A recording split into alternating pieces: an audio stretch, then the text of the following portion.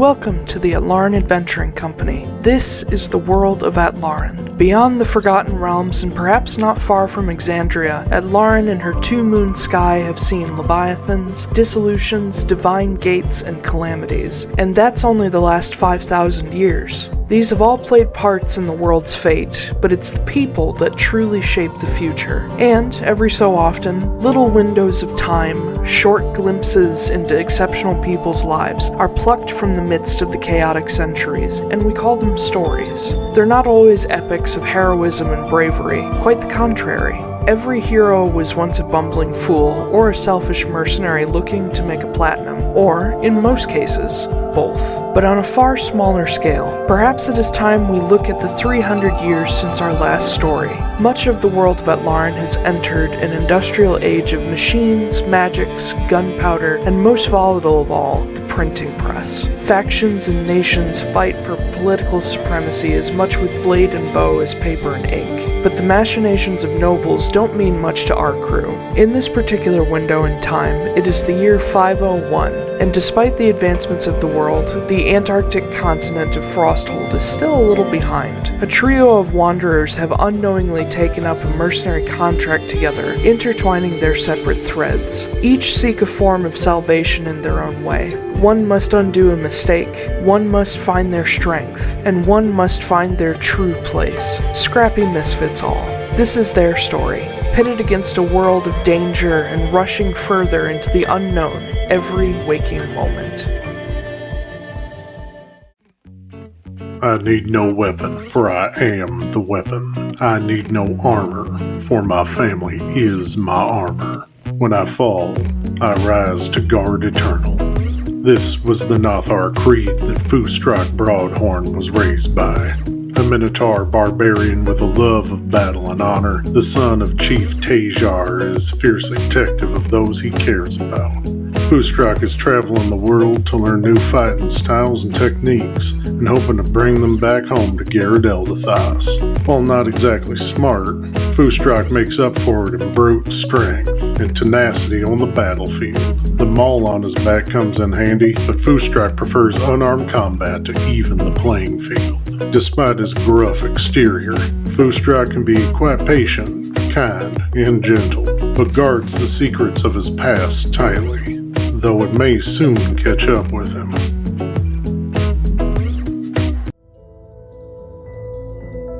If you're ever in search of polite company and good conversation, perhaps Magda Wrenly won't be your first choice. If you have a problem that needs taking care of by whatever means necessary, however, you won't find a better mercenary for the job.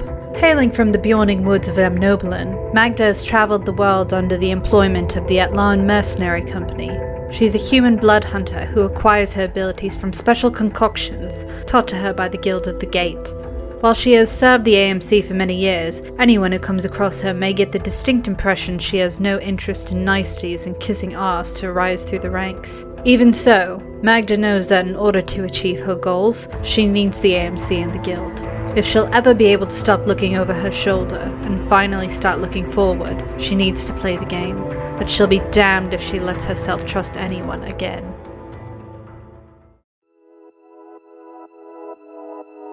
Oh, hey there, guy. My name is Noah Nicholas Nesbitt Borago, which, is probably too many names, but Ma and Dad couldn't pick one they liked best, and even after all that effort to choose one they liked, they ended up calling me Nick, wouldn't you know? Even my babysitters growing up, old Alma and Candy, called me all sorts of things because Christ, they had a lot to choose from, didn't they? Half the time I don't even know who anyone is talking to, but I answer anyway because I just like to be helpful. Okay, where was I? Oh yeah, you can just call me Noah. I grew up in a sweet little suburb of Port Midcord called Reese's Ridge, and I tell you what, I wouldn't have it any other way. My parents have a successful little potion shop that I helped out with as a kid. My dad was doing crazy experiments with the potions while Ma was tinkering away on whatever she could find.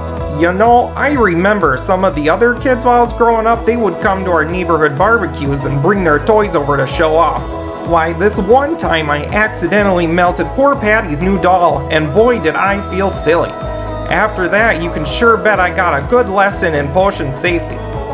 Well, once I got older, I traveled around with the Phelan caravan since, they were good friends of the folks, and I learned a lot more on my travels. Now, after traveling so much, I've helped the folks expand the business and, created a few more things that we can stock in our stores. I came to Frosthold in search of some rare ingredients and make some new, potion things with. And I'll be darned all the heck if I'm not gonna come up with something cool to show Mom and Dad next time I come home.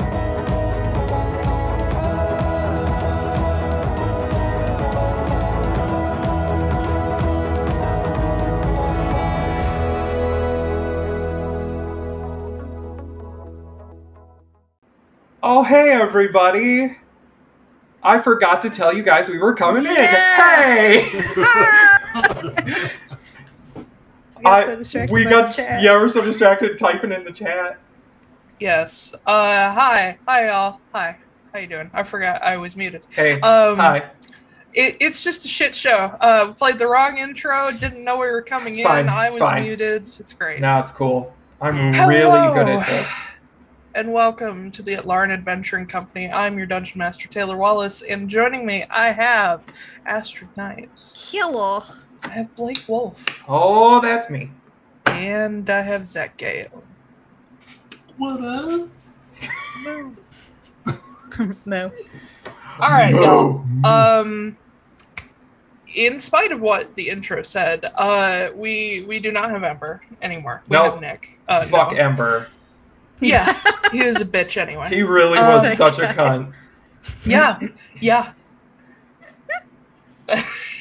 Anyway, so last time, we met up with Noah Borago at the Sleepy-Eyed Goose and got him acquainted with the party, as well as bothering the shit out of Magda and making Torralok laugh.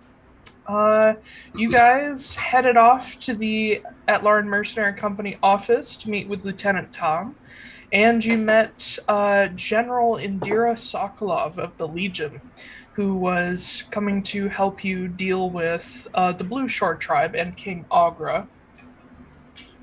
Lot of interesting conversation was had about your plans and also some requests for the lieutenant and the general.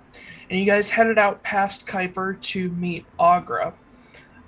Skipping over a bunch of shit, you guys managed to talk him into, or you started to talk him into a peace deal, at least for the moment, to safeguard his people and also keep them from their continued raiding on other villages. 10 soldiers of the Glacier Watch Corps arrived, led by Captain Atlaran, who you guys had previously met and proven himself to be a dick. And he wanted to kill Agra and just get it over with, because kobolds aren't people, right? You guys managed to take out all of them, and Atlaran wasn't able to flee, thanks to Magda just opening up his carotid artery.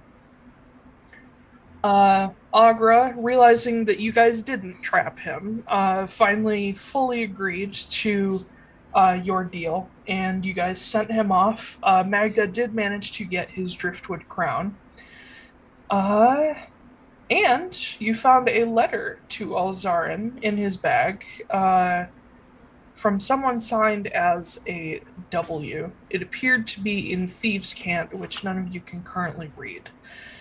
Agra did tell you that the man arming his people was a pale, dark-haired, bearded man, either human or half-elf or similar, just named Walter. You headed back toward town, and overnight, Lieutenant Tom and General Indira have been checking on some things for you. It is Valder the 13th as we open on a new day. You guys are in your respective rooms inside the Sleepy-Eyed Goose Tavern. What's going on this morning?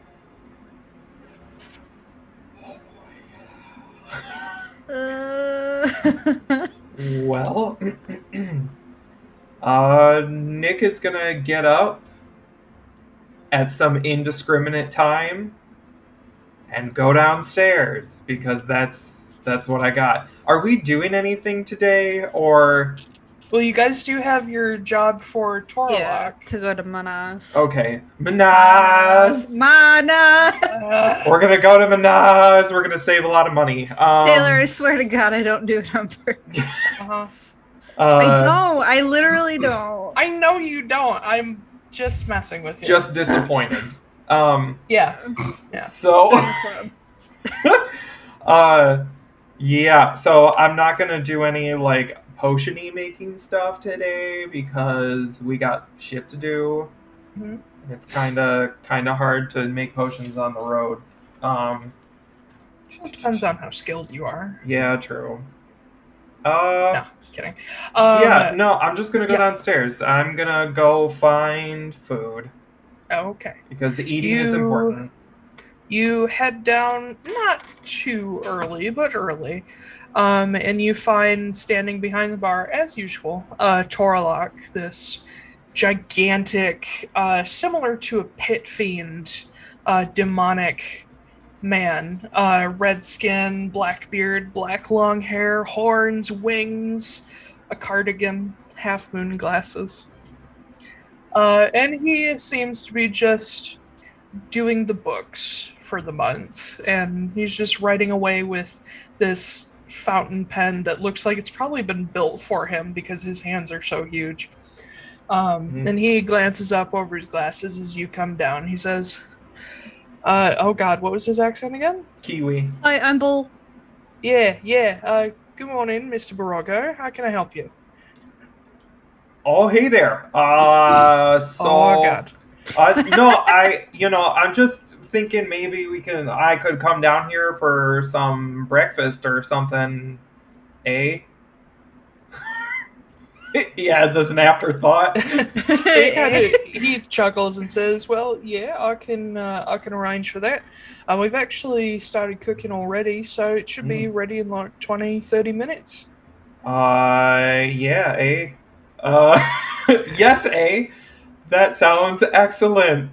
You're from Paris. I know. Fucking Is that Canada. how they do improv in Canada? Yes, eh? Yes, eh?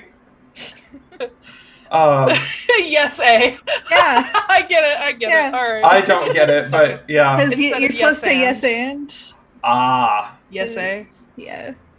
Yeah. Wow. That's a good joke. Ha ha ha ha ha. Yeah. Okay. Okay. So I'll just go sit at the table here, and we'll see what makes its way over here. All right. You have fun. And I'm gonna go play with my potion materials. Oh. I don't fucking Is that know. what the kids call That's it? I'm jerking off under the table. That's all I got. Don't, Zachary. Don't do that.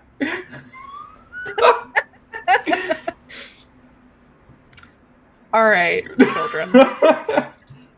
Magda, you are, I don't know if you're still asleep, but you do hear a knock at the door not too long after Noah goes downstairs. Yeah, I'd probably be asleep. So I'm gonna drag my ass out of bed, make sure I have clothing and stuff on, and mask up, and I'll go over, bags under my eyes. I'm like, what? Do you open the door, or do you just say what through the door? No, sorry, I opened the door. What? Okay. You just say what on instinct, and there's nobody there, and then you look down. And there's Jasper. He's just in the black top and pants at the moment. He doesn't have his full robe on. He looks kind of tired too. He looks up at you and says, I wondered if I could talk to you about the crown.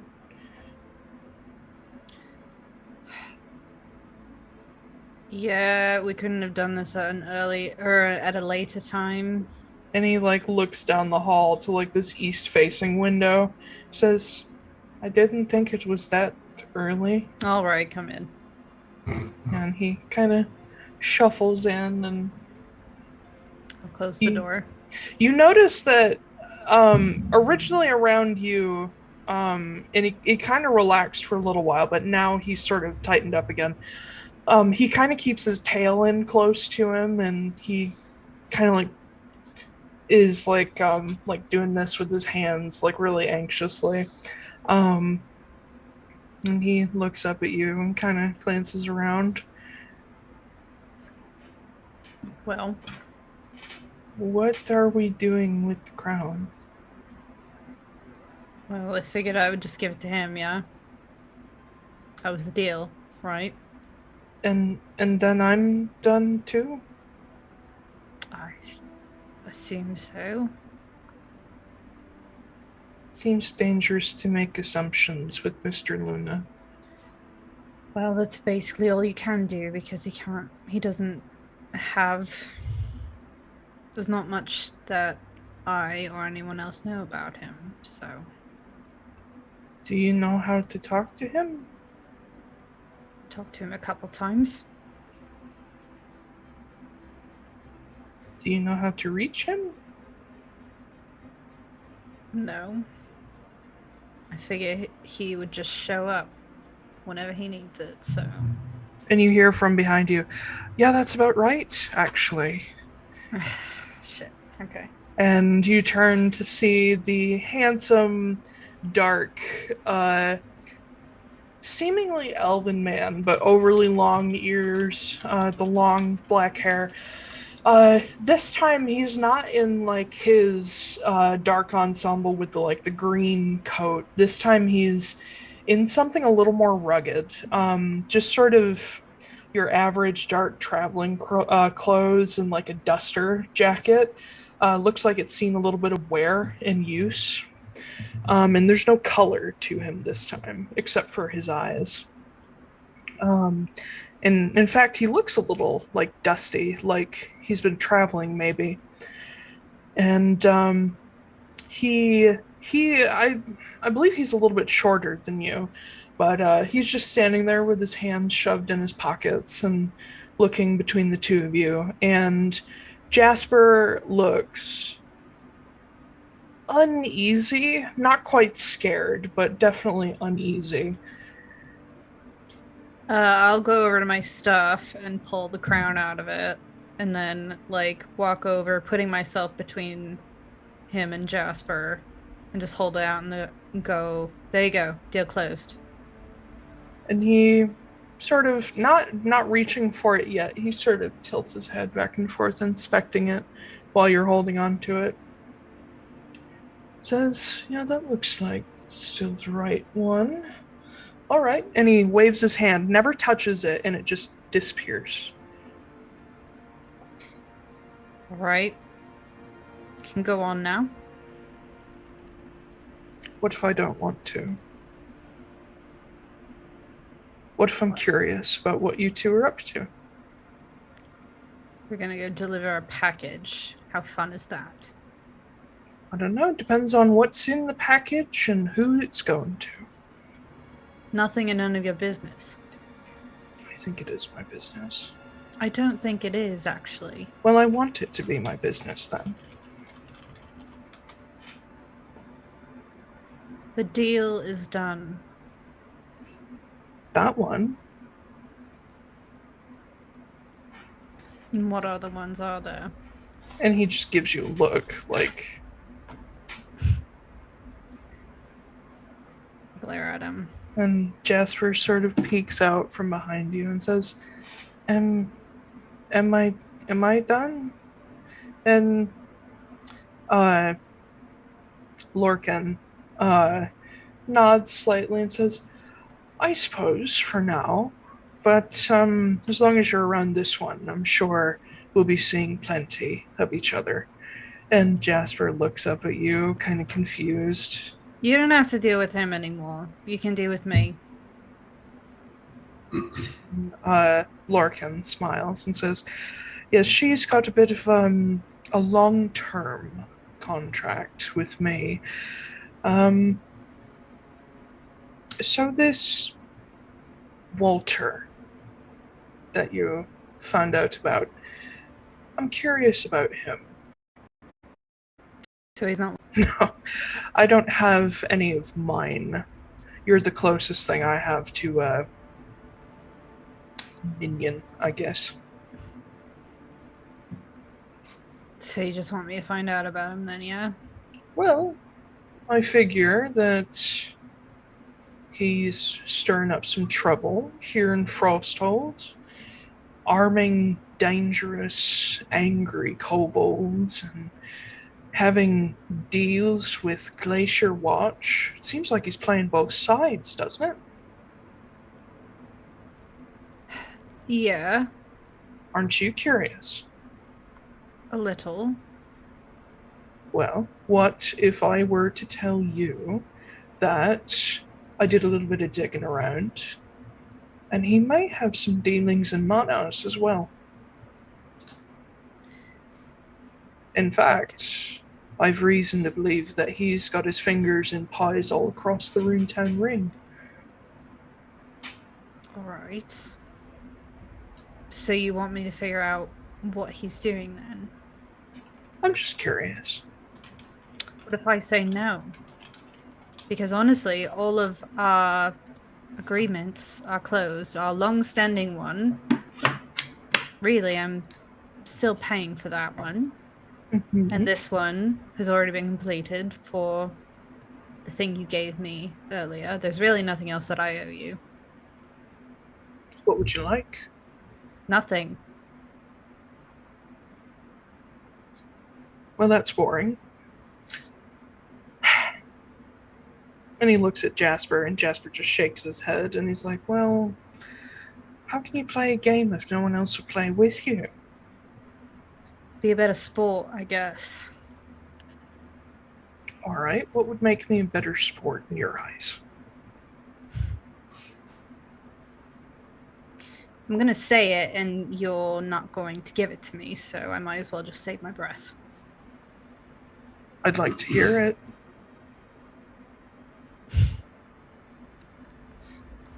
How about instead you go fuck yourself? As enticing as that sounds, bit busy lately. You've been doing a little bit of snooping about me, haven't you? Oh no, just talking about. Sure. I think the letter coming down the hallway says a bit otherwise. What are you? And you hear a knock scared? at the door. You scared I'm gonna find out something you don't want to know? And an Or you don't envelope. want me to know? An envelope is pushed under the door. And Lorcan kind of chuckles and says, I'm not scared of you finding out anything that's in that letter. It's all myth and fairy tale anyway. But I do warn you, if you stick your nose in places where it doesn't belong, you're liable to get it chopped off. We'll see who gets there first. Have a good morning, you two. I'm sure we'll see each other again soon. And he turns and walks through the wall. I kind of just scuff at the floor a little bit and walk over and grab the letter. Noah, you will have received one as well from a courier that comes through the door. And Foostrak, you'll find one under your door as well. You will get the letters that I handed you last week. Yes. It is up to you what and if you want to share anything in them. But yeah.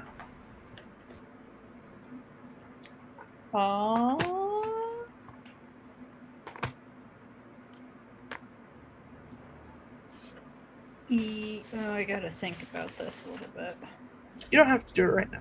Yeah. I'm gonna kind of read over the letter that I got from. It's not from Indira, but it's to Indira with that information. So he passed it along to me about Lorcan. and I'll kind of read over it, but the fact that he said that it was full of fairy tales kind of makes me, like, look at it and I'm like, I bet you 90% of this is bullshit. And I just kind of crumple it up and, like, toss it with my stuff. Well, considering it has to do with the Feywild, it's all fairy tales. Yeah. But, yeah, I think Magda's probably like, maybe I'll look at that later, but, like, who knows how much is actually useful. Mm-hmm. Then I'll read over the letter from the person who is From Marquez. No. The one from Vague. Oh. Yeah, I'll get that's to that from one. That's from Corporal Marquez. Yeah. And I'll read that over and my eyes just go wide. Yeah, Jasper is still there and he's just like, Are you okay? I'm fine. Get out. Oh, okay. I open the door and I, like, walk down, like, stomping down stairs. Mm-hmm. You see Noah fucking around and Torralok just up to his business. I'm reading my letter, or... Okay. I'll walk through and I'll say to Noah as I walk by, not even giving him a chance to talk, just like, I'll be back in a little while. Okay, we'll see you later, bye. Leave. I'm gonna leave. I'm gonna go to the AMC office. Okay. Literally, Magda is in always one of two places: the tavern or the AMC office. Well, there's nothing else. Work and drink. That's all there is. Work and drink. Yeah, you head over to the AMC office on Shelter Street, and you get there just as Jessie is unlocking the door. And she, like, looks over you as you approach. She's like, good morning. Is he in there? He's not here quite yet. He should be here shortly. Is there anything I can help with? Yeah. Tell him. Fuck. Okay. Sorry. She's just like, something wrong. Okay. You got me some information yesterday. Yes. I need you to forward all my mail, I suppose, to Mannaz. I would. Okay. Is this in regards to the letter about Mr. Wrenly? Yes. Yeah. I'm aware of the situation. Is there anything I can do to help? Apparently he's left fake. So and that was unexpected. Quite.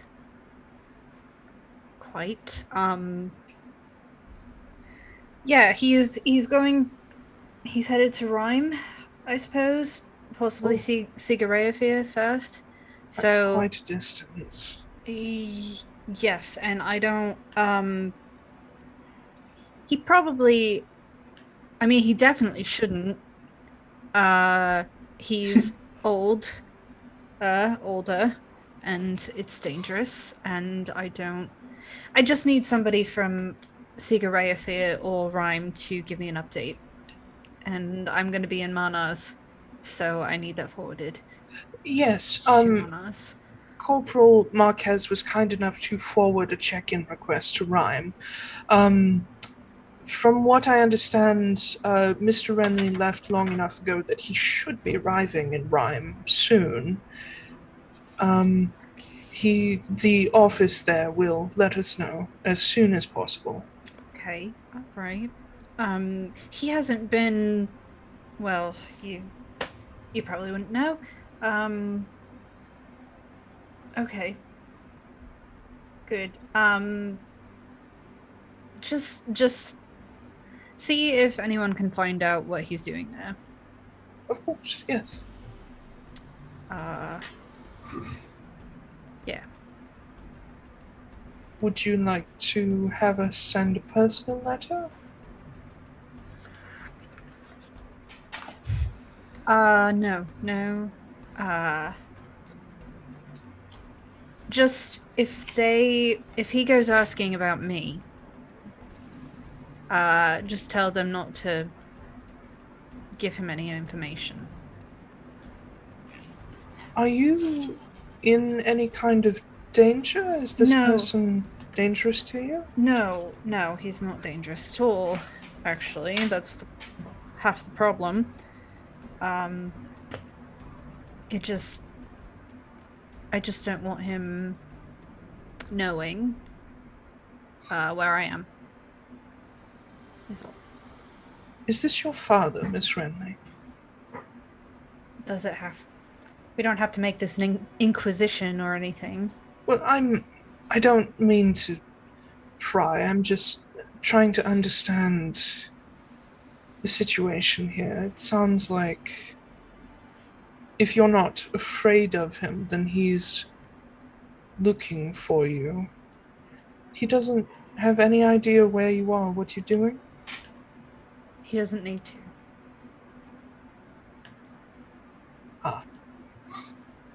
I will forward the message not to disclose your location. Appreciate it. I'll be in Mannaz, and if I could just get an update. I'm not sure if we have an office there yet, but I do know the postmaster there. I can forward any messages for you. Good. And if you need to send anything yourself, there are people with the ability to send messages instantly long distance. I appreciate the offer, but no. I will leave it to known. Thanks. And she nods and unlocks the office door and steps in. I'll go back to the inn, I guess. A lot slower this time. Yeah. All right. So, unless Foostrak is doing anything specific. Before, like, he was getting ready to head out the door when the letter comes under it. Mm-hmm. So when he sees the letter come under, he'll pick it up and open it and read it. He's able to understand it for the most part. Some of it is a little too magical in nature for him to quite grasp. But like he understands like the folk tales, Mm-hmm. And like the message of them at least. Mm-hmm.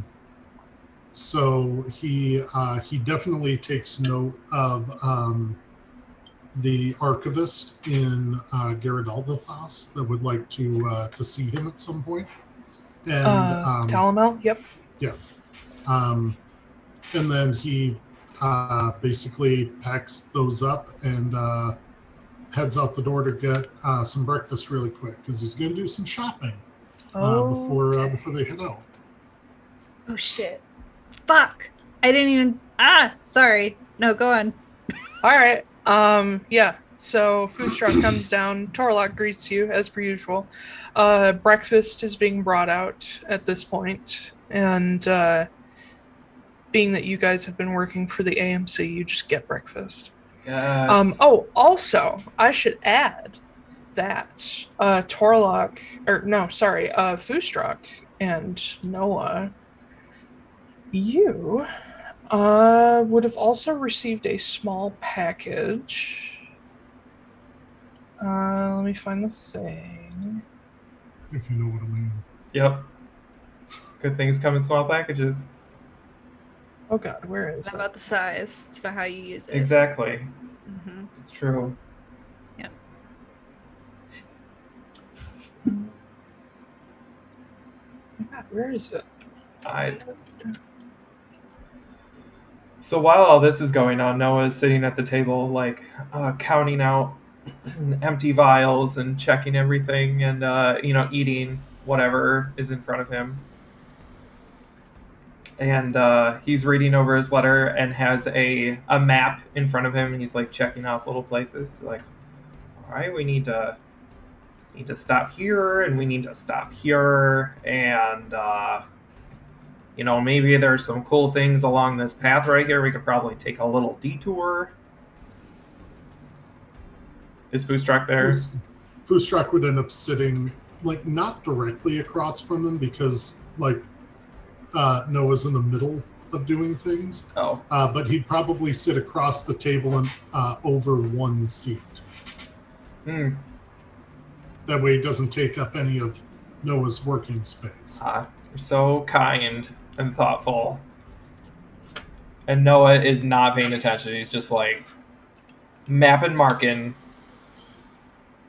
Foostrak is kind of okay with it. Oh, Okay, sorry. Here we are. that's okay. You guys each get a delivery from Lieutenant Tom. Oh. You each receive a rank 9 Atlaran Mercenary Company badge I don't know what that means. with a small note that says it is up to you whether or not you accept these, but you are hereby welcome to the ranks of the Atlaran Mercenary Company as proper members, rank 9. So you skipped a rank. This rank is the Clay rank, and he sort of mentions that Clays are found to be more competent than your average mercenary, learning to get the job done right, and it also comes with perks for you guys. Half price on lodging at AMC-aligned businesses when on a contract, and you may request a 1% advance on your contracts. Okay. And At he... AMC hotels. AMC aligned. They don't own any hotels. And then, but 1%. You said 1% forward? 1% advance. Yeah. Advance. Thank you. I can remember the word. So if your reward were like 10 platinum, you could get a silver in advance just to get you started for like supplies and stuff. A silver would buy you a couple meals or a few drinks. So it's not necessarily anything to sniff at. It'll get you started. Yeah. He does mention that the next rank up is Copper, which will get you free lodging on a contract and 5% advance. And he goes into there are more ranks above up to rank 1, which is the Platinum rank. He does mention that Magda is a bronze... no, sorry. You're a bronze rank now.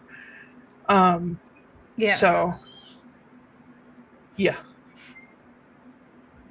What? What was that noise? Children. Oh. You can hear the fucking children in the hallway. Yeah. They run full speed screaming at 2 a.m. every night. Sweet. Tripwire fixes that. Yeah. Yeah. Anyway, yeah, you guys get those. It is up to you whether or not you accept them. You can start leaving sticky mouse traps in the hallway. Or just mouse traps. I mean... or rat traps. Those will do a number. Jesus. Maybe Okay. a couple, like, catch and release traps. Just leave Magda a wolf walks there. in the Yeah. room. Get some TNR traps out there. I don't know what that means. Oh, good. Trap, neuter, release. Oh, God. All right. That's dark. Anyway. Yeah. Magda arrives. Oh, Yeah. hey there, Magda. Hi. Do you want to come join us here for breakfast? There's plenty to go around. I'll sit down next to them and just kind of like cross my arms and watch them eat. I'll move my map over slowly, so you have a little bit more room. Aren't you a little bit hungry? I'm good. Do you need more whiskey? Will that help? Probably. Okay. What exactly is in our breakfast? Poison. In Frosthold, your average, like, medium tier breakfast at a fairly nice tavern is going to be probably plenty of, like, bacon, plenty of meat, eggs, probably toast, tomatoes, like, Little boxes of Cheerios. probably oatmeal available. Yeah. And then something sweet like strawberries and cream. Ooh. Yeah. Ooh, strawberries. Torralok takes care of his fucking guests. Fancy. Apparently. Yeah. Got like a full English breakfast going on. So if there's sausage on the plate, Yes. he would offer Magda the sausages. She just kind of stares at it. I'm not going to eat them. I'm not either. It is pork sausage. I'm good, really. All right. I take all my food upstairs, so I'm good. He offers the sausage to Noah. What? It just dawned on me that you have the mask. You're not going to take it down Yeah. to eat. I was like, Yeah. does Magda not eat? Like, Vampire! yeah, I know. I was Not very quite, concerned. No, and she takes it Jasper- all up in her room. Jasper's like chowing away. Does he sound like a dog, like eating wet food out of a bowl? No, he doesn't. He's trying to be polite, but you also get the idea he never has this kind of like rich food. Mm. Well, you better slow down there, guy. That's going to give you an upset tummy. Yeah, and he like stops, like in the middle of like there's a sausage in his mouth. He's like, Yeah, we're not going to stop if you're feeling ill, so got a long day ahead of us. and he puts it down. Oh my god. This poor animal is so abused. He really is. Poor baby. I put another sausage on his plate and I go, "It's okay. You eat out." It's gone like a second later. Oh my god, he just gone. Got it. Yeah. Yeah. Like he has table manners, but there are a couple like lizard dog like qualities of just gone.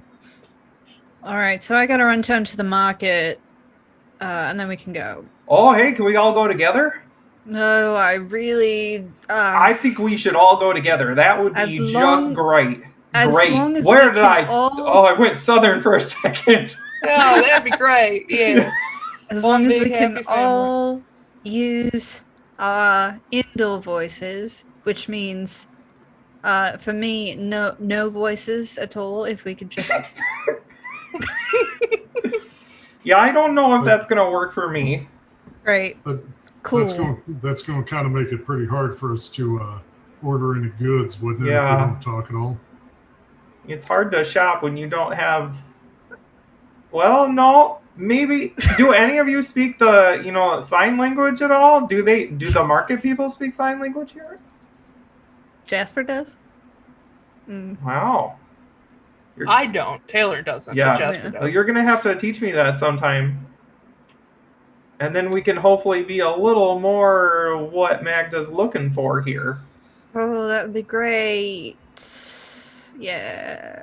Listen, we're not going to be in the market for very long. I just have one thing that I need to pick up. So we're not going to make this big old shopping episode. Please don't. We're not going to make a big shopping episode. We'll see what happens. Uh-huh. Yeah. So. Do you all get that is the letter from the person we are delivering to, did that all go to us? Yes, you all got Okay. a copy. Okay. You got the letter from this Altera guy, yeah? Yeah. We got a bunch of things we need to find on the way. Yeah.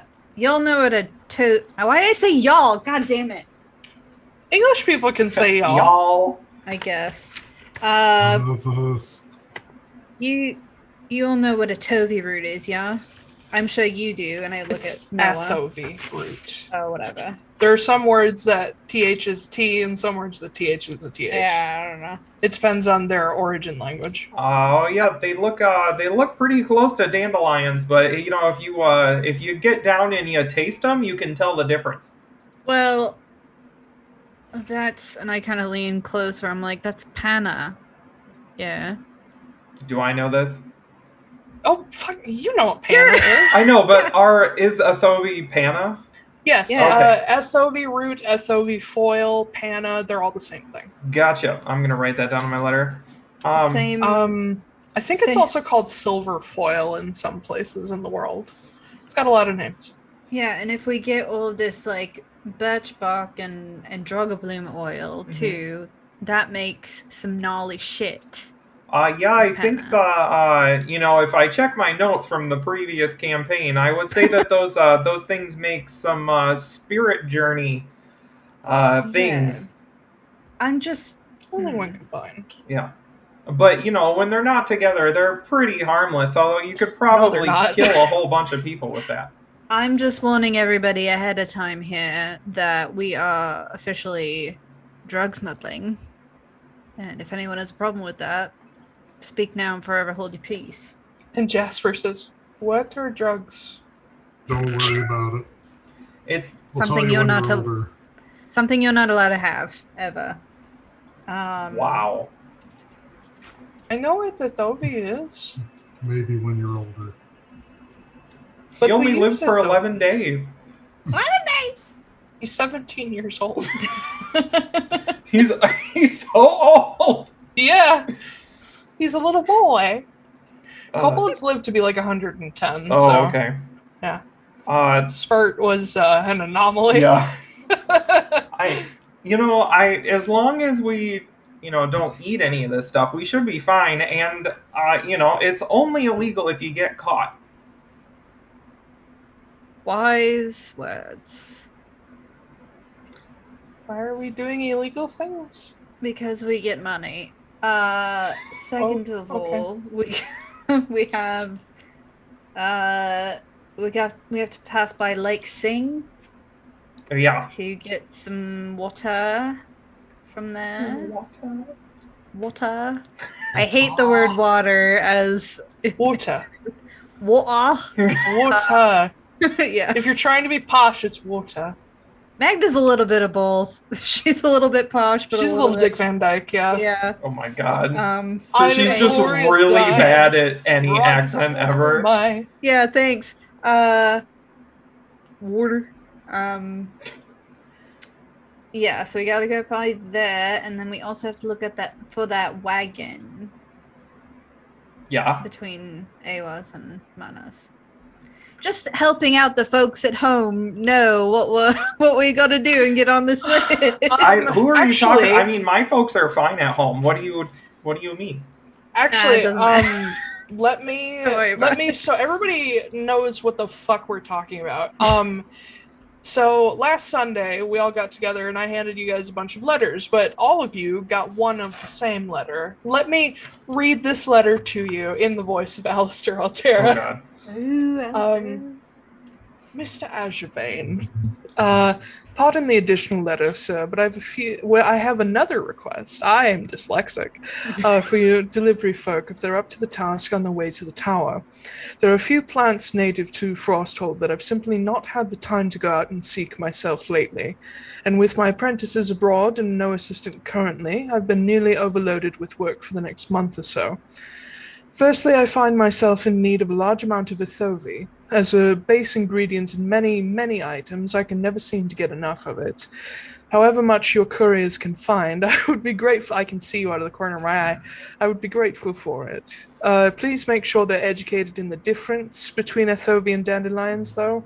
The last time I asked someone to go out for me, I spent an hour sorting the plants when they returned. Oh, and if they can find some silver birch bark and drogobloom, I'd be very appreciative. I know it sounds like I've just resorted to making drugs, but all of these materials have myriad different uses beyond getting stoned. Secondly, a few vials or a skin of water from Lake Sing. This should be simple enough, but very important. I've heard the Awaz tree in the middle of the lake has begun growing unexpectedly and rather quickly. I would like to study the water to see if something has... I did it too. Water. To see if something has changed. They say it both ways. I don't care. Yeah. Has changed, which is causing this growth, or if the tree is affecting the water as its roots spread. If the couriers can also find a way to capture and preserve a fish or two, that may prove helpful. We're going fishing. Lastly, I would ask for the couriers to keep an eye out along their way for a lost wagon. Another courier was attacked somewhere between Mannaz and Awaz, and they were carrying not only mail, but another order of mine. If they can find it, or what happened to it, I'd be grateful. I'm worried bandits and deserters are growing in strength in the Runetown Ring. Thank you kindly for your help thus far, sir. You've proven to be a reliable supplier and good connection. Do let me know if there's anything I can do for you in return. I found your previous request to be quite a refreshing challenge, and I'm very much looking forward to working with the Borago family now as well. And I must also thank you for your discretion and friendliness. Unfortunately, scientific and arcane discoveries come with recognition, and it's no secret that I do not have the most glittering track record from my early years, nor do the arcanists of the world seem to appreciate my brand of longevity. Your kindness and tolerance are rare and appreciated. Be well, my dear sir. A.D. Altara, Master Arcanist of Mannaz. Now I know what his brand of longevity is. Yeah. Would Magda know? Now, Yeah, me Not too. even with the Arcana check or anything like that? nope. Ooh, you have would no I idea. know? Because I know who Altera is. You did. You've heard of him, and you know he's been around for a long time, but you really don't know anything about him. You just know that he has some connections to a couple people in the Obsidian Collective. Right. Yes. Just a couple. Well, a couple now. I mean, a couple. Yeah, I know. Like, 6 of the originals are dead. Truth. 7. Everybody dying. Yeah. 300 years. It's been Yeah. 300 years. Hey. I mean, okay, so yeah, let's go buy some drugs. Maybe we can find some of this here in town, or I don't know which of yous like to pick through the weeds, but we can find a whole bunch of stuff. I highly doubt we're gonna find fucking Panna in the market. You'd be really surprised. My friend Chunk, he can get you anything you need, and That's his actual name. That's his actual name, and he would. You would not believe the kind of things you can get out of the back door of a deli. You have a friend named Chunk. Yes, I do. I feel disgusting just saying that. All right. Well, I mean, his real name. Oh, why am I Southern again? His real His name. real It's name. His real name is Jethro. Charles. Yeah. Or Chuck. Let's call him Chuck. Yeah. Oh, hey there. Oh, there it is. Okay. All right. Yeah, his real name is Charles. Charles Charleston sounds a little too much. Yeah, good old Charlie Charles Chunk Charleston. Charleston is better. Yeah, Charles Chung Charleston is his name. There's a lot of nicknames. Wait in until this you town. guys hear about Bubba Hubba or Hubba Bubba. Bubba Bubba Hubble. Bubba Hubble. Bubba Hubble. Bubba Hubble. Jesus.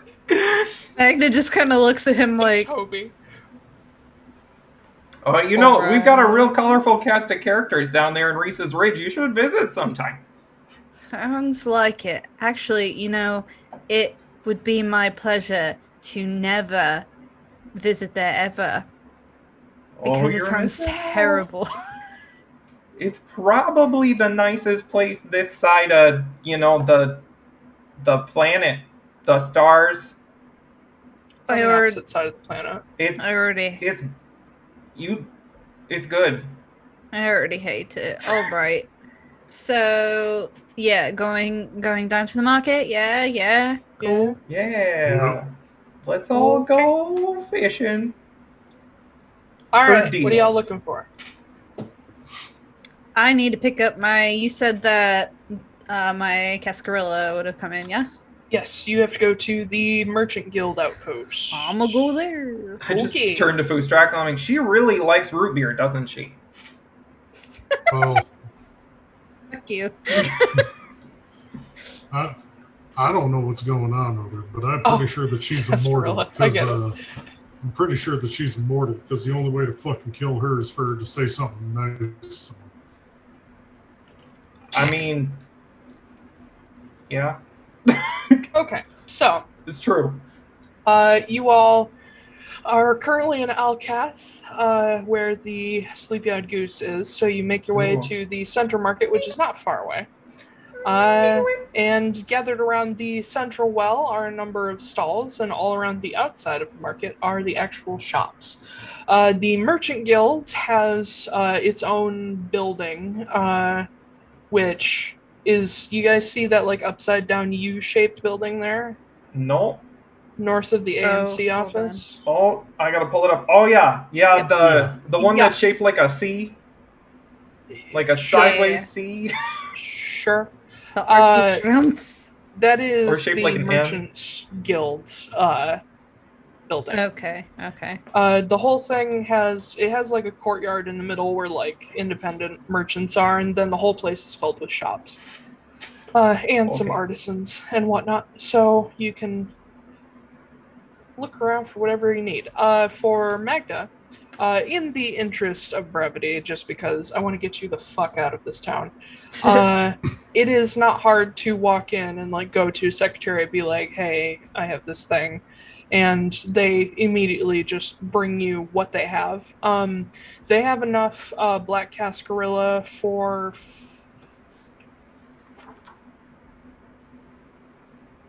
Trying to think of how many they would have.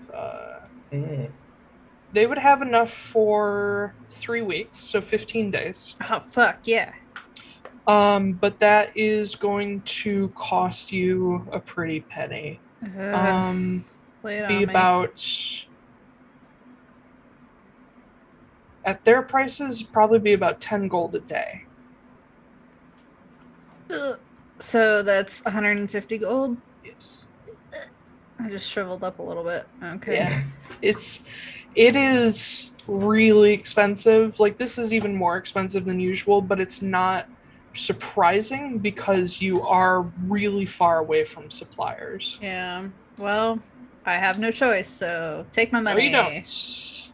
But yeah, Has everyone else seen the picture of Ember on the map? what? No, No? I see a picture of Ember on the map for some I reason. don't. I do Up at not. the top.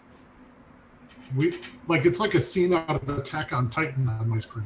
I don't No, I don't see see it. anything. Yeah, I don't have anything. Those, when you move the map, he's still there in the same spot. He doesn't move with it. So I guess it's Click something on weird the on my screen side. where you see him. It lets me move him. Oh, That's weird. if you right click on him, you might be able to get rid of him.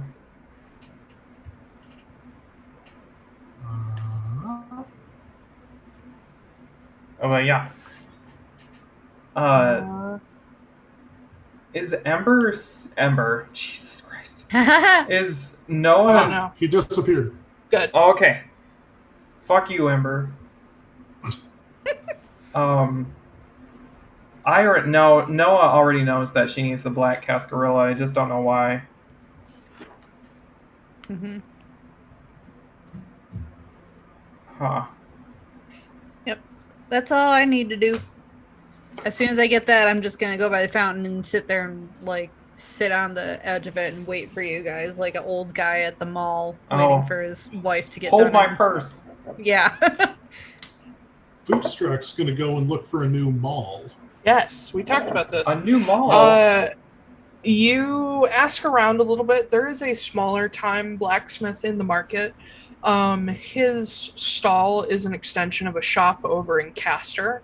So he basically points you toward the bridge from the market into Eastern Castor, where he says, look for the shop with the anvil on the sign. It's like right across the bridge, so it's not far. And that takes you to a fairly humble but definitely well-used blacksmith's forge. It is fairly up to date, so it does have some like electric elements to it. It has a machine that actually pumps the bellows instead of doing it by hand. Has like a full like running plumbing system that brings in fresh water instead of the classic uh, like either pumping the bellows yourself or having like a horse or a mule like turn the whatever the fuck. It's actually controlled by a steam engine that's run by the water and coal. And inside, you find a person the likes of which you have never seen before. Which isn't saying much for Foostrak, but this is a person who's rare even for the area. You find the entire shop is huge, and in it is a 12-foot female blacksmith with very slightly bluish skin, long, dark, like white streaked hair, though she doesn't look very old.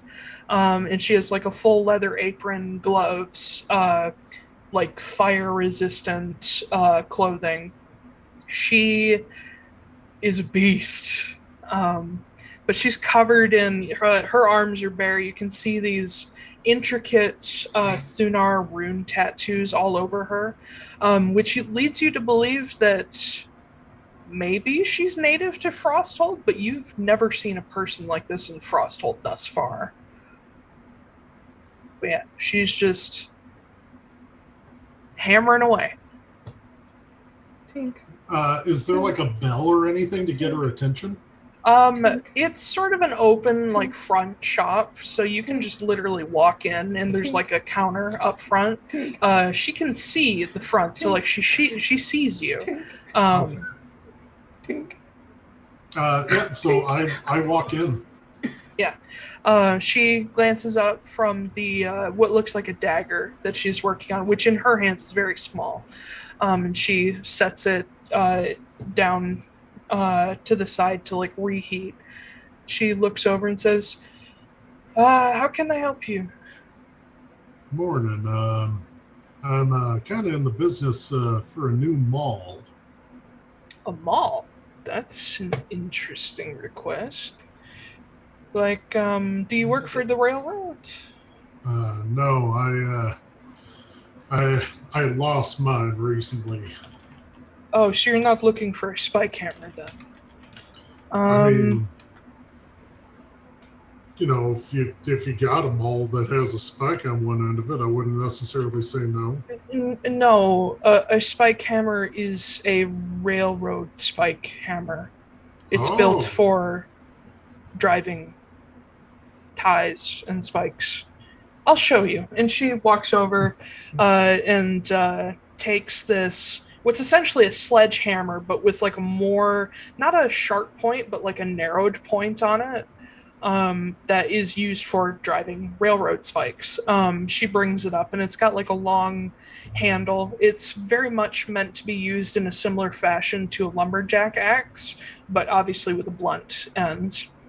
She sets that down in front of you and says, but if you're looking for more of a proper like war hammer like maul, I actually finished something recently you might be interested in. And she goes over to another spot and hefts up this, what for you and her is like just about the right size.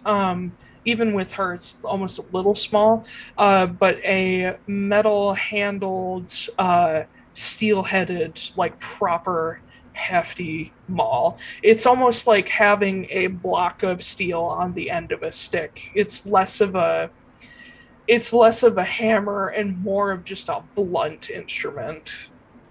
And she brings that over and sets it down, and you can kind of hear the wood of the counter creak underneath it. And it's very beautifully detailed, and it has a leather-wrapped handle.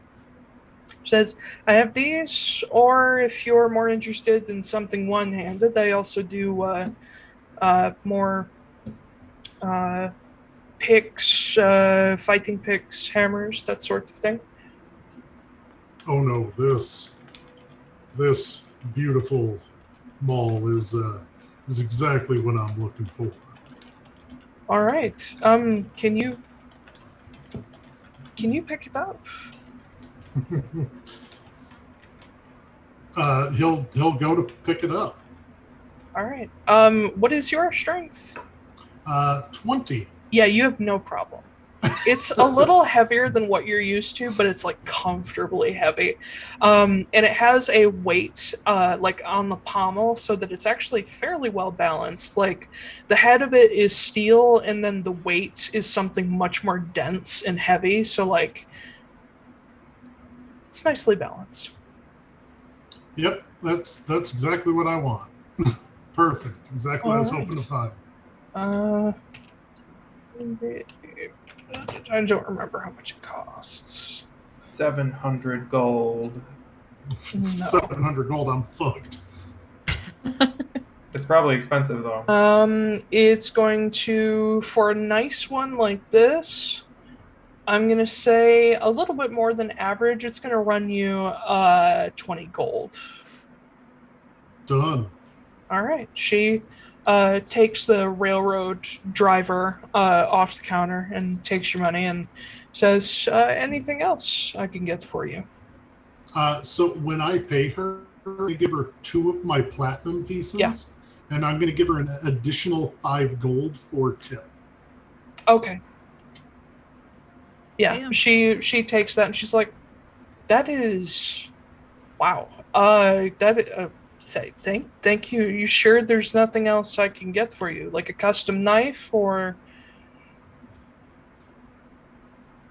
No. Unless you know a place around here that I can get some potions. Yes. If you go to, back into the market, there is a good apothecary. Trying to think. There is the main Thurisaz apothecary, but there is someone in the Merchants Guild who sort of runs a potion business on the side that they only sell to certain people. If you mention my name to them, I'm sure they can hook you up. And she like writes down a note with their information for you. Okay. And what was her name on there? You didn't ask. Oh, I thought she put it on the note. And No. what name should I be given? Nora. Just Nora. Those are some pretty nice tattoos that you got there. Oh, thank you. My father made them for me. They look very well crafted. Well, it's a tradition where I come from. You should see his. He holds up in the hammer and he goes, well, looks like that craftsmanship runs in the family. I like to think so. And you do see on the mall, there is some detailing that has runes on it as well. Nothing magical, but very nice. Well, I will head to this shop and pick up some of those potions, and I have a feeling I'm going to be coming back here to see you again. I would very much appreciate that. And let your friends know I'm here if they need anything. Will do. Yeah, and she reaches across for a handshake before you leave. I definitely give her one. Yeah. And I give her like that respectful like salute again before I leave. Yeah. She seems to recognize it and nods back. But yeah. I'm gonna go for potions. All right. Yeah, you head to the Merchants Guild, and again, in the interest of time, you manage to find this particular apothecary within the guild, and they're a little suspicious that you know to ask them until you mention Nora, and then they're like, "Oh, of course, yes. Any friends of Nora are friends of mine." And what would you like? So I'm just looking for 2 potions. Just 2 basics? It's going to depend on the price, because part of me would like to get greater, but I'm not sure what the price is on. Let me grab my prize. Like how Ben's just like, just don't. No, they're too expensive. I already know it's more gold than you have. A basic from this person is going to run you 45 gold. A greater is going to run you 240. 240 gold. Yeah. Oceans are expensive. Yeah, I'm not going to do that, but I will go for two of the basics. Okay, 90 gold. Okay.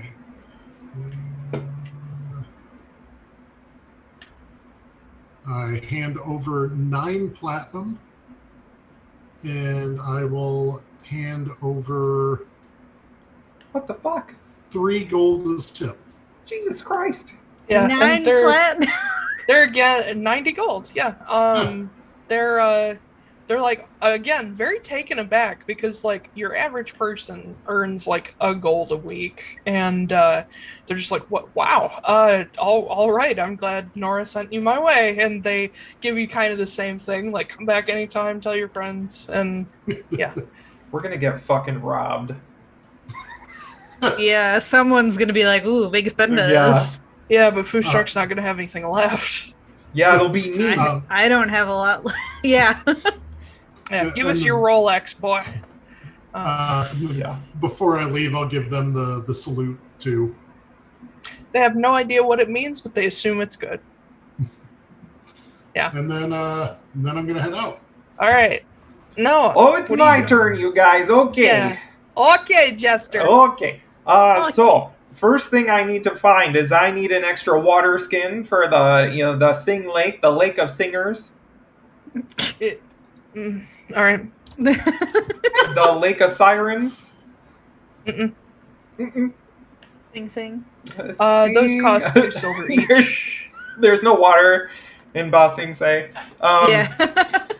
I'm sorry. How much were they? 2 silver each. 2 silver. All right. I'm gonna take. I'm gonna go with. Yeah, I'm gonna buy 2. Okay. And then while I'm there, I'll be like, so do you have anything that like something that you could put a fish in that would leave it there for a while, or like like some salt to pack it in, or maybe a pickle jar, or like. They can literally sell you a jar of salt if you like, or Perfect. like a bag of salt. Perfect. Yeah. Probably a pound of salt would do it. Give me a bag of for weed, like. eh? I just need a dime bag of salt. A pound of salt would probably run you like 2 copper. It's fairly common here. 2 copper. Oh, I gotta keep dividing all my shit down. Yes, you do. Okay. I bought a pound of salt as well. Yeah. And then I'm gonna go the apothecary. Do I know there's an apothecary around here? Do I need to look for one? No, it's not hard to find. It's on the main market. It is literally the Thurisaz apothecary. You don't know these people. They're not connected to your family in any way. Oh, okay. It is run by a... What is it? Oh, I got so many letters, eh? It's run by a halfling family. Is there They're... Fort Magnus? Yeah, you don't know them. Isa? You don't know them. Okay, I'm just checking. I literally have like 10 addresses. I know. Christine was very careful to make sure you know who your good friends old are. Chris. Okay. Okay. She wants her baby to know that you got friends. I walk into the apothecary with my head held high. And I walk right up to the counter and be like, okay, listen up here, champ. There's a very Samwise Gamgee type halfling, but like with mutton chops, and he's just like, yes? Okay, so there's some things I'm looking for, and they're gonna be a little weird to request, but I just want you to hear me out because I know what I'm doing. I have no doubt. Okay, so first things first, I'm the realist. So I'm looking for some Athovi roots, and if you don't keep them in stock, I would like to know if you know where to find some, because I've got a good, oh, that sounds kind of bad. I got, a client who needs some, an arcanist. Doesn't sound better. It's not for drugs, it's just for,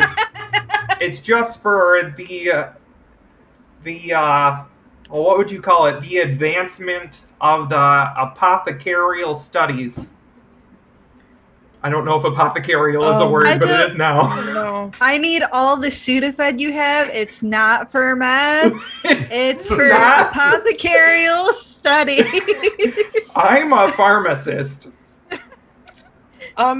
Sir, I respectfully, Athovi is a weed, and it grows everywhere. There's literally no point to selling it when you can just walk outside and find some. Oh, is there like a building nearby that's got a bunch of them or something? You can find it growing all the way around the outside of town. Okay.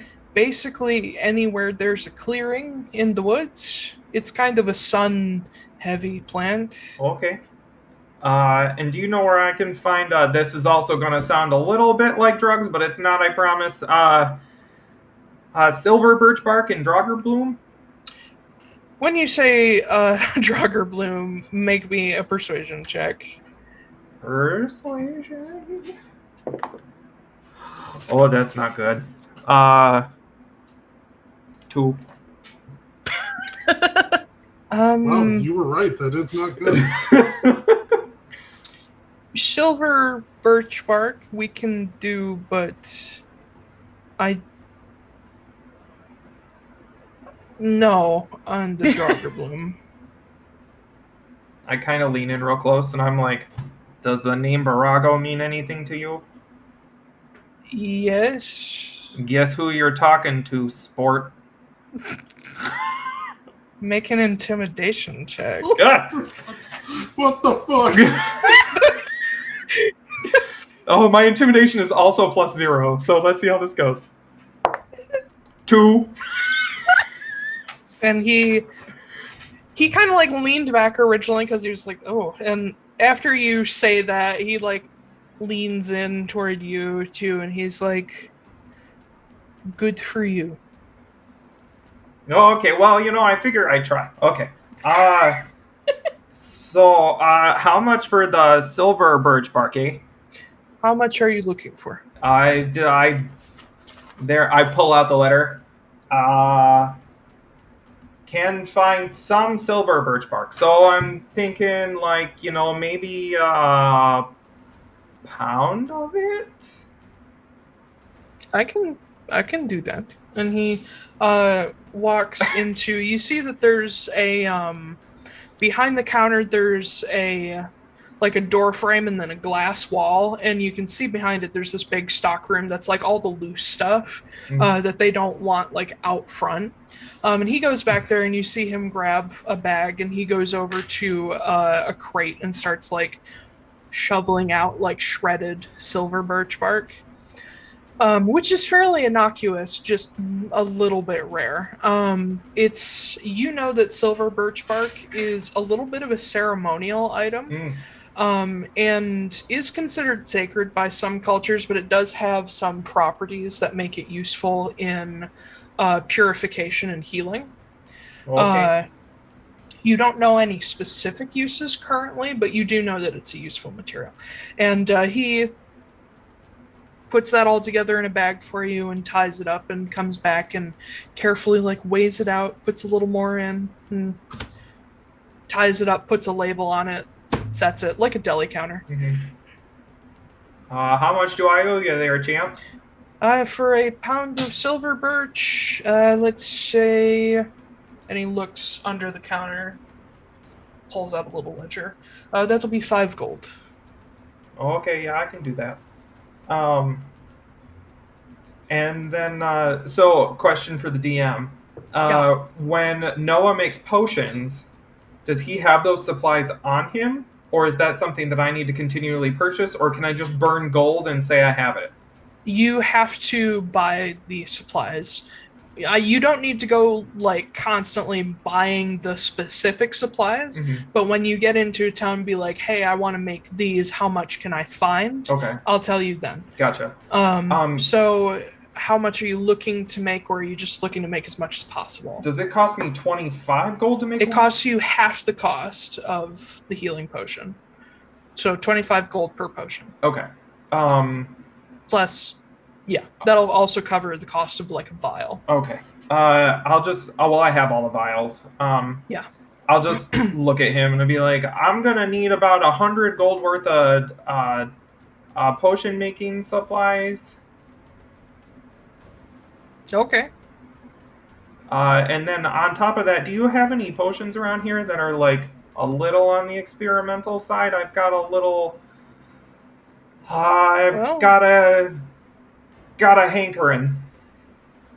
Well, considering you are a Borago, I know that you can probably handle more experimental things. Let me see what we have. And he goes in the back, and he goes around picking up the potion ingredients for you and weighing those out correctly. He already knows the measurements and everything. He brings those out, labels them, sets them down.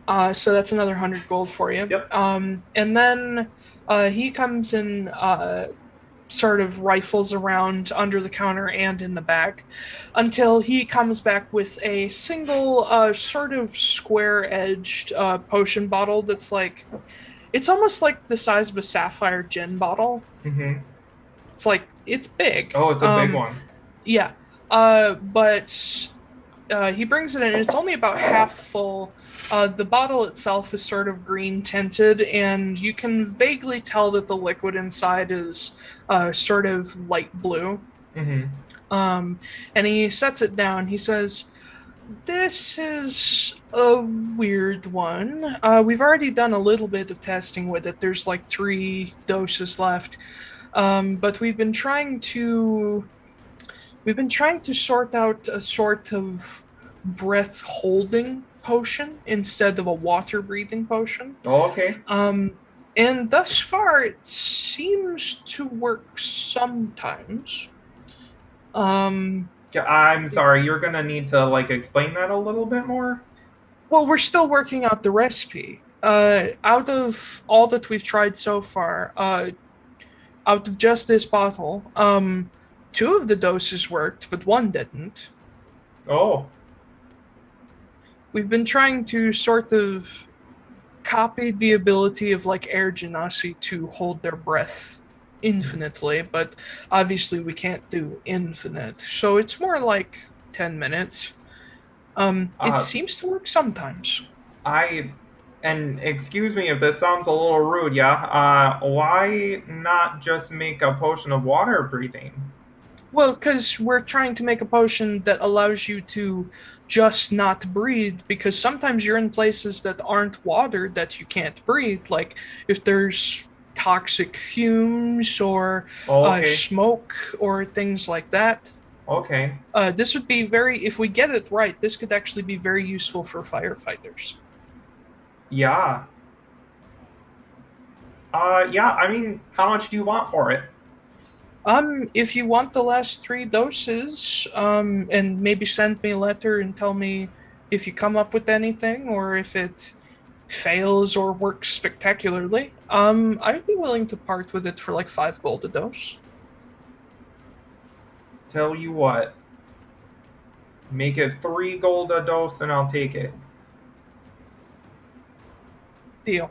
Okay. But only because you bought a bunch of other stuff. Well, and yeah. He carefully, equally measures it out between 3 vials and sets it down for you. 290. Oh my so God, you have a breath holding potion ? Breath potion ? And if it works, it'll last 10 minutes. Doses. Okay. You think. 10 minutes. Ish. And what's your name there, fella? Fuck. So I can send you that letter that you're just so desperate to hear from about. Oh. Hold on. His name is... You know what? I'll just give him a name right now. His name is Roy. No. Gerald? Actually, no. Roy's a good name. Oh, Yeah. Roy. G-Biv. No. Absolutely not. His name is Roy Glencrest. Ooh. Oh, this sounds fancy. Fancy man. Is it with It's two literally- N's or is it just one N? One N. Oh, it's not that fancy. Glen. I almost put an E on the end of crest, like as if I'm going to make it stupid. Okay. Roy Glencrest. And what's the name of this here potion shop, eh? It's just Thurisaz Apothecary. Thurisaz... Thurisaz. I have to say it like that or else I'll spell it wrong. Thurisaz. Okay. Well, thank you for all the potions, yeah, and we'll maybe see you some other time, and if you hear about any of that Draugr bloom, you just let me know. Sure. Do you know where I could find some? Well, I assume you could find a Draugr bloom, sort of in deep, dark forest areas. Deep dark forest, okay. But that's kind of dangerous, so be careful if you absolutely must. Okay, Draugr bloom. Watch out for the earthblood fountains and so on. Oh, have you heard about any of those? Oh, yeah. I ran across one once when I was 11 or so. It did not end well. I suppose it ended okay, I'm alive, but it did not end well. You know, that's sometimes the best you can hope for. You know what they say back in Reese's Ridge? Every day you wake up is another day.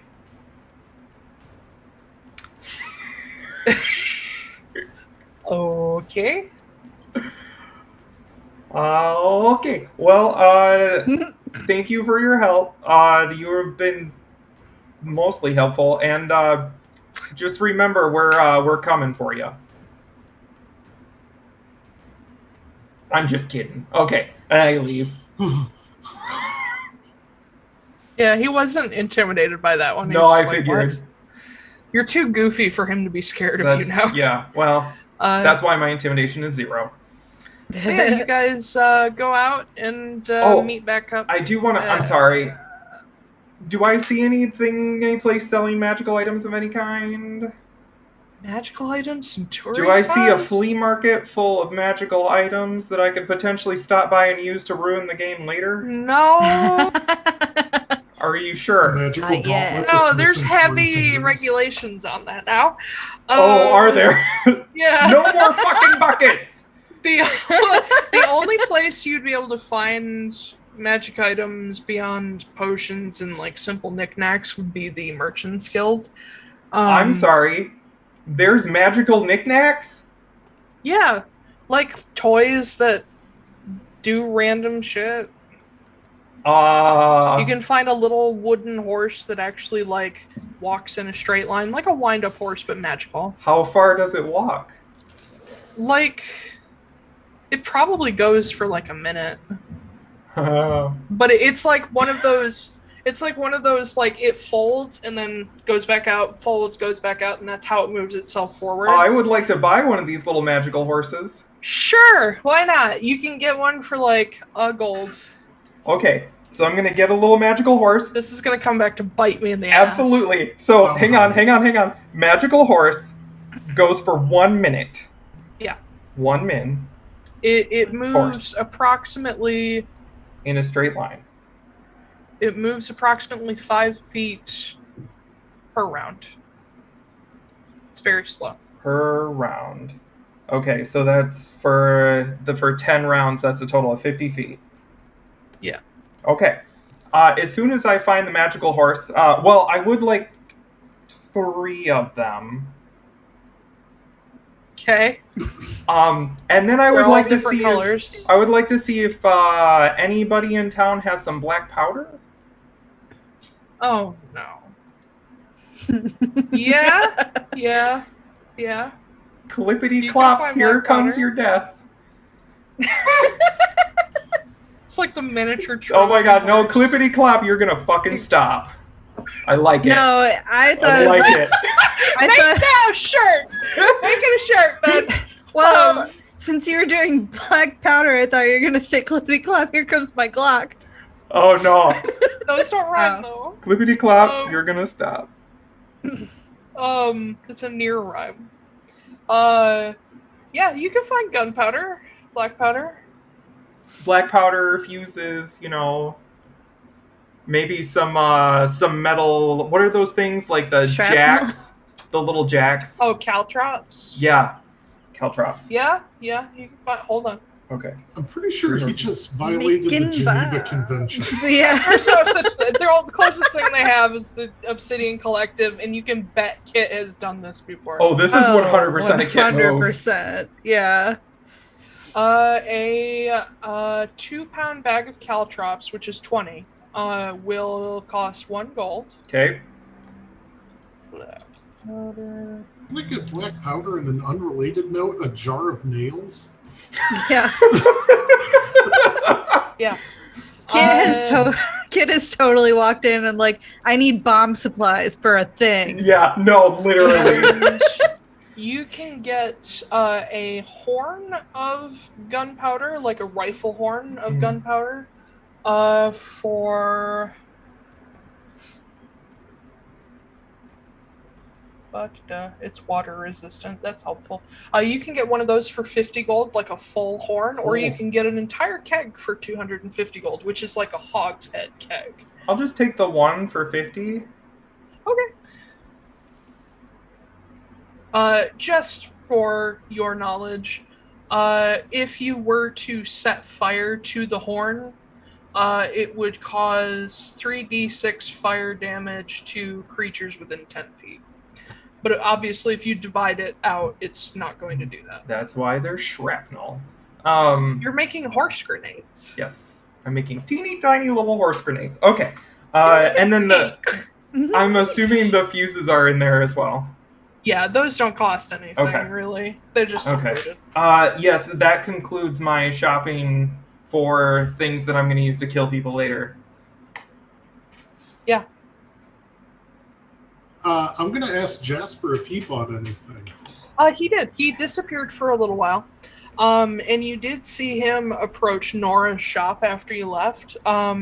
He got rid of some... He really didn't have much to begin with, but he did have a really rusty, almost broken blade. He ended up getting rid of that, and he now has a...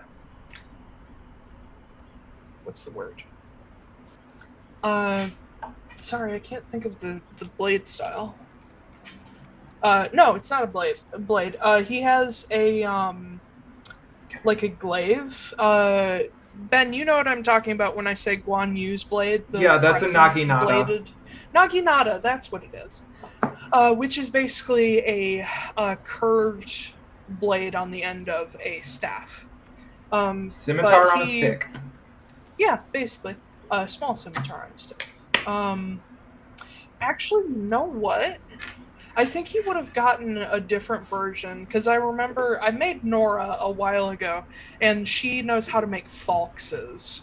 So he probably would have gotten a falx version of a naginata, which is a blade that the sharp side is on the inside of the curve, which allows you to do some insane fucking damage. But the falx is removable. It's like a short sword for him. But now he has a staff with a falx blade that can go onto it. He did also pick up some basic like travel food supplies for himself. And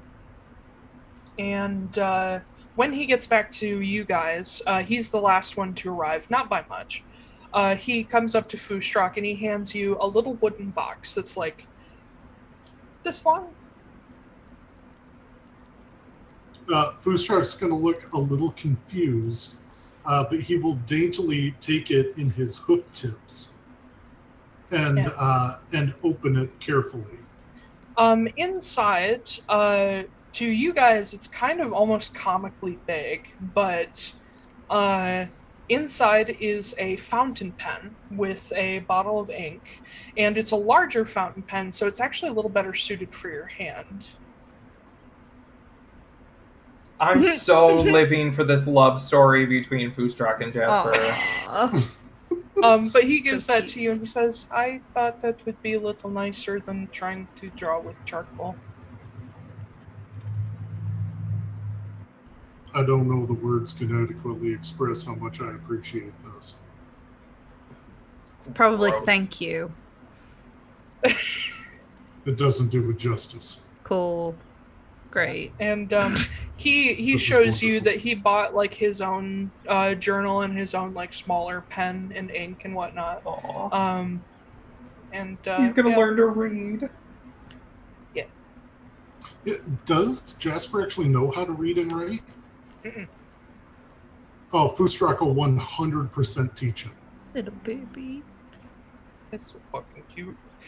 Oh my God. Yeah. But he also bought himself like he's showing Foostrak like a kid shows their dad like the stuff they got from a gift shop. He shows you that he got like a map of the peninsula, and he's like talking about like I didn't know it was this big, and just bought just like a bunch of useful things. He didn't waste his money on anything. It's all useful stuff. But you can still see him being like, I've never owned this many things in my life. Just like doesn't know what to do with himself. Well, at least you didn't spend it all in one place.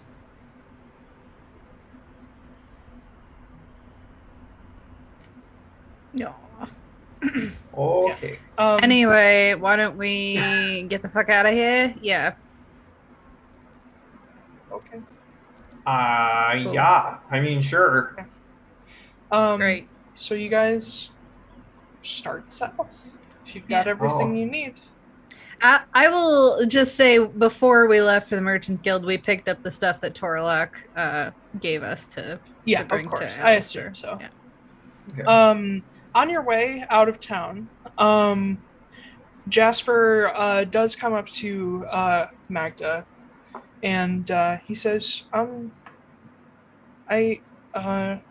thank you For what?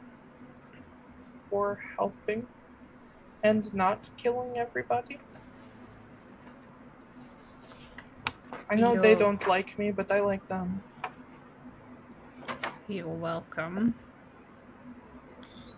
You need to learn your worth.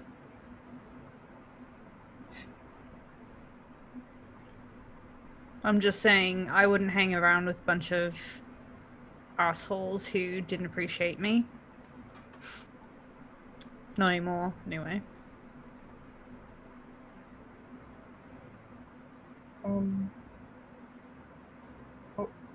Okay. I'm not saying us. Well, No, I assumed so. You're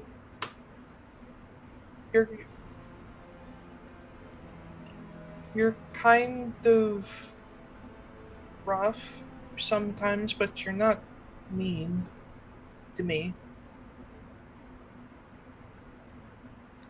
thanks. I guess. This is so fun watching the emotionally damaged characters talk to each other. It's like watching fucking Kit and Bull. One who's like, I won't love anybody because I lose them all, and the other one who's like, I will love everybody because I will lose them all. You got a new ball. All right. Yep.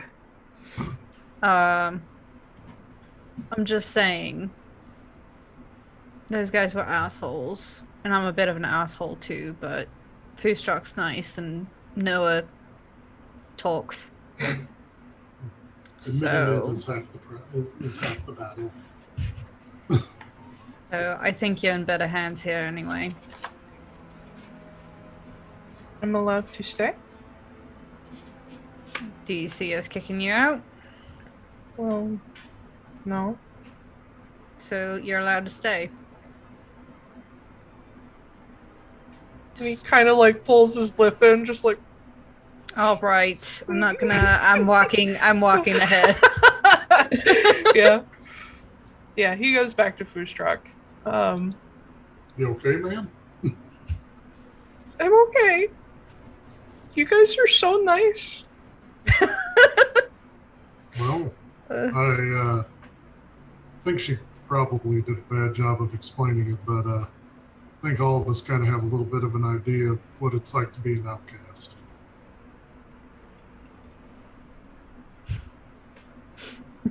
Not sure Noah does, but okay. Oh no, just you wait. I mean, the last guy, he definitely did. Noah, I don't know, he just talks a lot. Okay with that. You know, this reminds me of a guy back at Reese's Ridge. Oh god. And you guys keep going. Yeah, Noah tells you a story about his neighbor Toby. Oh no, not Toby. No, not Toby? No, it's about Burton. Good yes-anding, Ben. What? No, I don't want to talk about it. I'm kidding. No, it's not Toby. Toby's got a whole different character arc. Toby, like, grew up with you. Yeah, but Burton is like, he's the outcast. Oh. He's the new guy in town. Okay. It wasn't Chunk. Alright. No, Chunk is the smuggler. Chunk is my drug dealer, eh? Yeah. So what I'm hearing is that you're Walter White and he's Jesse. I have never seen that show. Oh, I would so say you make the drugs almost- and he sells them. Yeah. Yeah, maybe. But Chunk has more of the Walter White personality. Yeah. Yeah, Chunk just gets me show's stuff. good. Anyway, you guys are headed out of Thurisaz.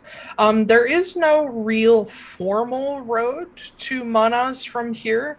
You can kind of take a straight shot, and there are some trails that lead you to Awaz, which is where Lake Sing is. Let me throw you over to the Frosthold map. It's the meow. Yep. Cut the crap, meow. So Did you'll any see. of us get a fishing rod? I imagine Jasper has one. Oh, I know how to make one. Or no, Jasper would know how to use a fishing spear, not a rod. Ooh, I can just shoot fish. Or blow them up, you know. They'll be full of shrapnel, but it'll be No, fine. I can shoot them with the gun. I'll just be like, hey, They'll still fuck be you, full of... and then I'll shoot it. Stick your fins up, boy! Yeah. Reach your Those are fins big for the fish sky. So anyway, Lake Sing is almost directly south of Thurisaz. So Oh, is that you the big guys- lake over by Awaz?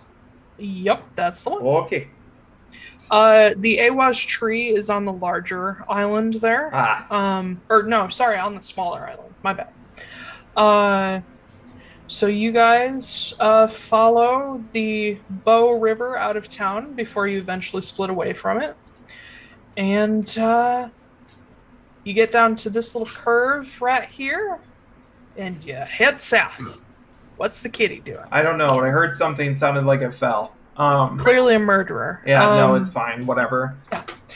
So, we will go to break just a little bit Oh. early today, just because it's at a good point. We'll be back at 6:55. All right. See you guys in a few minutes. All right, see ya. Bye. Bye. Oh, hey there, everybody. Oh, hey there. Oh, hey. Hello. Yo. Hair's all fucked up. Anyway, hi, welcome back Yo. to the Atlaran Adventuring Company. Yeah, I don't know. Sound like the most, Where we most go on drunk person ever. Where we go on adventures and discover what the wilds have to show, yes. And where we also make bombs with little horses. Yeah, Yep. we make Trojan horse bombs. Uh-huh. Yes, This Corey, ain't the you kind of guys do Trojan need to you go. bring to a first date. No. I This think is he the kind was... of Trojan you bring to a last date. That's true. I think he was referencing the Breaking The Bad Breaking thing. Bad thing. Oh. Yeah. Well, still, my point stands. Because if Corey made that chicken sandwich, like, I'm coming over. He didn't. No, I know he didn't. Whoa, GTA brand at name. Lauren. What'd you say, Zach? Anyway. Oh, whoa, brand name. Oh, did you Fine. say one? Olive oil made it. Olive oil. Probably. Popeye. Oh! Yeah. I'm drinking nondescript juice pouch, advertised with a sentient pitcher. I am eating a cookie that is shaped like only one cookie on the face of the planet. Oh, did a famous physicist named Isaac create them? No, I think it was his younger sister, Figgy. Ah. Hmm. I think her full name is Figgy Pop. That's probably figgy pudding. Anyway. Let's get back to the actual Or her things full that name make is sense. Fagarsha. Fagarsha! Oh, sorry. I'm gonna write that down. Figastasia. Figastasia? Hang on, I'm putting that in Reese's Ridge. Figastasia. Figastasia Newton. Yeah. Yep. It's they own an all fig restaurant. Yeah. Oh my god. Nobody goes there except old people. Old people and Brits with tea. Because apparently Fig Newtons go really good with tea. I can see it. Yep. It's gotta have something to break up all that monotony. Monotony. Do-do-do. Monotony. Monotony. Yeah. Anyway, I was about to launch into like a trumpet solo. Or like a scat man Carruthers thing. Well, that's what he does. That's what the little guy does in the Phenomena. Anyway, somebody roll me a d20, please. I'll do it. Actually, I'm gonna look for stuff, so you guys roll. I'll roll it. Okay. That's a 6. 6. Nice. Let me check my list. Oh. 6. Cool. Wild. I'm just gonna be a Bria from now on because I love her reactions. Her I reactions are do the best. too. She's amazing. I've realized she is probably the DM most like me. Yeah. I just love how whenever anything crazy happens, she does not have a poker face. She's just like, Wah! Yeah, Yeah. just like me. And she comments on everything her players do. Mhm. It's disadvantage. Just what? Yeah. I believe you with my whole heart. It's one of my favorite lines of hers. Anyway, Amy Carrera. Oh, she's. Oh God. Amy, Okay. yeah. Food. And then somebody else roll me another d20. I'll do it. I'll do- Okay, Oh, fine. okay. Fuck you. You do it. Wow! Oh my god! Wow. Apparently, Ben ate a whole lot of piss and vinegar over. With chips. With chips. I also Fig got a Newtons. 6. Okay. Should I roll one to see if we get another 6 and we summon Nope, Satan they by were- accident? They were for two different things. Don't choke on your didn't. chimkin. That's what happens if we roll another 6. Don't choke your chicken on screen. No. No. I love your reaction. I like how that no had a little bit of fear in it. Mm-hmm. Just no. Oh my god. So, like, my chicken sandwich must have been by spicy sauce, because, like, I'm just getting to the end and, like, my lips are starting to burn. Is there Oh. too much salt in it? Okay, so No. I actually There's probably looked too up. much mayonnaise. I in looked it. up their. I looked up their copycat recipe. It does have sriracha in it. No, Even the mild has a little bit of sriracha. but I never think it's like mayonnaise. This tangent brought to you by Atlaran Adventure. So your mayonnaise is spicy, is what you're saying? No, it's normally not. I think they, like, put it near, like, someone accidentally got a little bit of sauce. You know what? Sponsored by Red Sometimes Bull. when one Kind chicken of. gets close to a spicy chicken, it kind of rubs off on them. They start doing drugs, Yeah. like Check wearing out a lot of our black. custom merch on redbubble.com It's the LaCroix /shop/Taiylor of chicken Wallace. sandwiches. Oh my God. you check our link tree below in Twitch or on YouTube if you're watching the VOD, there's links to everything. Please support us. There's a new merch thing up in the shop. We will get to that at the end. Oh, we don't want people to buy it right now? Three people who are watching this, which is you, me, and Zach? Maybe we should start pulling a Laura Bailey and doing it up front. Yeah, we're already on a tangent. Hey, so if you go to our Redbubble shop, which you can find in the link tree here on Twitch if you're watching live, or in the description below if you're watching on YouTube. If you're watching a podcast, it's Linktree at Atlaran Adventuring Co. Figure that out yourself. Corey. I believe it is linktr.ee Yes. /Atlaran Adventuring Co.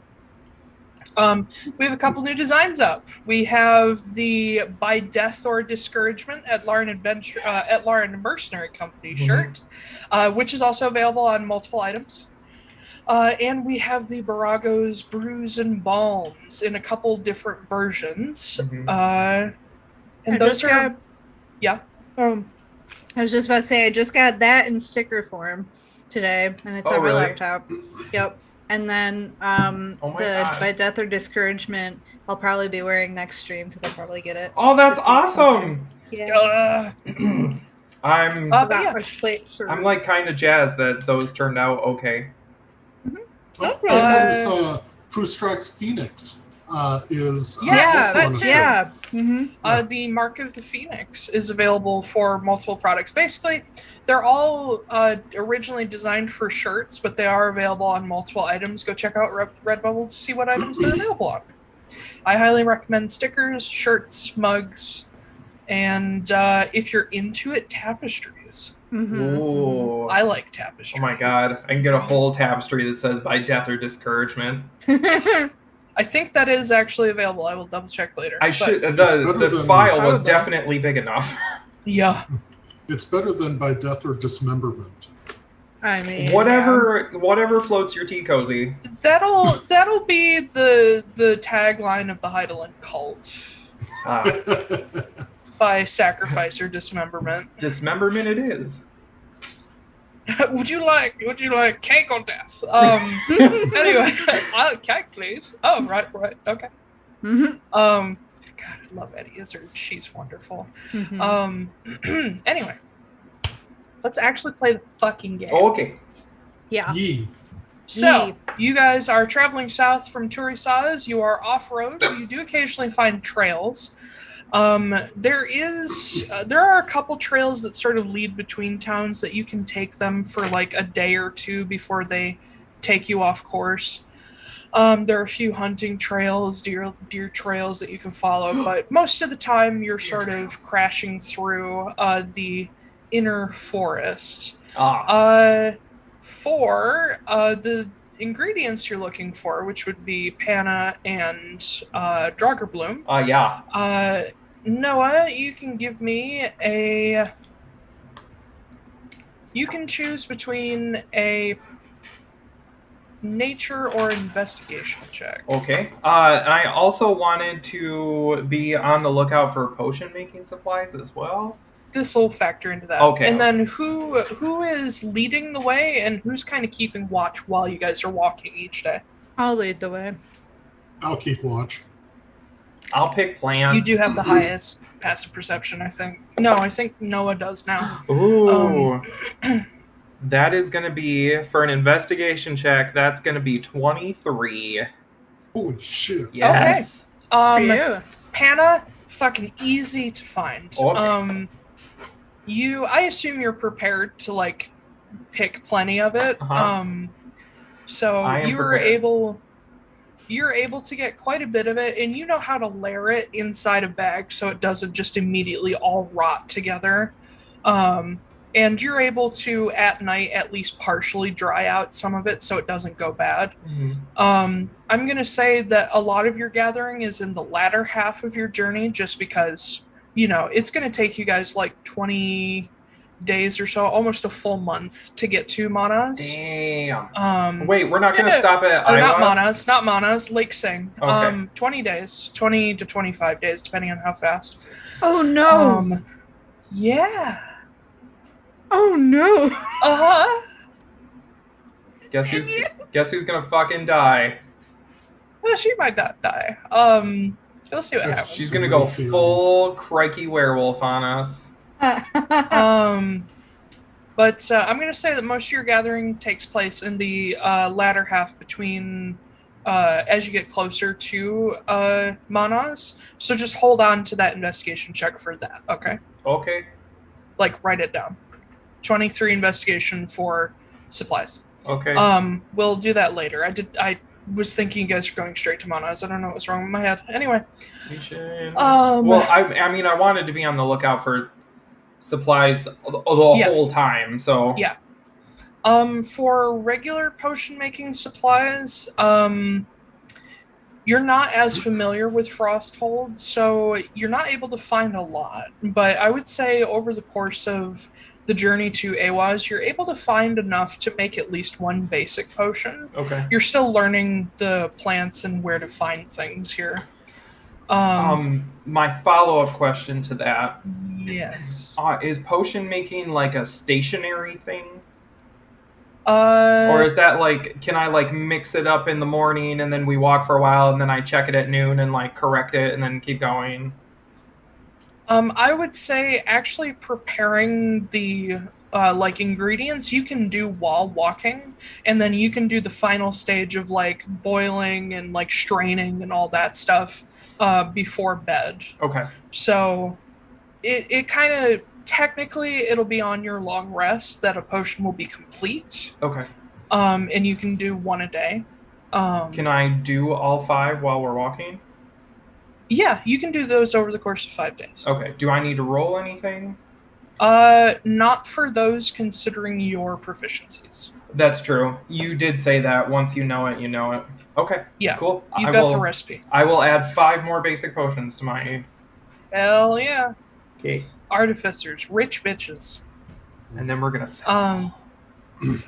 Which is good, because you guys have, like, a half a healer. Anyway. Okay.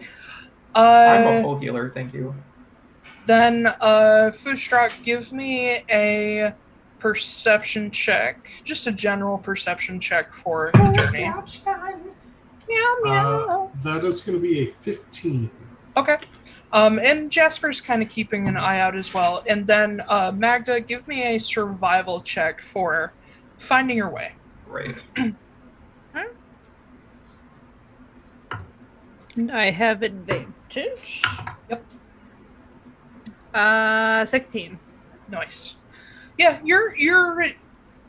you've traveled enough that you can at least keep you guys moving south without deviating too much. It is on the 6th day that with just your general perceptions and passive perceptions and whatnot, you awake on the 6th morning of travel. So you guys are like a quarter of the way to Lake Sing. And that's Valder 19th, correct? 6 days on the 13th, that puts us at 19? Yes. My spell scroll starts being good again today. Yes. So a couple things happen. On this morning, Noah, you are woken by something dropping on your chest. I open my eyes. You see a teeny tiny, like this big, like crate. Oh?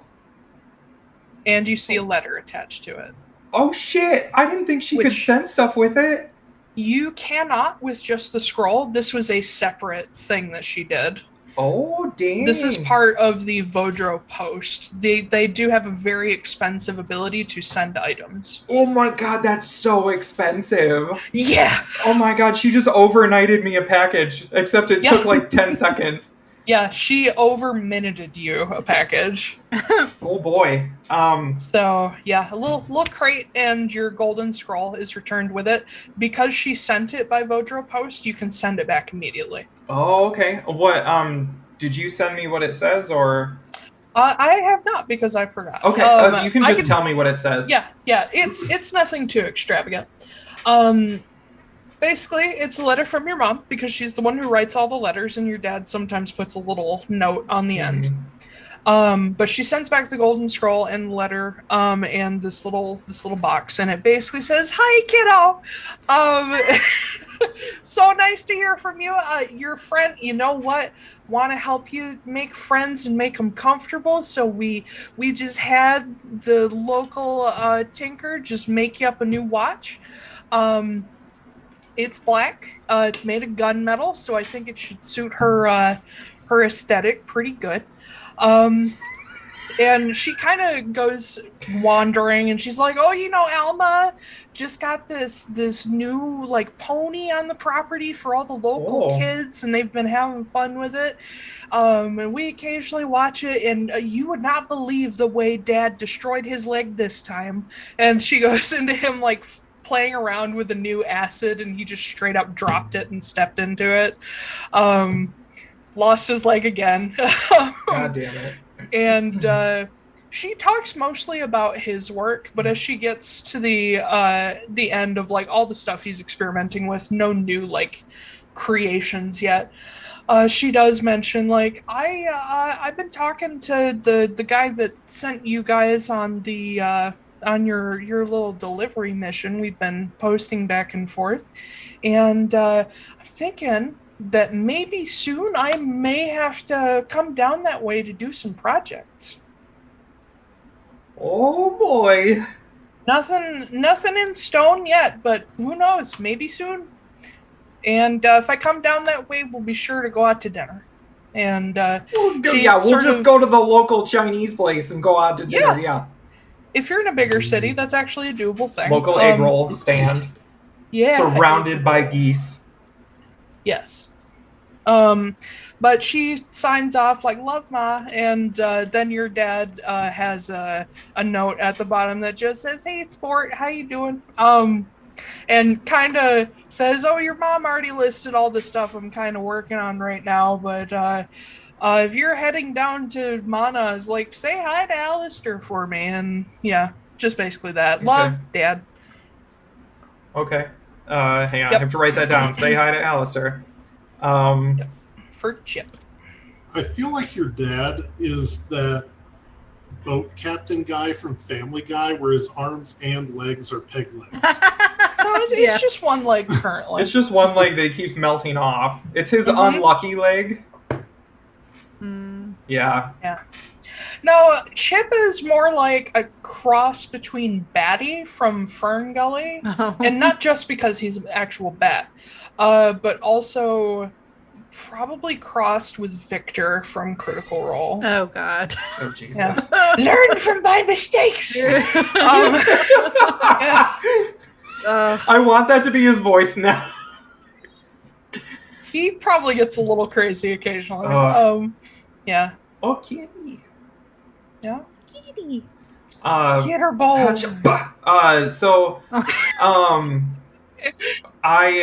I'll tuck the scroll away because I'm not gonna respond immediately. And I'm gonna open the box. Yep. It's like, it's almost cute. It's just this tiny crate, like the size of a watch box. It's a watch crate. Has a little tiny like nail gun nails in it, so you have to kind of pry it open. But inside, very carefully packed, in between like padded like wool cushions, is a gunmetal black version of your watch, which is a little more simplified and less overstated. And it would blend in really well to most outfits, but also be a very nice like piece. And it has the watch face itself is also black. The numbers to it are all in silver, and the hands are gold. Ooh. Yeah. And it's in Roman numerals too, because why not? Of course. Is anybody else awake? Yeah, I would say, yeah. Okay. I will just kind of tuck it in my bag, kind of hold it for the right moment.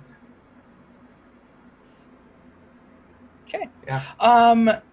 This same morning, Magda, you wake up and something's missing. Oh no! It's What your is whole it? body. I look like all over. Yeah, Yeah. I'm a Like floating void. you check your mask is there, like your coat, everything is there. Where the fuck is your hat? There be I pirates. am looking everywhere around for it. And just like, Noah, your jacket is missing. Oh, well, hey, have you guys seen my jacket? And my Foostrak, flannel?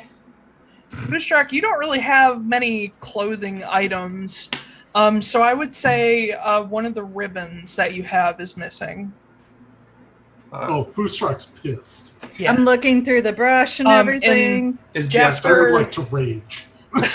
Jasper wakes up and finds his like outer robe is missing. So he's still got like the under stuff, like the skin tight stuff, but the outer robe is gone. Alright, which one of you fuckers took it? Who took my And Jasper's flannel like looking around. jacket? I look at Foostrak, I'm like, you're being quiet. Where is it? Does it look like any of your shit's gonna fit me? No, but maybe you're trying to like, piss me off or something. Oh yes, I've been such the prankster so far. Whatever. Oh, yeah, me too. Good God, Kitty. I'm looking around, like... Everybody, whoever's looking around, you can make investigation or survival checks. Oh, investigation. I'm gonna do survival, because I have advantage. I'm gonna do survival because I actually have a positive in it. Sucks. That's gonna be 13 for me. 10. 10. Unnatural 20. Nice. After... Oh, shit, I had advantage on investigation too, and I had a better... Fuck. I said investigation or survival. I know, so 11. Okay. You guys kind of scramble around, but it's Foostrak who's like dead set, who's like, somebody stole my fucking trophy. And you realize that all around the outside of your camp, in some places it looks like there's a lot of like traffic, but there's only a few sets of footprints that actually come into the camp. You find small kind of humanoid footprints that look like they belong to somebody about Jasper's size, maybe a little bit bigger, but definitely not the same shape as his feet. Are they human shaped? They're humanoid. That So doesn't tell me halfling. anything. What do they look like? Probably like They- a halfling or something. They're a little too thin to be halfling feet. The halfling are known for having wide feet.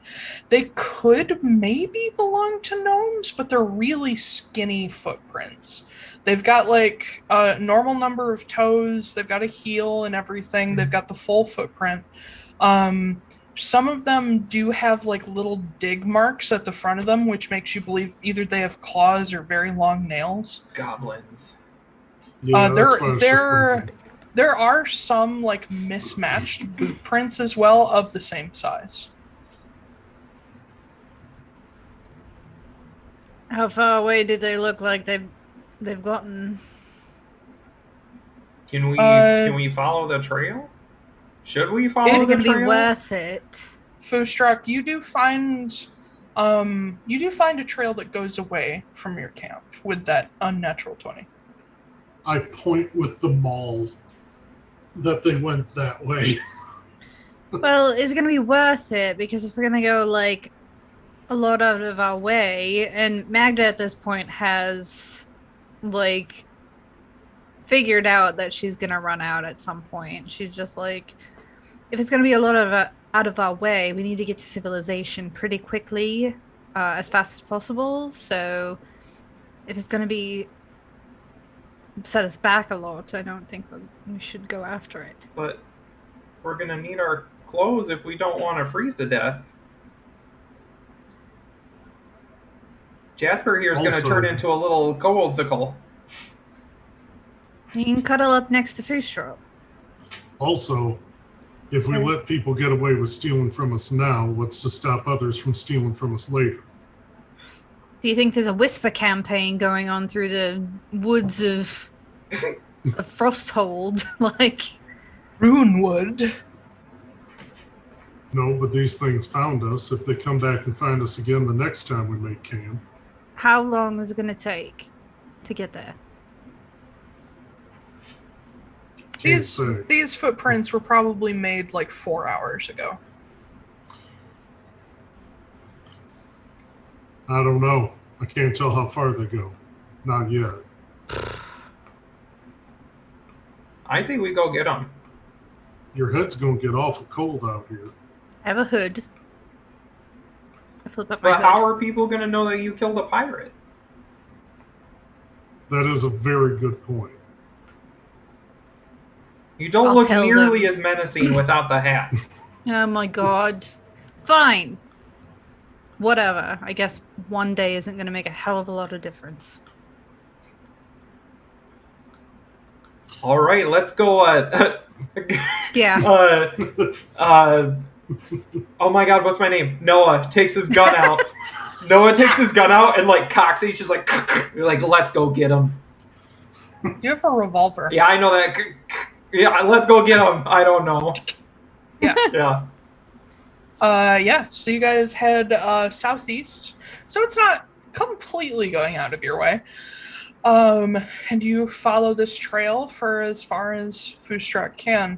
You do end up crossing over a little tiny creek on your way, which instead of like killing the trail actually makes it more visible because you see all these like still wet prints in the mud and whatnot. We're catching up. And yeah, it doesn't look like there's no long strides, so it doesn't look like they were in a hurry.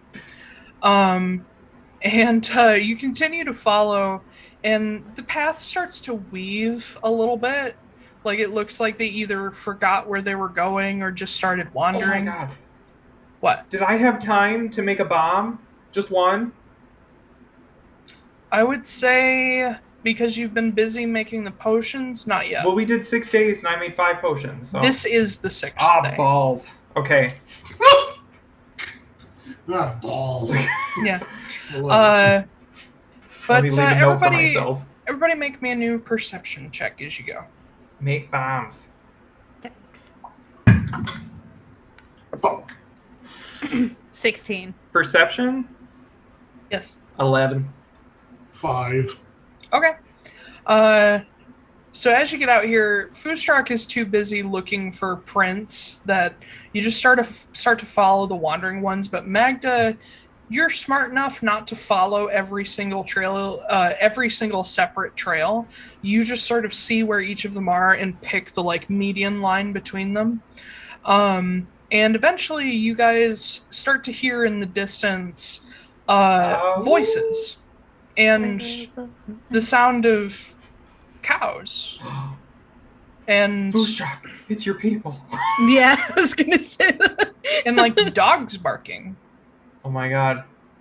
Oh, I was about to say, kid, it's your people, but it's, kid's not here. No, he's not. And as the woods begin to thin out, Are we about to walk bit, up on the Muppet Show?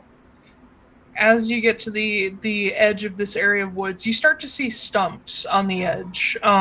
Like the forest has been cut back a little bit. And you walk into a rather large man-made clearing that has a small village in it. And Magda, you notice that the tracks don't go into the village, they go around it. But you guys have just stumbled across like a little like homestead turned teeny tiny hamlet out here in the middle of the woods. And you see like gardens and you see a couple cows in a pasture and you see people wandering around doing their business and whatnot. But on the edge of the village, as you're following this trail, you find a spot where it looks like there was a scuffle, and you see larger, like, humanoid boot prints, like probably an adult, like, man or something, where there's a scuffle with these smaller footprints, and you actually see, like, blood slashed across one of the trees. And Magda, you're able to follow that trail around one of the larger trees, and at the bottom of this tree, laying on the ground, with just this huge cleave across their chest, that looks like somebody just put a lumber axe through them and ripped it out, is a goblin. Oh, we're going to Goblin Town. And then they're going to hell. Yeah, that's right. Can I search the goblin to see if any of our shit's with him? It's pretty easy to find almost immediately that he has Foostrak's ribbon. Hmm. And he's like tied it around his upper arm. I tie it, I untie it and I hold it out to Foostrak, like, there we go. Can we go now? What about my jacket? Ugh. And your hat. Yeah, and your I hat. don't give a shit about the hat. No, I think you do care about the hat. It's in your character art. I mean, you literally don't go anywhere without it. I give a shit about the hat, but I think Magda gives less of a shit about it than other things.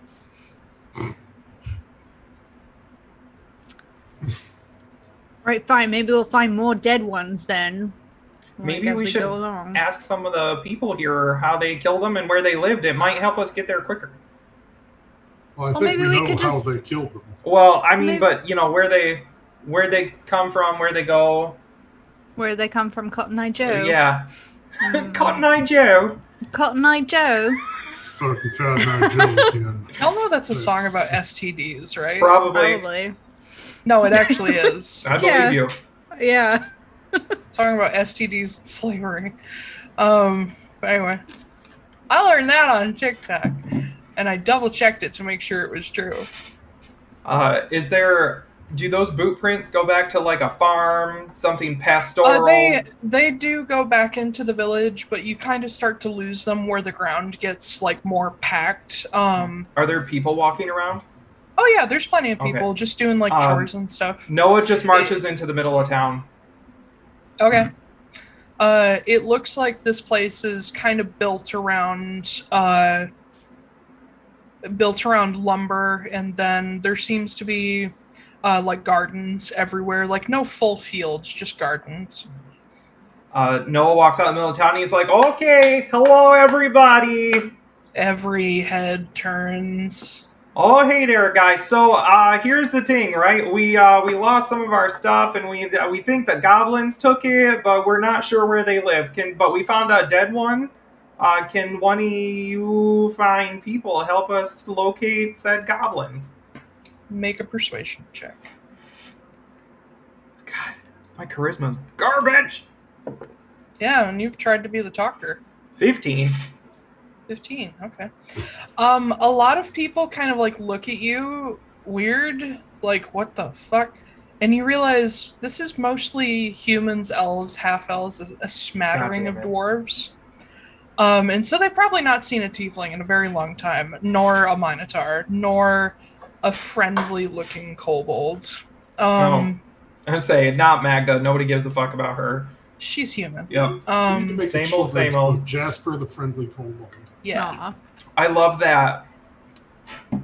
We should make that and sell it. Just every cute thing, we're like, ooh, new design. Yeah.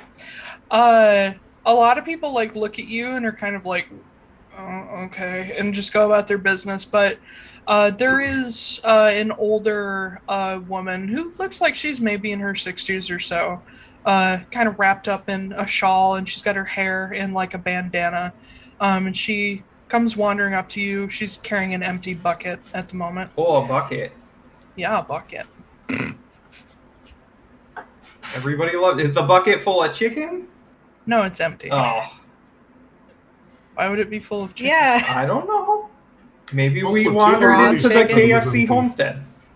What, Zach? Oh, I was saying, also, you already said that it was empty. Yeah, I did. Oh, did you?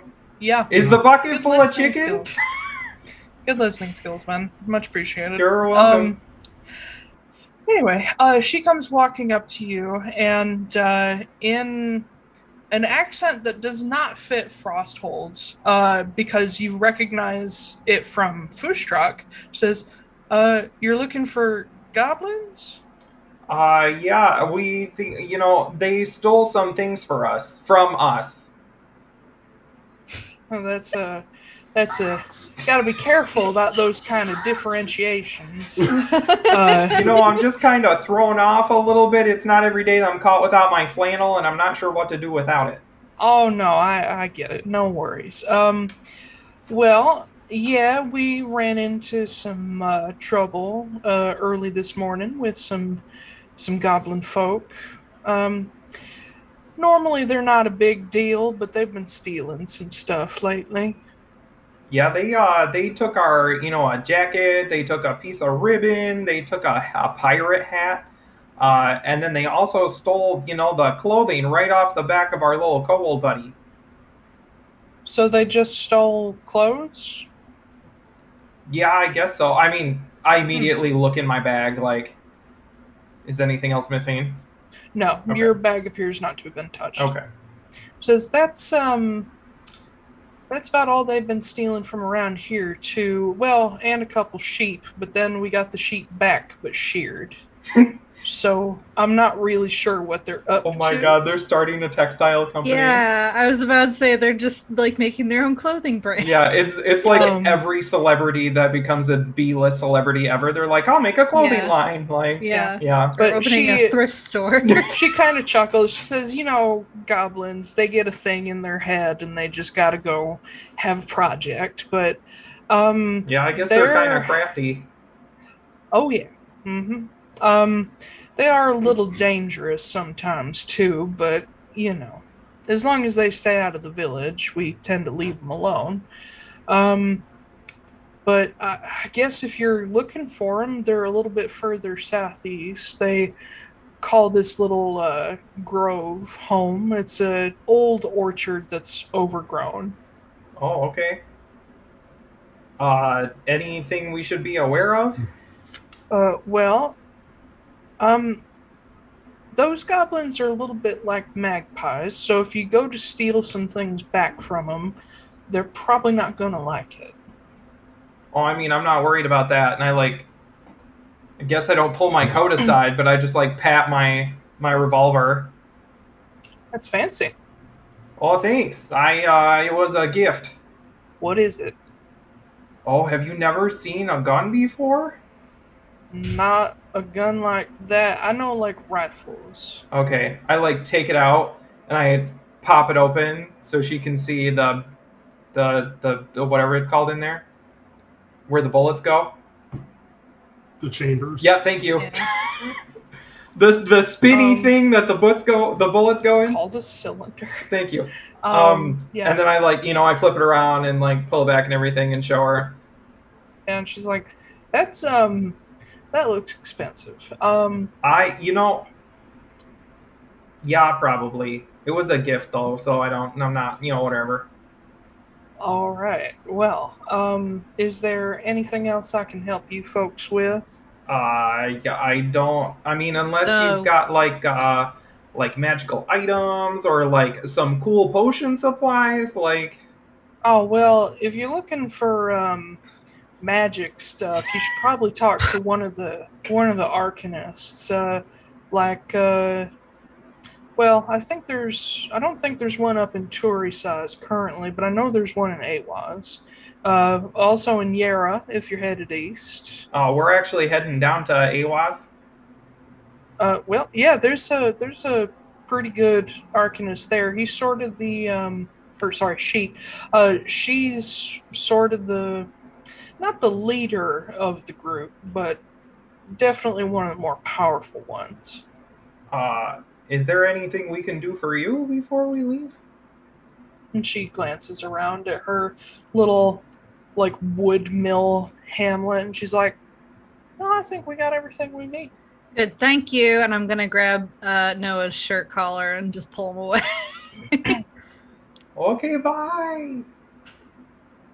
All right. Be Not safe. I'd let go, and I'm like, we're not here to do odd jobs. We're here to get something and get back out. I'm not trying to do anything odd. I'm just trying to be nice. Being... whatever. Maybe you could take a page out of my book, yeah? Why? Make you a little more tolerable, to say the least.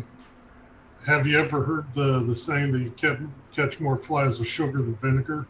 Or flies with honey. You essentially are vinegar. Yeah. And the only thing vinegar catches is those little fruit flies, and everybody fucking hates those.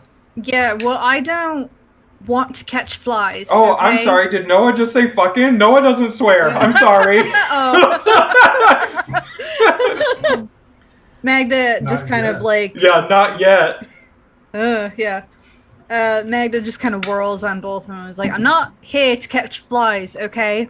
That, I feel like you're not picking up what we're putting down.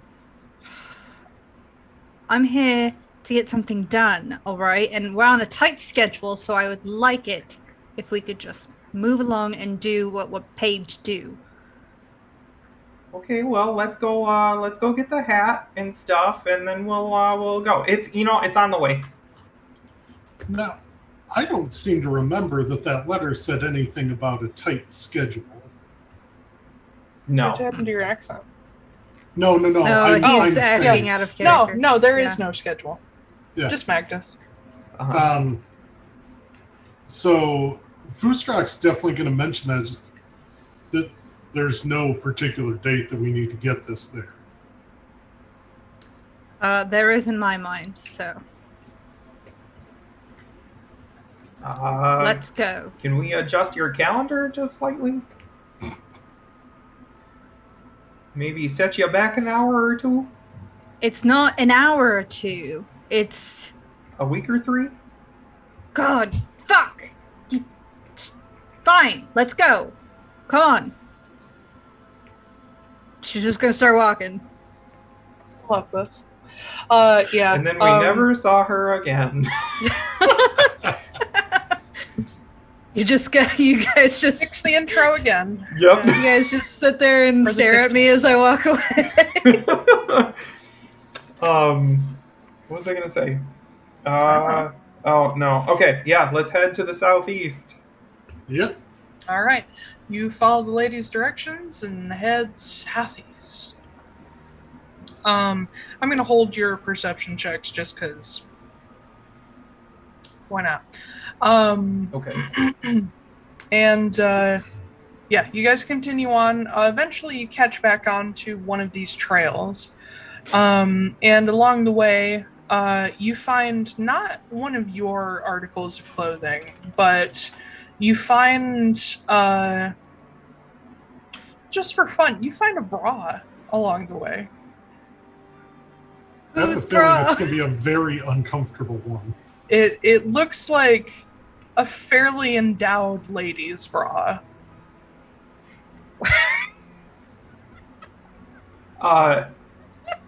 Noah immediately picks it up.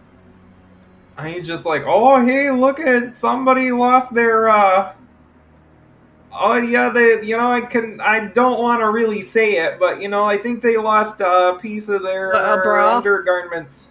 What, a bra? You can say bra. The hell's a bra? I think it might be a hat or something, maybe. What is a bra? I take it over to Jasper, and I put it over his head so it covers his ears. It's like Stitch. Yeah, and then I, just tie a little bow on the bottom. I'm like, see, it's a hat. It's not what they're saying at all. Are you That fucking does look pretty good serious? on you. Are you all fucking with me? It'll make you more aerodynamic. Yeah, and Jasper, takes out his, sleeping blanket and ties it around himself like a cape. I want to do an insight check to see if they're all fucking with me. Yeah, go ahead. Do we have to roll deception? Deception If or you're persuasion. lying, If yeah. you're If lying, I'm roll lying. deception. If you're persuasion, if you really don't know what it is. 16. Corey goes, brar. Brar. Roll. So, That's going to be a Who's 9 first? for me. Foostrak's not lying. He doesn't know what a bra is. Noah is definitely lying. He knows what a bra is, but he's very uncomfortable. Yeah. Oh my god. Because you don't talk about Jasper those kind of has- things. Jasper's no fucking clue. Okay. It's a cultural thing. Mm-hmm. All right. Oh, these hats are a lot bigger than the ones they have back in Reese's Ridge. Wow. You know what that is. Shut up. I What don't is it? know what you mean. All right. So ladies, right? You've seen them familiar. before. I'm very familiar. Yes. You know how they have boobs. Yeah. Can we not say the B word? What, boobs? No, please, no. Question. Do female minotaurs have boobs or Yes, udders? they do. They have boobs. They have udders. They have 2 udders with 2 nipples on each. No, they do not. The tassel game is fucking incredible. They are humanoid. Okay. I just wanted to make sure because I was not They 100%. have boobs. Do you put a tassel over the whole teat or just the end of it? I want to know. What do you Taiylor looks like if they could murder you via Zoom, they would. Did Jasper say he doesn't know what boobs are? No, he knows what those kobolds have them too. Oh, okay. But Tiny little lizard titties. Okay. yeah. Well, Yeah, but he doesn't know what a bra is. okay, so they Fucking kind of Corey. start to Corey, goddamn it. No. Welcome to Dungeons and Dragons. They My kind of huge like pointy oinkies. some Shut up. people some people don't have to wear bras because they don't have to, but most people do because they start like sagging. Hunga donga longa loose. Okay, everybody stop looking at chat. No. Everybody stop it. They start as you get older. They start like kind of hanging down, and so you have to like hoist them up. Jasper thinks about that for a second. He's like, what about bigger men? Do they wear bras? They should, but they don't. No, I'm kidding. But really, though, sometimes they should. He's like, oh, okay. And he takes it off his head. I thought mean, it made it a was really cute. good hat. It was a cute hat, I guess. It's too big for my head anyway. Oh, and I take it and I fold it over so the cups are on top of each other, and then I put that over his head so it's like a little bonnet. There you go. And he takes it off again, like straightens out his little mane. It's like, no, I don't feel comfortable with that anymore. What if you wear it like armor? That seems disrespectful. To wear it like armor? No, and he just drops it on the ground. Alright. Well, this was fun. Let's- Foostrak, when everyone turns around, Foostrak's going to put it in his bag.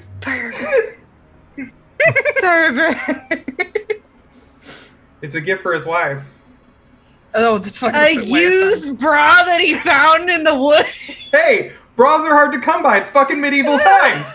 That is not the right band size for Wayafin. She is too muscly. Ugh. Oh, It Yeah. can be altered. It could. it can with, be altered. with like 4 extensions. Oh my god. But then the cups would be like here on her, and it wouldn't actually work. Oh my god. Jesus. Bra has been um, added to inventory. God damn it, Corey. Most I hate him. most of the cultures Ew. that don't have bras, some of them, if they have like a thing with covering up, they'll wear like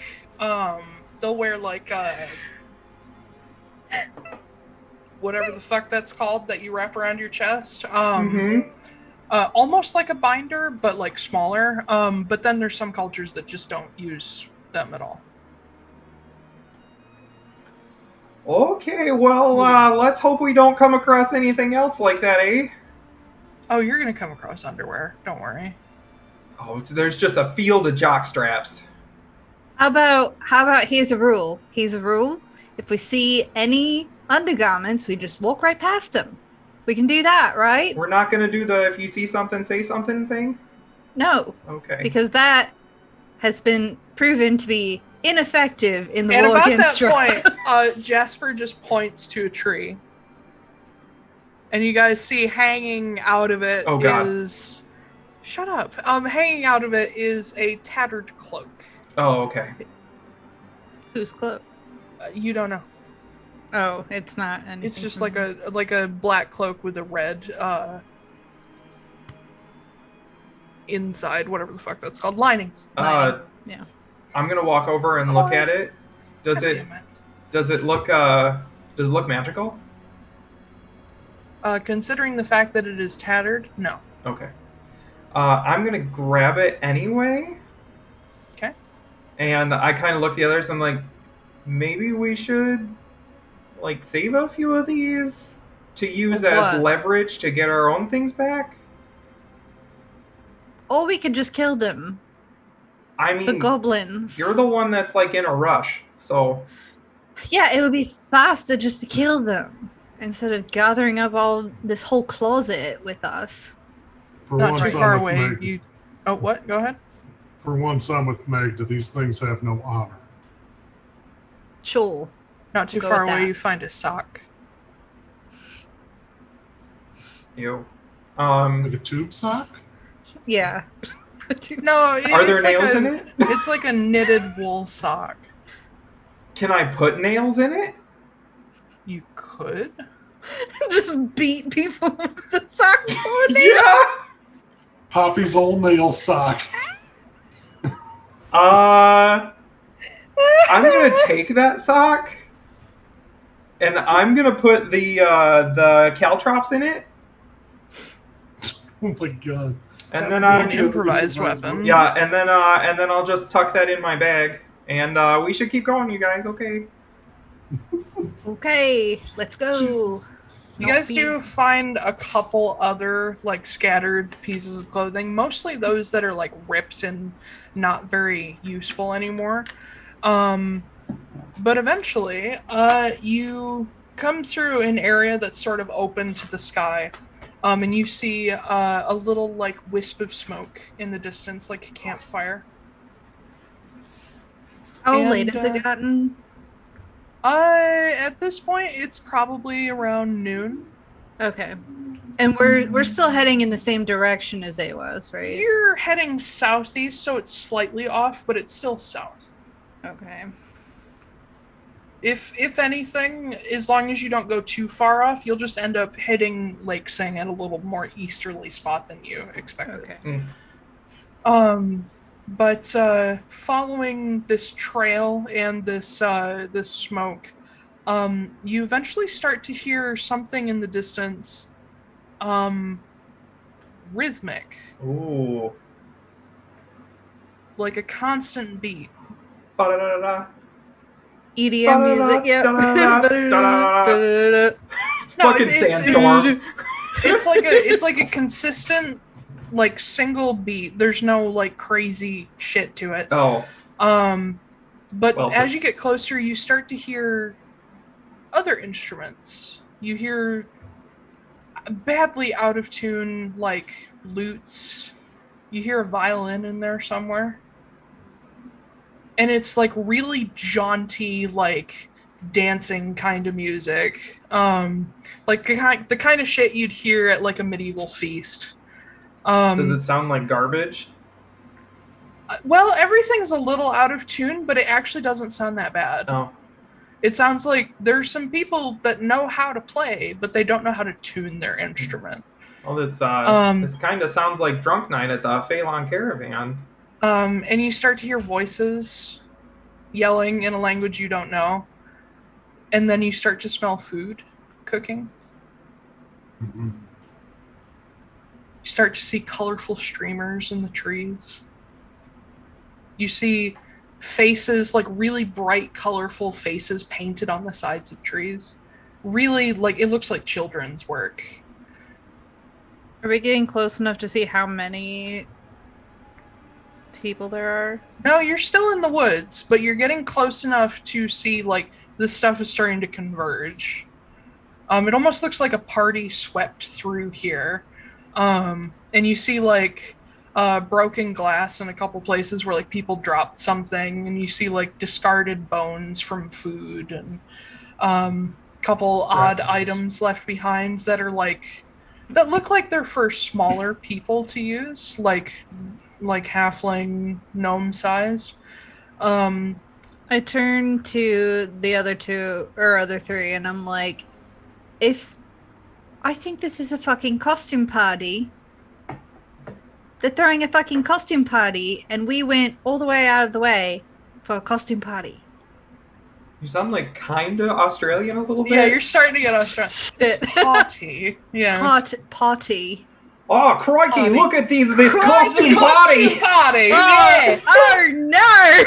I know. My god, there's goblins everywhere and they're just covered in costumes. Good lord. Everybody, unless you're storming in, make me a stealth check. Okay. Sorry. All I can see is just fucking Steve Irwin, like, Yeah. oh, crikey, look at these goblins! Oh, crikey. 12. 11. 10. Hey! In their natural environment, they just steal clothes from people. What beauties, Costume yeah. party. What a beaut. God. God, Oh, Terry, Steve, what are you doing? Steve, I love you. I hope you're doing great, man. You're so good. You're just the goodest. Aww. Anyway, everybody loves Steve Irwin. Of course. Anyway. Oh, hey, just kidding. That was a 13. Yeah, sorry. What were your stealth checks again? 13. 12. 11. Okay, so in the same area. Jasper's about even keel with you guys. So you start to sneak your way up to the edge of this wood line, where you see the land has started to rise a little bit into a hilly, like forested area, sort of like almost Appalachian-esque, where it's green hills, but they're almost mountains. And you see there is a little trail starting to form on the edge of the woods, and you see that leads through the sort of thinning tree line out into grasses up to a huge cave opening that looks like it's been chiseled out to be much wider than before. And sitting on this trail, looks like it's been very recently built, is a long, what almost looks like a dock, but it's a long wooden stage. And Oh, no. there are tables like on the outskirts of the clearing, and gathered all around this stage are just scores of goblins. And up on said stage are a number of goblins in your clothes, just going down the catwalk to music. Oh, They're my putting God. on a fashion show! Yeah, Magda, you spot your hat from a mile away. As this goblin, who has like a really bright, ugly pink like sash, and your hat is just like sauntering down the stage, and he like strikes a pose at the end, but he has no idea what he's doing, so he almost falls off balance, and all the goblins are going, yeah, yeah. I'm gonna walk out, and I'm just out in the gonna... open? Yeah, I'm gonna take my sickle, and I'm gonna point it out and go, you, give me my fucking hat back! At that, the entire place goes silent. All the I have music my stops. All the cheering stops, and they all stare at you guys. Hat! Mine, please. And the goblin up on the stage is kind of like starting to back up a little bit. And you see another goblin walking down the stage who's wearing Noah's coat, and it's like dragging on the stage because he's so much smaller. And you see one at the front of the stage who's looks almost like she's presiding over all of this. She has Jasper's like robe around her, almost like wearing it almost like a royal robe. It's probably one of the more colorful things here. But she turns and what is blue steel? Like that. Oh, it's from Zoolander, thank you. Oh, Yeah. I don't watch movies. I'm gonna stop paying attention to chat. The sort of matriarch goblin kind of stares at you guys, and the crowd parts in front of her. She's just like looking you up and down. No one has said a word. I'm gonna say in Thunar, give me my hat back. They all look at each other like, what the fuck? Excuse me. Do any of you fine folks speak common? They look at each other, and one particularly shrimpy goblin, who's a little like darker green olive-ish than the others, walks forward and he says, "Do you speak?" And he like points to himself, and he's saying it in common, but he's having a hard time. No, we don't speak Goblin. Jasper, do you speak Goblin? No, I speak Kobold. Oh, cripes. All right, I go this, and I point at the one that has my hat. That he touches the hat. That's mine. And he looks at the little shrimpy goblin, and he kind of looks at you as trying to read what you're saying, and he's like, "Hat, you..." And he turns and he says something to the goblin on the stage, and the goblin's like, pulls it down. He's like, "No, mine." And then I'll go, mine. And immediately every goblin there like reaches for a weapon. And the little shrimpy one is like, uh-oh. How many goblins are there? Give it back. There's probably a good 40. A lot of goblins. Yeah, that's a lot of goblins. Okay, Yeah. I'll try and be like, give it to me. Huh? And I'll put it back on my belt. Huh?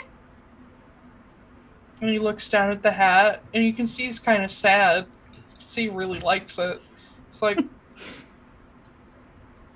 holds the hat to his chest and holds out a hand, like, give me something. Oh, that's not fair, but okay.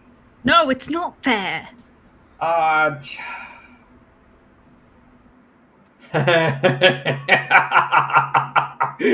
I have an idea. Okay. So I haven't. I can change my infusions at will, right? Hold on, let me check.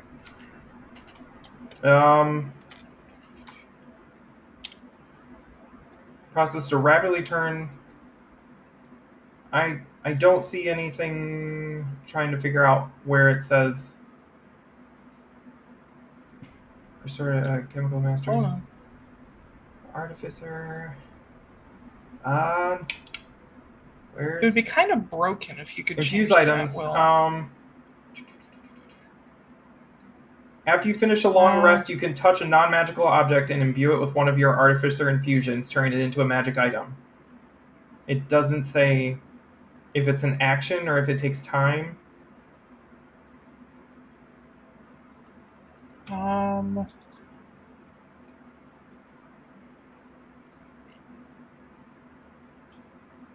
I don't think you can change your infusion ability. No, but I can change my infusions at any time, once per long rest. Just one infusion. Change the object it's on? Basically, since I know 4 infusions, I can just drop one of them and use one of my other 3 that I know. Yes, as long as you don't change the type of infusion, you can move an infusion to a new item. Infusions are like spells. I know 4, but I can only use 2. Hold on. Because I know more infusions than I can use at a time. I know. 1 per day.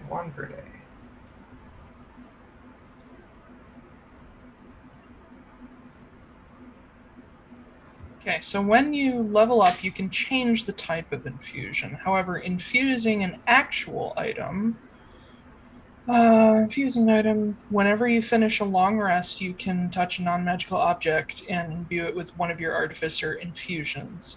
So you can change the object that's infused once per long rest, but you can't change the type of infusion except on a level up in artificer. So you can't trade out like the tool armor for a different type of infusion except when you level up. But on a long rest, you can change the item that's affected by the infusion. Fuck. Okay.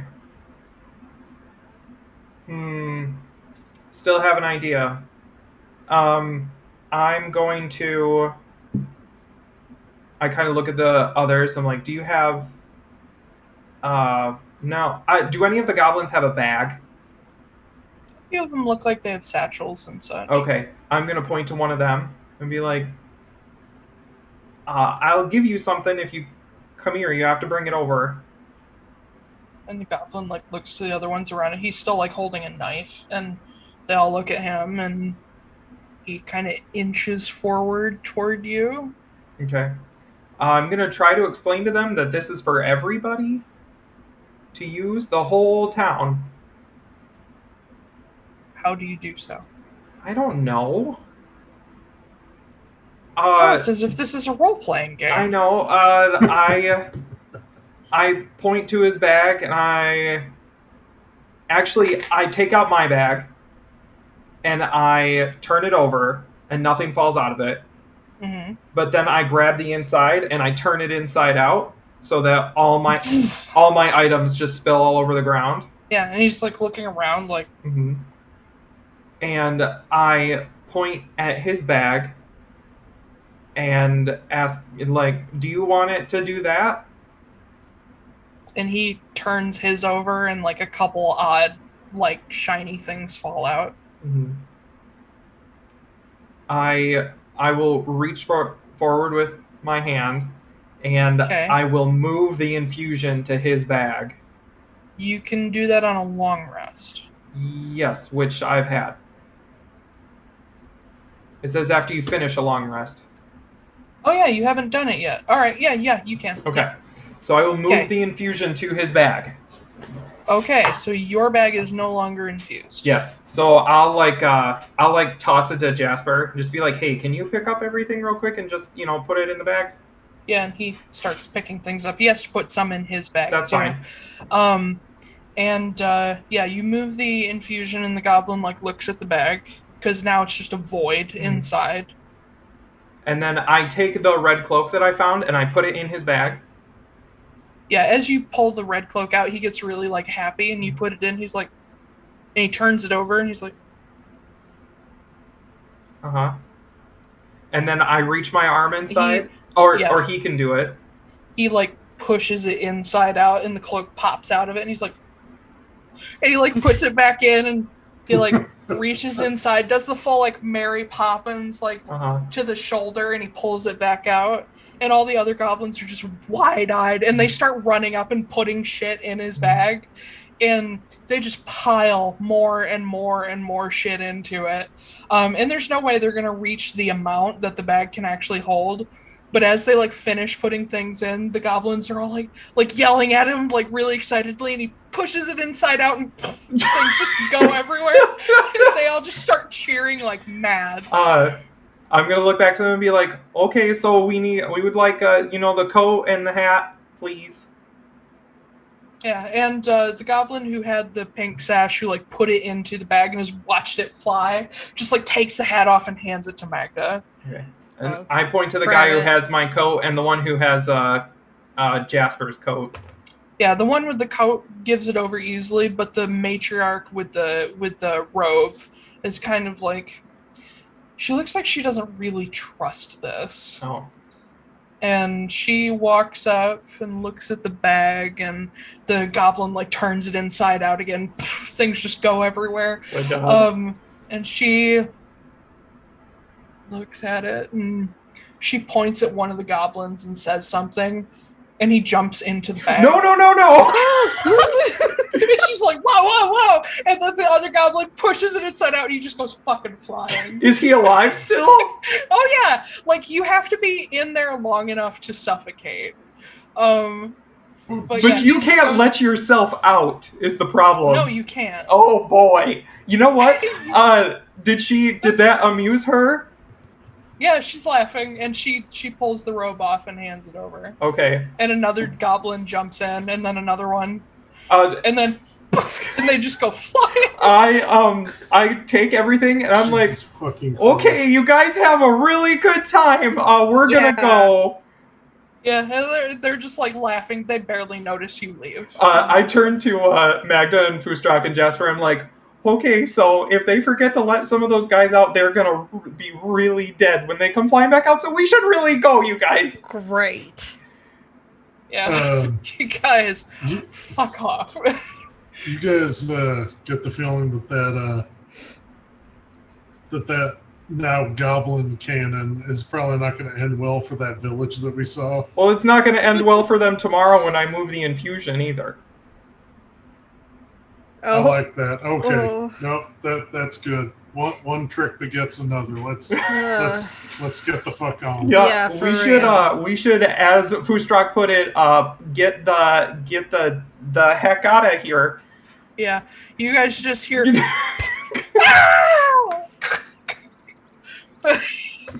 That was not the effect I intended, but that's fine. Also, I'm going to throw this out there. I am so glad that we went off the intended path because this has been delightful. I shared. This is what I shared funny. with. This is what I shared with Coop on Sunday. Was goblins having a fashion show and stealing clothing? Oh my god. I hope he enjoys those. Oh. This year from Louis Vuitton. I love it. It's great. But yeah, you guys get the fuck out of there. And just as you're running, you just hear occasionally, and then eventually at some point you hear, and one gets like thrown into a tree, and then there's just laughing. Yeah. You know, they might all be dead before someone forgets to turn the bag inside out. Yeah. But you guys head out as fast as possible. And the whole time, Jasper is laughing like a maniac. He's like trying to keep up, but he's laughing too hard. And like he's running out of breath, but he's like trying. But you guys get lost in the forest, basically heading south. And yeah, you managed to make good enough ground that if those goblins, whoever's left, tries to find you, you should be okay. Okay. Well. Oh, that was a great idea. Thank boy. you, Reddit. All right, so for the next leg of your journey, somebody roll me a d20. Oh, it's my turn this time. Oh, okay. Okay. And then somebody roll me a second d20 again. I'll roll that. Oh my one. god. 7. Mine was 15. Oh, yay, perfect. I do. The next morning, I'd move my infusion back to my bag and take everything back from Jasper. Yep. And just be like, oh, they're going to be really upset when they find out that bag doesn't work anymore. If they're still alive. Maybe. I mean, either way, what bliss, right? So... What happens if one of them's in the other bag when you move the infusion? Oh, It's all just... it just pops out. Oh, So okay. if there's a bunch of dead goblins in there, they just went flying. Like a fucking dead goblin landmine. I really, really, really hope that we get to find out what happened. Maybe. I would say the night that we stopped to rest, I do want to make one of those bombs. So explain to me how this works. Well, it's real simple, right? It's a toy horse.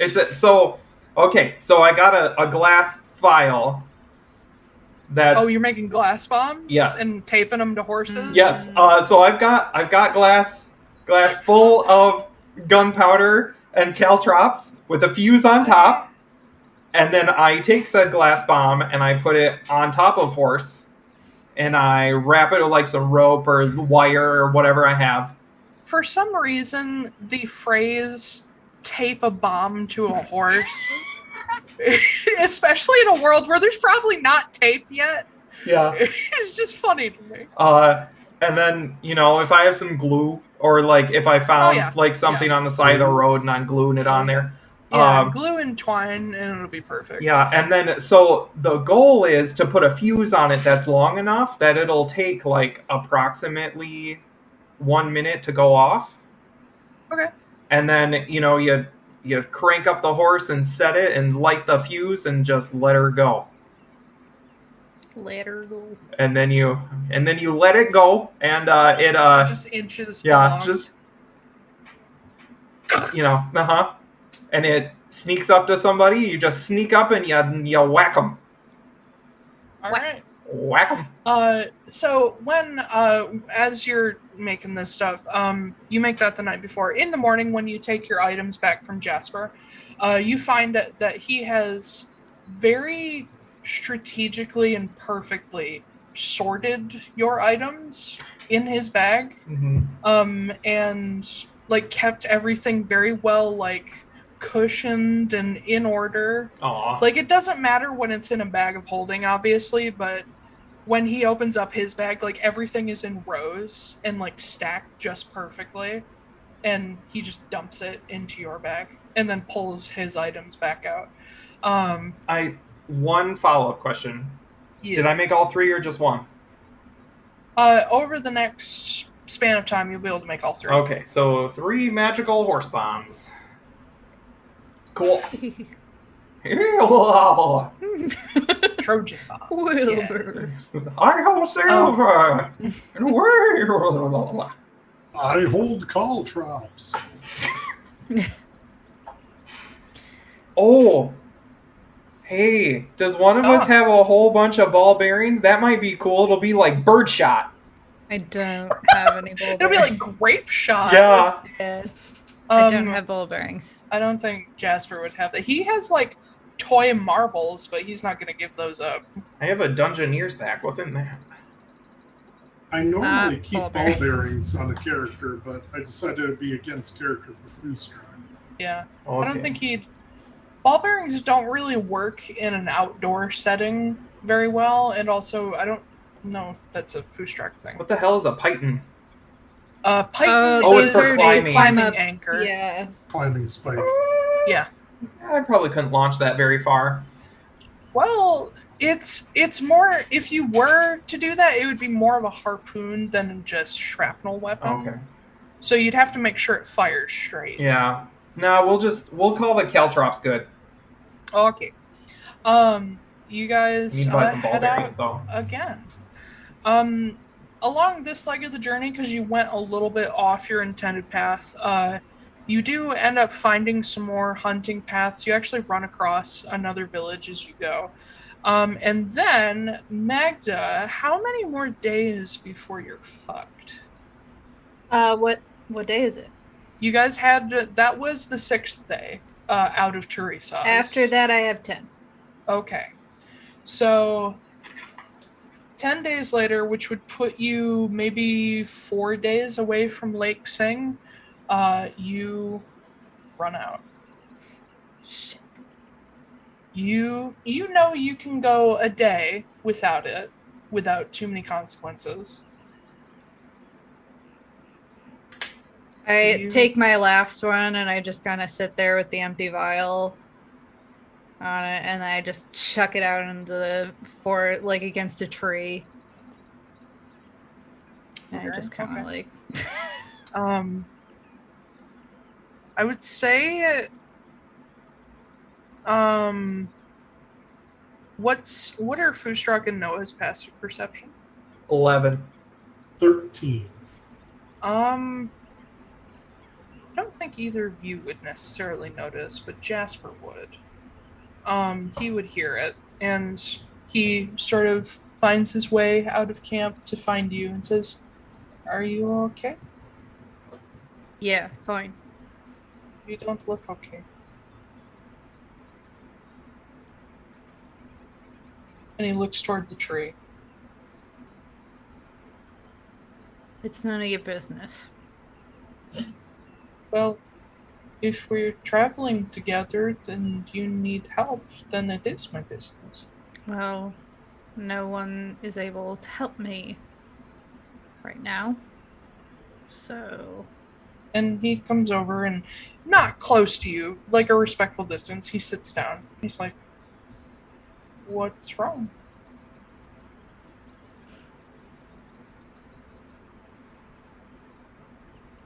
Mr. Luna's deal is what's wrong.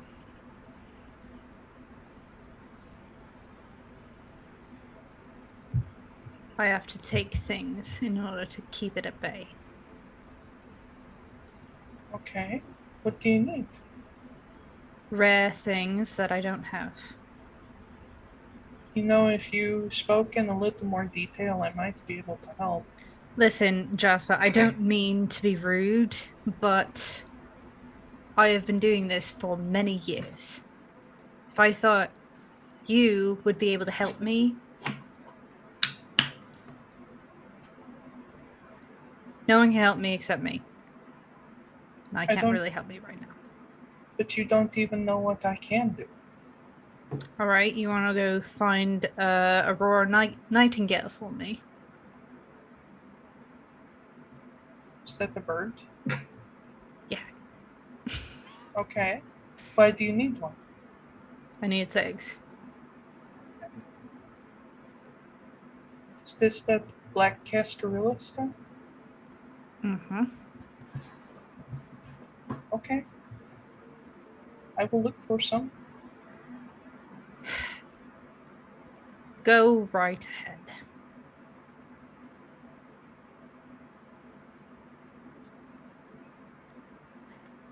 You're very good at acting like you're me. Can you please leave? Okay. And he gets up and walks away.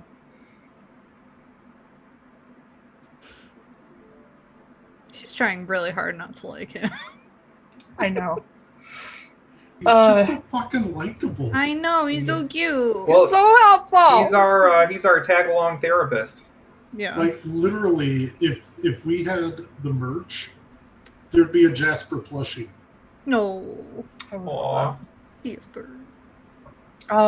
But yeah, you guys get headed out again. And you go another day. Nothing bad happens on this day. But the following day, take a point of exhaustion.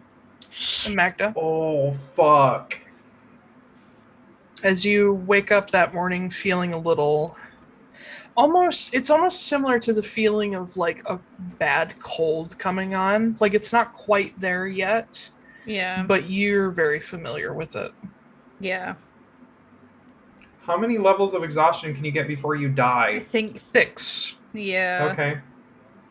Good thing we've only got 3 more days to go until we get there. Is there a way to add exhaustion in D&D Beyond? Yes. I believe so, yes. I don't know where, but yes. Well, that's helpful. Sorry. No, it's okay. So this I is think the it's in conditions. Aha! Wait. Yeah, there we go. Aha.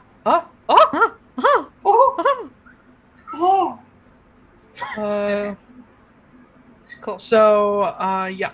The first day, nobody really notices anything as you take your point of exhaustion, except that you're a little kind of brain fuzzy and everybody dismisses it as you're just had a bad night's sleep. The 18th day out of Thurisaz, you take another level of exhaustion in which your speed is halved. Oh no. So everybody notices. As Magda can't seem to keep up and is having a hard time staying awake anytime you guys stop. Are you doing okay back there? Yep, doing great. You wanna pick up the pace a little, or is something wrong? Doing my best here. I'm trying. You want a piggyback ride? No, I don't want a piggyback ride. She kind of like huffs and puffs like as she's going like. Can I? When I start to see her acting like this, you said, hang on, let me check my notes. I did a detect magic that gave me a sourceless form of magic on Magda's body. Yes. When we stop, is there any way I can cast Identify without, like, tipping her off? Let me check. I think Are you you might casting- need to touch it. Oh, I think yeah, you might need it's to touch touch. what you do. I mean, I could just walk up to you and bop you. No, you have to do it for 10 minutes. That's if I do it if you- ritually. Yeah, if you just cast it, it's a minute. Yeah. Oh, well, you still have to touch me for a minute. I Yep. don't know. Yeah. Just put your hand on her shoulder. Hey, how you doing there, buddy? Yeah, how you doing there, guy? Why are you touching me? It is verbal, somatic, and material. So No. you're speaking and doing a thing. Oh, yeah, with the pearl and the owl feather. Yeah. Well, do you want me to, like, check you over to make sure you're okay? That's kind of the thing I know how to do. I'm totally fine. Thank you so much for your concern. You are not fine. I want to roll an insight to just make sure that she's lying, because like Foostrak knows she's sick, but Yeah. I don't think that he knows that she knows that there's something wrong. Okay. He knows that she knows. Okay. I said insight. Jesus Christ. 13. That'd be something that I would run to set. What are you trying to discern? So I'm trying to see if you understand that there has been something wrong and that you're not just like He you wants don't to just have the know. flu. He wants to know if you know what's wrong with you. I'll roll deception on that just to conceal. Okay. Conceal. Don't feel. Don't feel. Oh, yep. 16. Yeah, you win. Yeah. Yeah. From what Foostrak can tell, she doesn't seem like surprised by what's happening. But that's about all you gather. Okay. Listen, it's okay. We just need to make it to Awaz and everything will be fine. How many? Awaz is another week away. We just need to make it to Awaz and we'll be fine. It'll be fine. More than a week. What? Do you need something to help you out? Because if you keep going at this rate, we may have to put you in the ground before we get there. And Jasper actually finally pipes up. Oh. Says she needs Black Cascarilla. What the fuck is a black caterpillar? We're not gonna. There's no. I don't think there's any root beer down here. No, it's a. He knows. I know what it is. I'm fucking with you. He's being a jackass. We're probably not gonna find anything down here because they're only in Irakil and they're nearly extinct. And last time I checked, none of us know how to teleport. We just need to make it to Awaz. Well, how bad do you need this stuff? I look at him and I'm like, how bad do you think? Are you even gonna make it that far? I take off my hat and I put my head in my hands. I'm just like, I don't know. Taiylor, last time I went without, like, how long was it? You managed to make it. Because one day with no effect, you managed to make it 6 days. Yeah. You were literally about to die. I made it about a week. A week is 5 days. Just saying. I made it over a week last time, but not much. And how long and- you been feeling like this? In general, since I ran out of my stuff. Since you ran out. About 2 days. So Foostrak's going to look at Noah And he's just going to kind of like look a little like stern, but a little sad. And then he's going to look at Magda and he's going to go, now you're going to listen to me. And you're not going to like this, and I don't really give a shit. I'm going to pick you up, and we are going to run. Like fucking hell you are. Well, you don't really look like you're much conditioned to fight me. Listen, this is none of your problem, alright? This is my problem. I get to solve it. It'll be solved in a week when we get to AWAS. Hey, you remember that part where you said that you haven't made it that long and it's already been 2 days? I kind of think you're full of shit. I would like to also interject it is over a week to AWAS from where you currently are. What if we skipped the lake? What if we just went right to AWAS? But it's still over a week. Okay. Well, it was nice knowing Magda.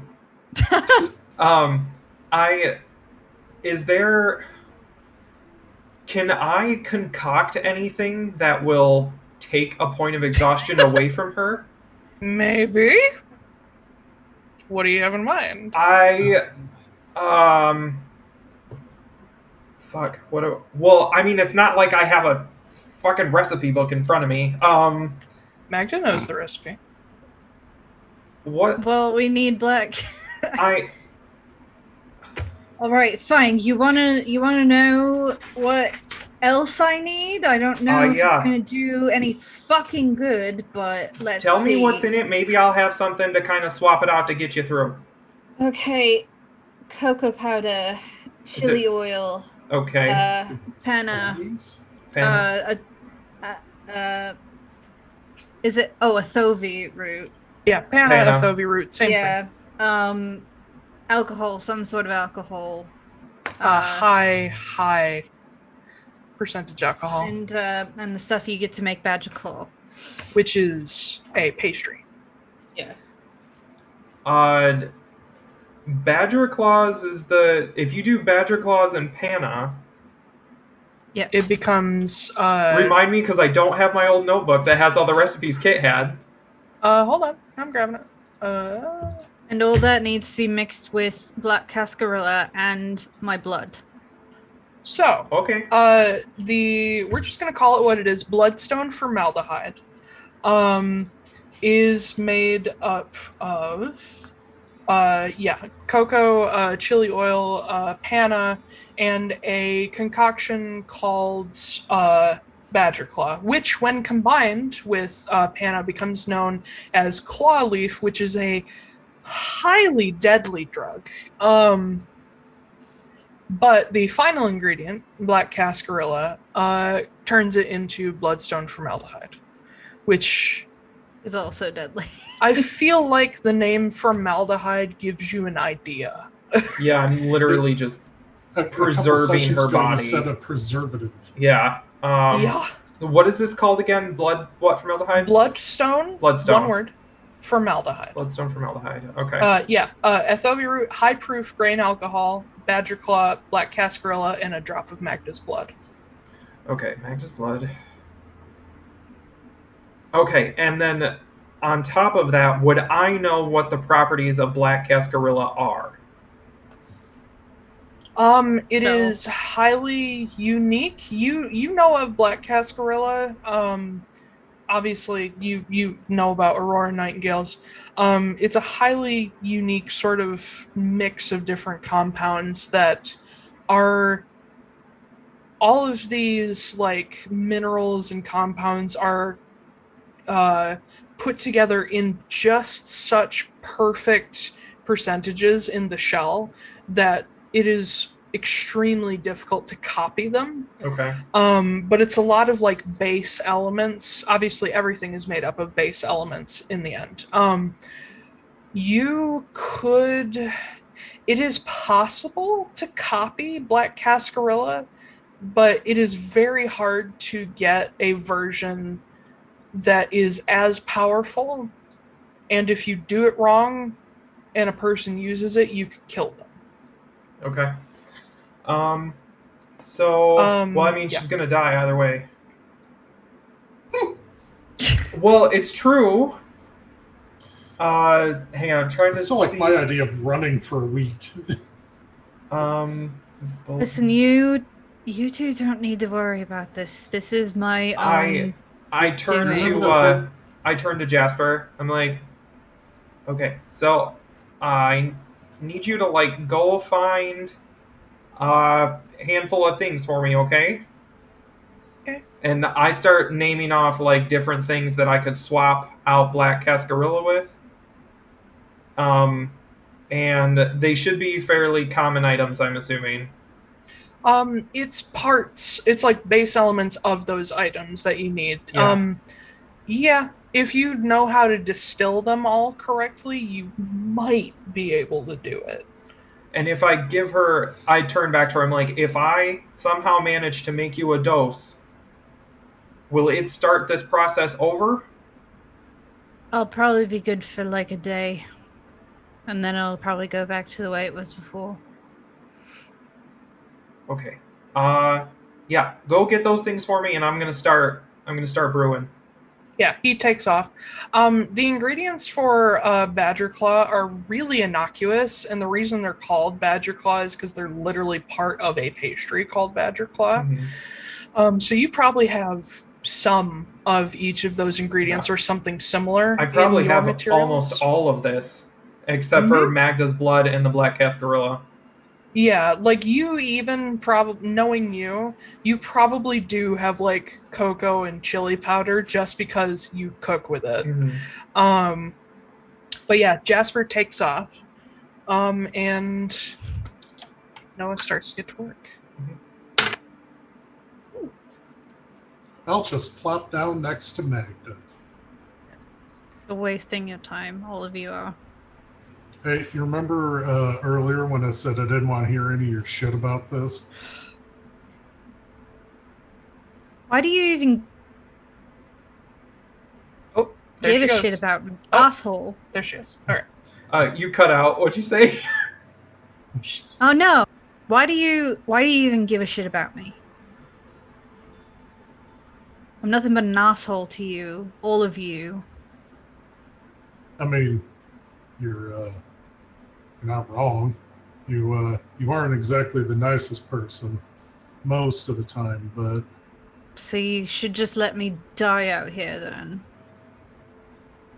that's not what good people do. Besides, you've helped us. You've helped me. You could have left me for dead on that beach, burnt and hairless. I didn't do anything. That was Ember. That was his bird. Yeah, when we get to Mannaz, remind me to see if he ended up going there.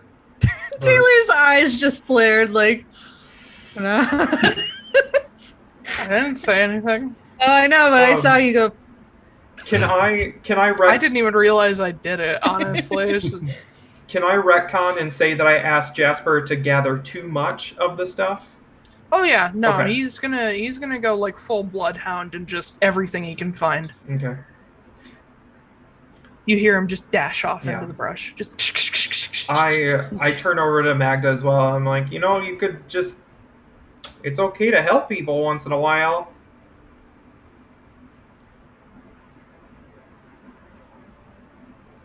It's kind of what the AMC's about.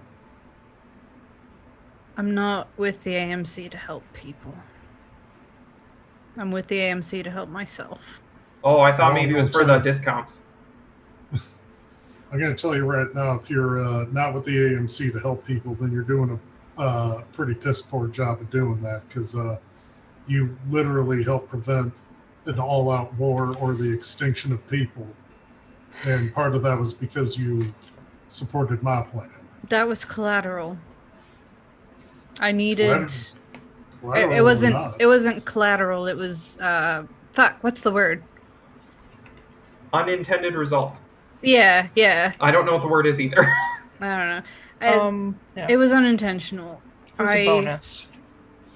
I'm part of the AMC for that stuff, and I motion over toward Noah's concoctions that he's making. See, here's the thing, though. He ain't part of the AMC, and he's able to help you.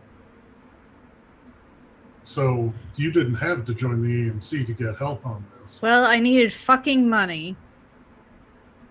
And Black Cascarilla is expensive. So. While they're Could talking, have stolen. That's hard to do. Yes. sorry, I didn't want to interrupt. I apologize. While they're talking, and I've got things started, but I'm waiting for Jasper. I'm going to take out my sending scroll, and I'm going to write a quick note to Ma. I'm going to be like, "Hey, I need you to give this to Dad. I need you to find a way to make a copycat recipe for Black Cascarilla. Like, this is your new project. It's really important." Gone. Yeah, you guys see Noah quick write this out and it goes away. Oh, P.S. Thanks for the stuff. Yeah.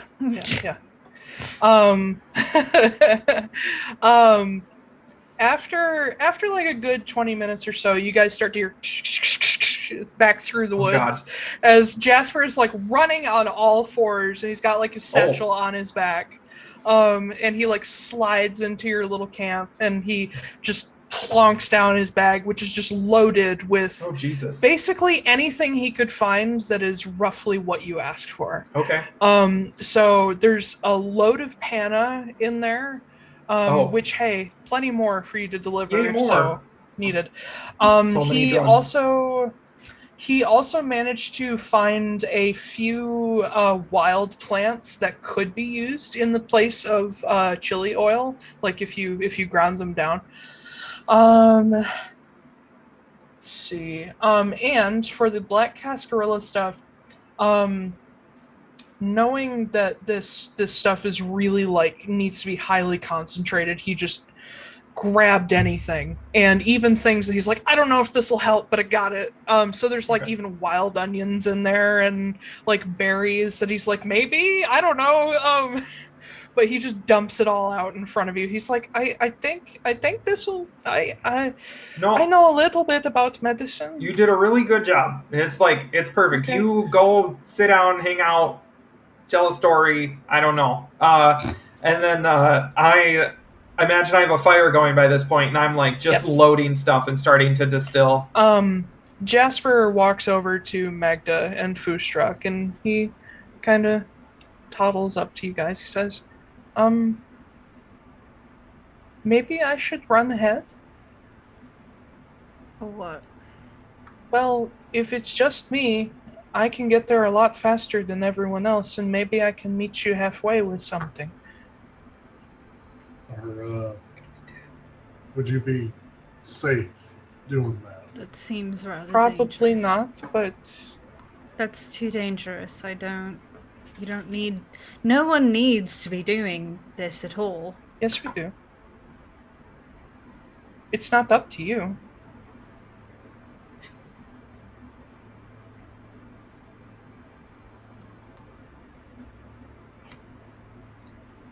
I don't. I have a map. I can get there. You don't. Don't. Just don't. This is I'm digging my own grave here. I dug it a long time ago. Oh. I always knew one day I could run out and be caught in a compromising situation. But this isn't your fault. It is my fault. No, it's not. It's Mr. Luna's fault. And I'm the one who's stupid enough to trust Mr. Luna. So was I. It's different. No, it's not. Not different enough. It is different because you actually did make a mistake.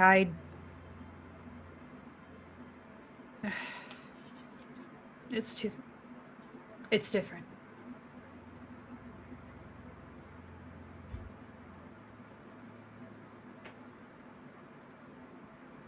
Look, all we're trying to do, all any of us is trying to do is better than we did yesterday.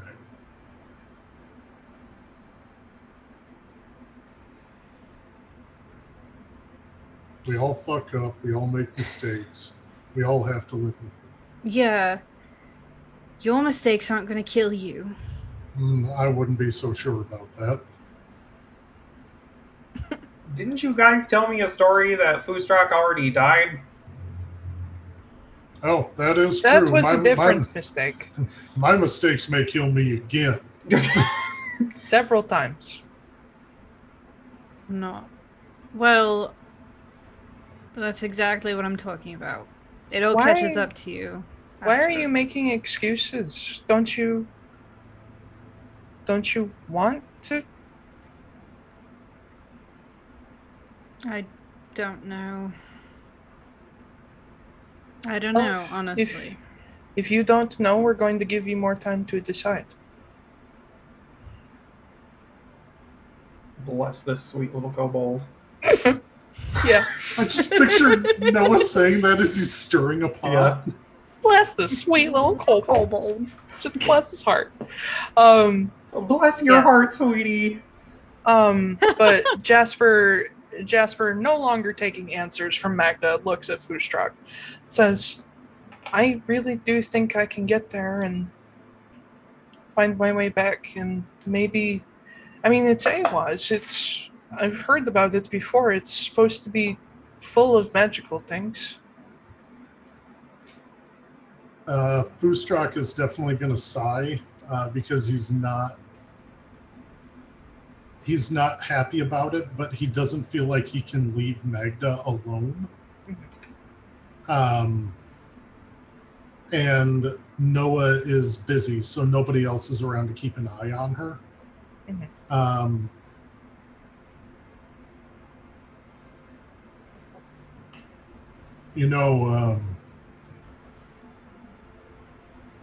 I could go if you need. I don't know the things that no one needs. I But have a better idea, I think. but if he needs more, who's going to gather it for him?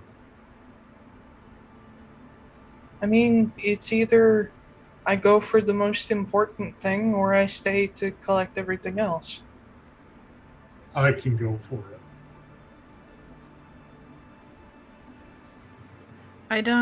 Are you going to be fast enough? I mean, I'm pretty fast. And I have a really, really good memory for land and trees and things. Well, he's probably sneakier than me. Also, Yes. he's lived in these forests. Yeah. Maybe not the exact forest, but he knows. I can't necessarily stop you, so do whatever the No, fuck you you want. can't. Do whatever the fuck you want then. He takes out his journal, and walks over to Noah, and he starts drawing some of the plants that he picked up, and he can't really write, but he has, when Noah has a second, he has him like label things, and he brings it back to Foostrak and hands you the pages. It says, if you need to find things, these are what you need. I drew what they look like and what not to pick and what's toxic. And Question. Yeah. The rank 9 badges, do they Yeah. have anything that signifies like us personally? yes, they have your name on the back. Jasper does have one. Oh, okay. Okay, Yeah. good. So I am... Fuck. Hi, fuck, how are you? I don't like entirely what I'm about to do, but I don't see any other options to potentially help with this. No, honestly, I'm not going to do that. I don't think that he would help. I was going to write a letter to Volkry, but I don't think that he would be able to help in this situation. Yeah, also it's going to be weeks and weeks. Yeah, that. There's a dire situation. I'm gonna write a letter. I like it. So I am going to reach into my bag and I'm going to take out one of my hand axes. Mm-hmm. And I am going to give it to Jasper. because it's something that he's going to be able to more easily maneuver with than the pole arm that he has. Well, he does have the ability to take the blade off the end. Oh yeah, but it's still a long pole for him. Oh, I get what you're saying. Yeah. He's not going to have to worry about getting like it stuck on a tree or. Oh no, like the staff is collapsible. Don't worry about that. Oh, okay. Yeah. Okay. It the blade comes off and it comes in 2 pieces. Well, I guess in that case, I'll just look at him and be like, "You go fast. You don't stop for anything. Mm-hmm. If you can get us a message when you get there, do it. And until that, stay hidden, stay safe. I still have not finished teaching you how to read and write yet. And I'm going to give him a hug. And I'm going to mess up his hair, and I'm going to be like, go on, you can do it." Before he leaves, yeah, I call him over, and I take all my stuff out of my bag. And does anybody else have like another bag that I can put stuff in? He can give you his bag. No. I don't want him to lose everything. Oh. What are you trying to do? I'm gonna give him a different item to take with him. Oh, okay. I mean, each of you has bags, yeah. Okay. So I'll just put all my stuff on the ground and we'll figure it out. And I will pick up two stones from the ground. And I will transfer my magical item infusion and turn them into sending stones. Oh.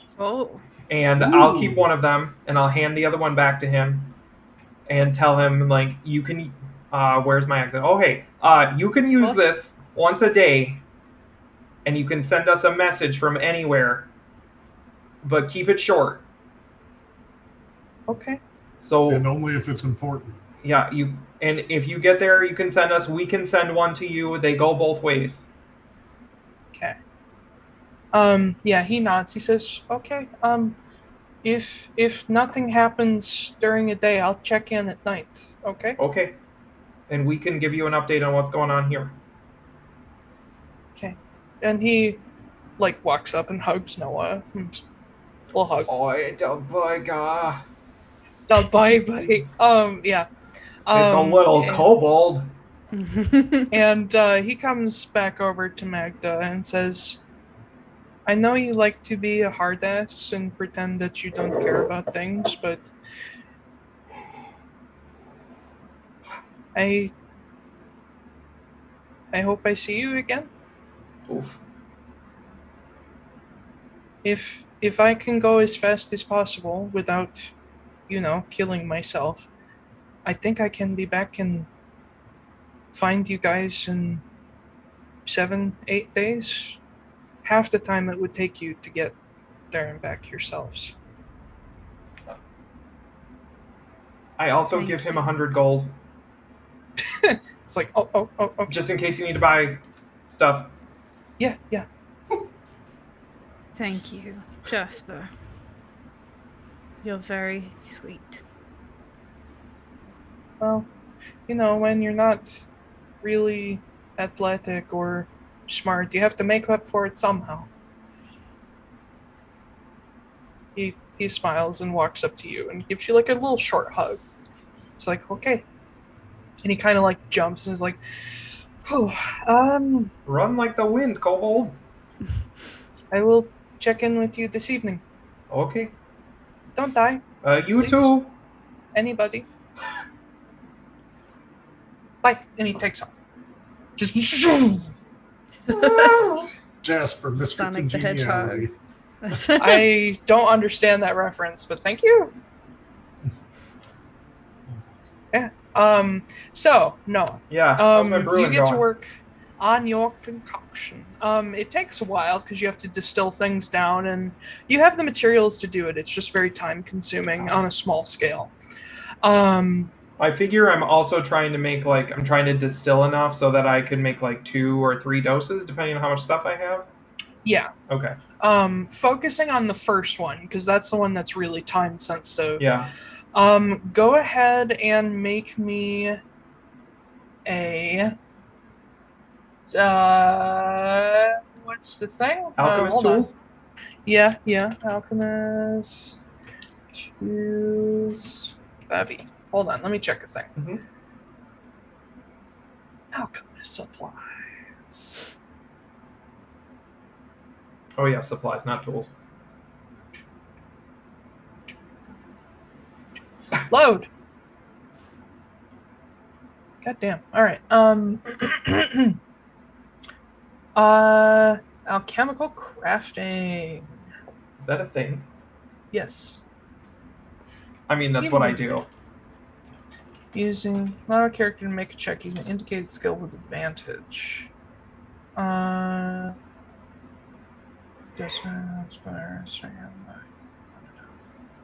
Okay, so you're going to make, considering this is all natural materials, you're either going to make a.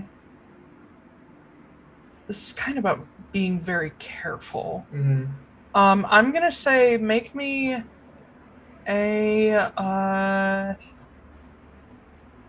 what skill falls into that? Not sure skill falls into that. Performance? No, let's not do performance. Would It's it be charisma? because it's all natural? Would it be nature or maybe medicine? What ability score does nature use? Nature uses intelligence. I'm gonna say you can either do a nature check, which is focusing more on the natural materials and like making sure you're getting everything that you need into it, or sleight of hand, because you need to be extremely careful. And you can add, regardless of which skill you choose, you can add whatever proficiencies on there, then add additional proficiency for your alchemist supplies. Okay. I'm going to do nature then, because that'll give us the best chance. Okay. So I go up and I prick Magda's finger, and Jurassic Park style, and thank you, John. And, take a little bit over to finish up the potion. That is going to be 23.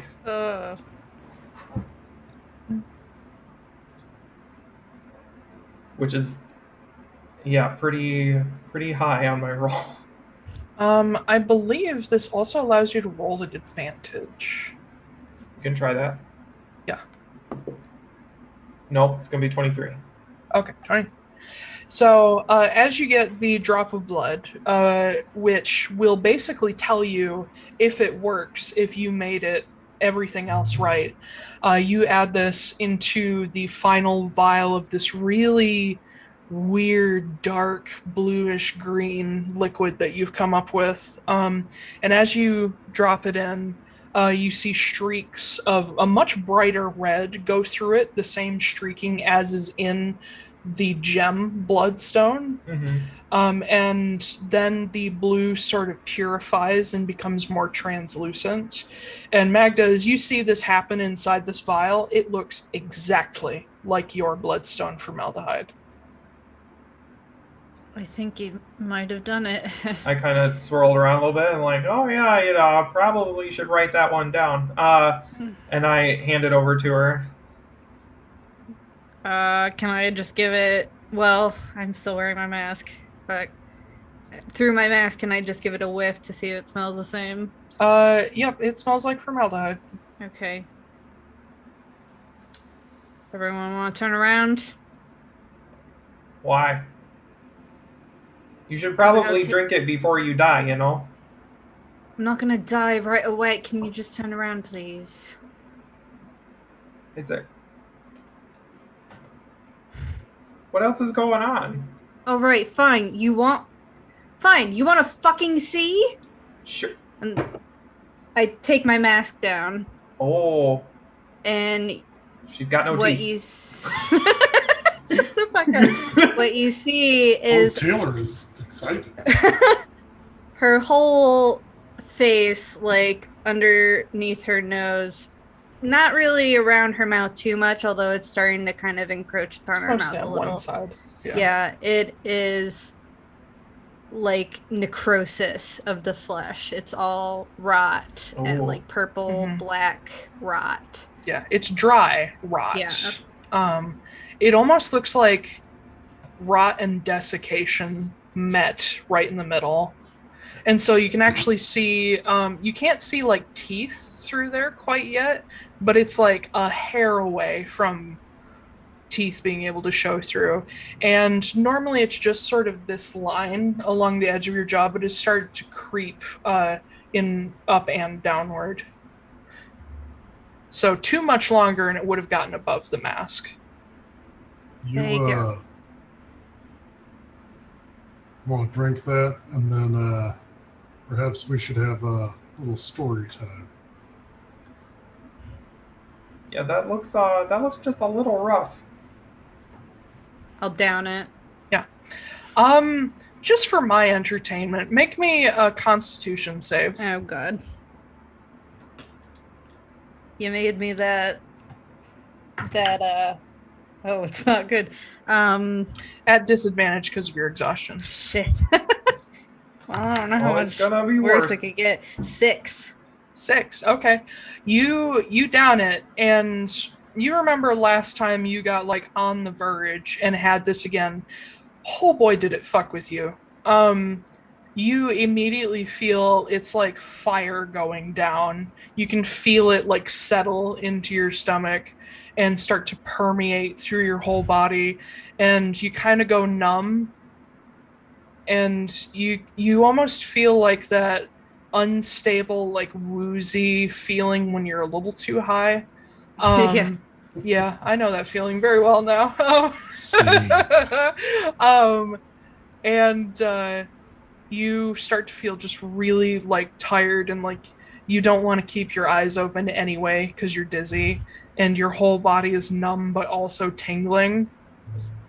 But slowly over the next like hour or so, it fades to just general like blech feeling, like the way you feel after you just get over the flu and you're not quite back.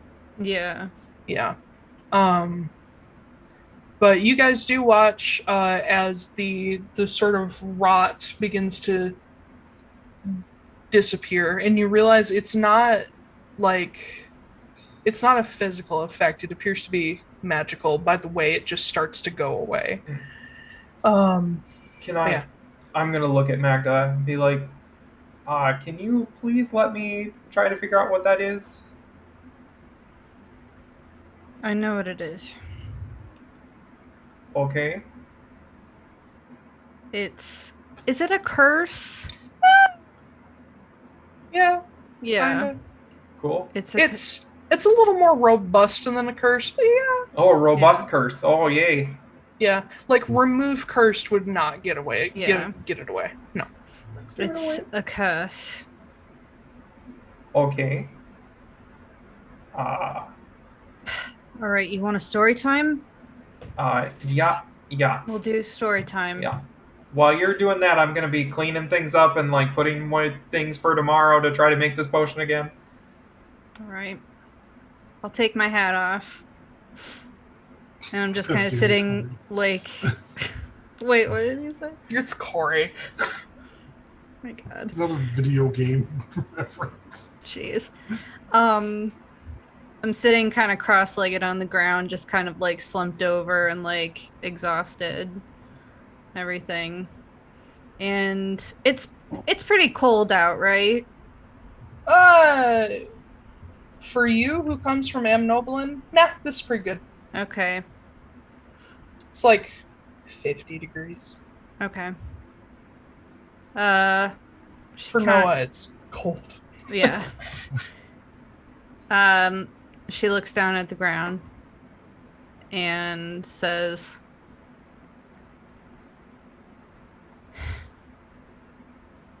I come from a town in Amnoblin. It's not very exciting. Is it like a specific place?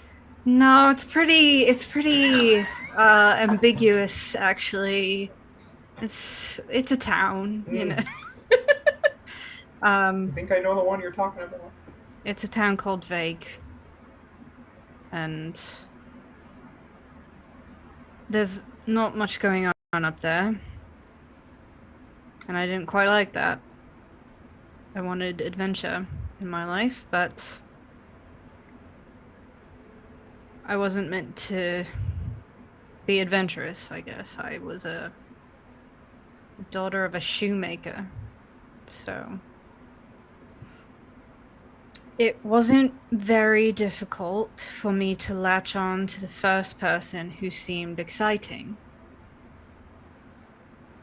There was a boy who I grew up with. And he had big talk about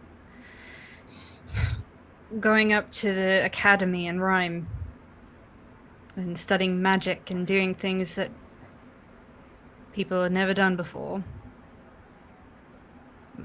Changing the world. And being a teenager and being stupid, I actually thought he would do it. And my dad didn't really like that. He thought this boy was flippant and foolish and whatever else, you name it. And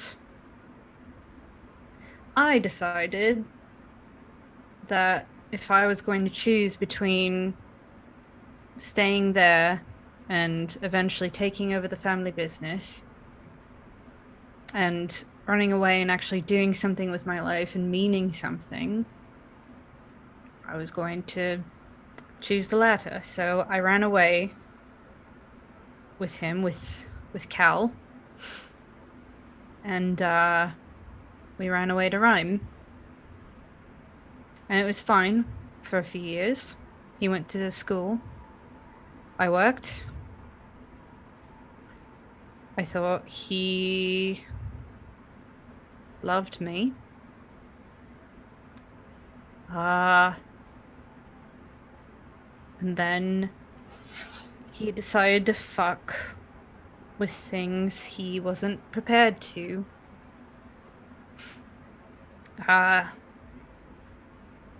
There was a night in our basement. He worked down there a lot on schoolwork and stuff. I usually left him alone, but that night I heard something like a terrible crash, and so I ran downstairs thinking that maybe he'd fallen. But instead, he was being choked alive by a monster made of maggots, bugs, lava. And it didn't matter what I said, he was still dead before he hit the ground. And it was like my whole world right there, you know? Not just the person I loved, but the whole reason that I left my life behind. And so I was an idiot. I looked that monster in what I thought was its face, and I said I would do anything it wanted to get him back. And he apparently took it as a challenge. And he brought him back.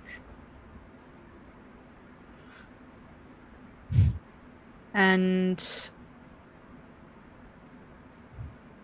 he didn't really say what it was I gave up.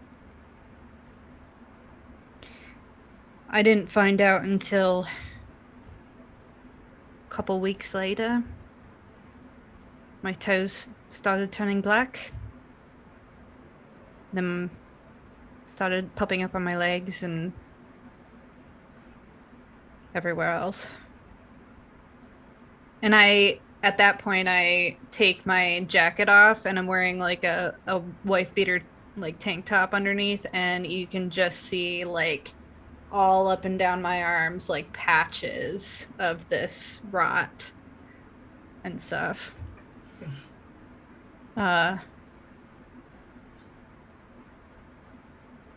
No doctor knew what the fuck was going on, obviously. But we knew. Cal and I, we knew. And I almost resigned myself to the fact that I was just going to die a slow, painful death way before I was meant to. But it didn't matter. Because it was all supposed to be worth it, you know, because he was still alive. That was the deal. I accepted it. And then he left. He took off in the middle of the night one night. Left me a note, at least. And I was alone. And part of me thought that maybe I should have just let it take its course. That was the deal after all, and it was my own foolishness and stupidity, my own willingness to trust somebody else that got me in that position in the first place. I deserved what I was going to get, but I don't know. We all do things out of self-preservation. None of us really want to die. So I started asking around. And of course, no one really knew anything, but I met some mercenaries who said they might have connections. But it was hard to get into, so maybe I wanted to talk to getting started doing mercenary work, and I could work my way up and talk to the Guild of the Gate at some point. And so I did. I started to struggle for a little while until I finally did meet up with the Gate members, and the Taiylor clan listened to me and gave me the recipe for bloodstone formaldehyde. And that's that. That's how I ended up here. So I don't know what else more there is to say. I've been just trying to live my goddamn life, take my goddamn medication or whatever the fuck it's supposed to be, and I've just been trying to make it on my own here, and then you two decided to make it extremely difficult to be solitary. So there you go. Story's over. You know, one thing that you haven't really thought about is that in that story, you got help from the mercenaries to know how to get the path to stay alive. You talked to those people at the gate to get what you needed to stay alive. You have to work with other people to get the stuff that you need to stay alive. I got that stuff because I was useful. I had to prove my usefulness to people first. But you couldn't do it alone. You needed others to help.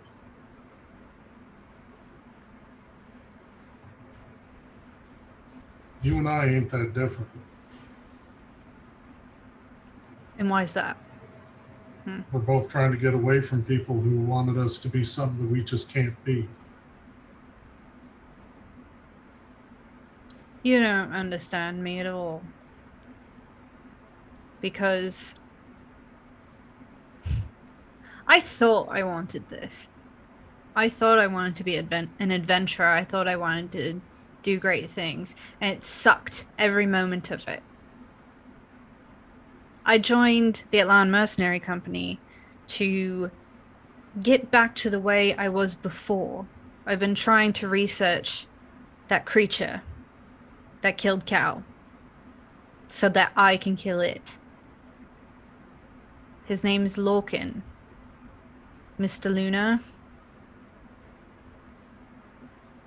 And once I do that, once I get rid of this, I'm going back home. But I can't go back before then. Does any of that sound familiar to me? What parts? The way she described the monster, his name, what he kind of stands for.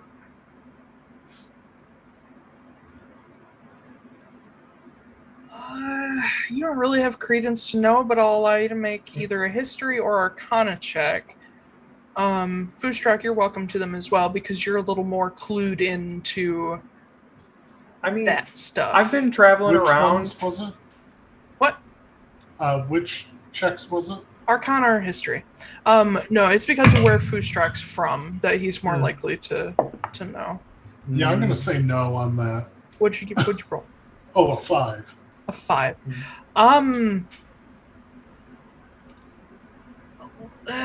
No. Nah. Yeah.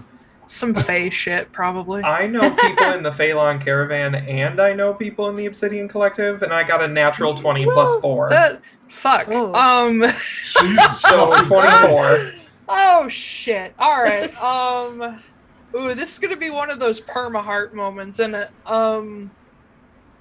Where you shouldn't know, but you got a natural 20. All right. There's a bunch of Fey people in the Phelan Caravan. Not really. I thought they were all changelings. Doesn't that make them Fey? No. They're not all changelings. Oh. Not all changelings. But no, the Phelan Caravan has nothing to do with the Fey. No, that's not what I meant. No, changelings are not Fey creatures. Okay. They are people like anybody else, but a lot of people think they're evil witches and doppelgangers. Which is why they are persecuted. They originate from Caladros. Okay. One heckin' moment. I am gonna look at Magda and be like, you know that none of that was your fault, right? It certainly was. You tried to save somebody you cared about. And I was naive for it. I mean, we all make the best decision we can at the time. It's kind of better to be naive than be bad. They aren't mutually exclusive. Well, maybe your naivete didn't do this to you, and you can't really understand now, can you? I've set a few things on fire by accident, or melted quite a lot of things actually. You're still alive. Did this to me. Oh, for now. Do you have a sheared horn? No, I point at the ring that's on my horn. Oh. Wait, what? What? What is that supposed to be? This is because of my wife. My wife. She put a ring on you, so she married you, and that was. This is the way that we show that we're married. Oh my god, she put a ring on it. Literally. Okay. Does that mean you don't like her? I absolutely love her. She is the person that I've always been so happy to wake up next to every morning. But all that it is right now is a reminder that I can never get to be what I truly want to be unless I leave her behind. And that's what I had to do. So after that whole story, do you really think I'm going to sympathize with that? No. Cool, good. At least we're on the same page. Bitch. Jesus. You left your family. I know. You left your family behind for something better. For something you thought was better. And I hate myself for it. Well, I left my family behind too for something that I thought was better. And it left me burned and dead in a crater. And I've been on the fucking land for about a week by that point. So it just sounds like you don't learn from your mistakes. Sometimes we don't. Doesn't sound like you've always done the best at doing that either, if you don't No. mind me saying. This But is prime push everybody away. No. What did you say, Zach? I'm sorry. What did you say? What did you say last? Oh, I said, if you don't mind me saying, you haven't always done a great job of doing that yourself. Yeah, I am aware. That's why I adapted. That's why I learned. Yeah. That's all why that I'm we can such a do. fucking bitch. All right? I mean, I didn't say it, but I don't trust anyone. I don't trust any of you fucks. I don't still trust alive, ain't Jasper. you? Because of me. Because of what I'm able to do. Maybe Well, you all have been helpful. you weren't able to make your own. Noah was. You have been helpful. All of you have. I understand. But that doesn't mean I trust you. Because this is all conditional. We're co-workers. Alright? And the people that I actually have cared about and trusted, those were people that I gave everything to, and they still left. Yeah. Forgive me if this whole situation isn't something that I'm willing to just break on. Well, you're kind of forgetting something. I'm sure you're going to tell me. Is it something about the mercenary company where people just forget something obvious that's standing right in front of them? Because that happened when we were talking to Algra, and it had to be like, y'all can share. You're talking about how just like everybody's ran out on you and everybody's left at every opportunity that they can. But we didn't. Because you're getting paid. We ain't getting paid to help you. Yeah, We're getting paid to deliver a package. We could have left your ass here and let you die. Agree, but less swear words.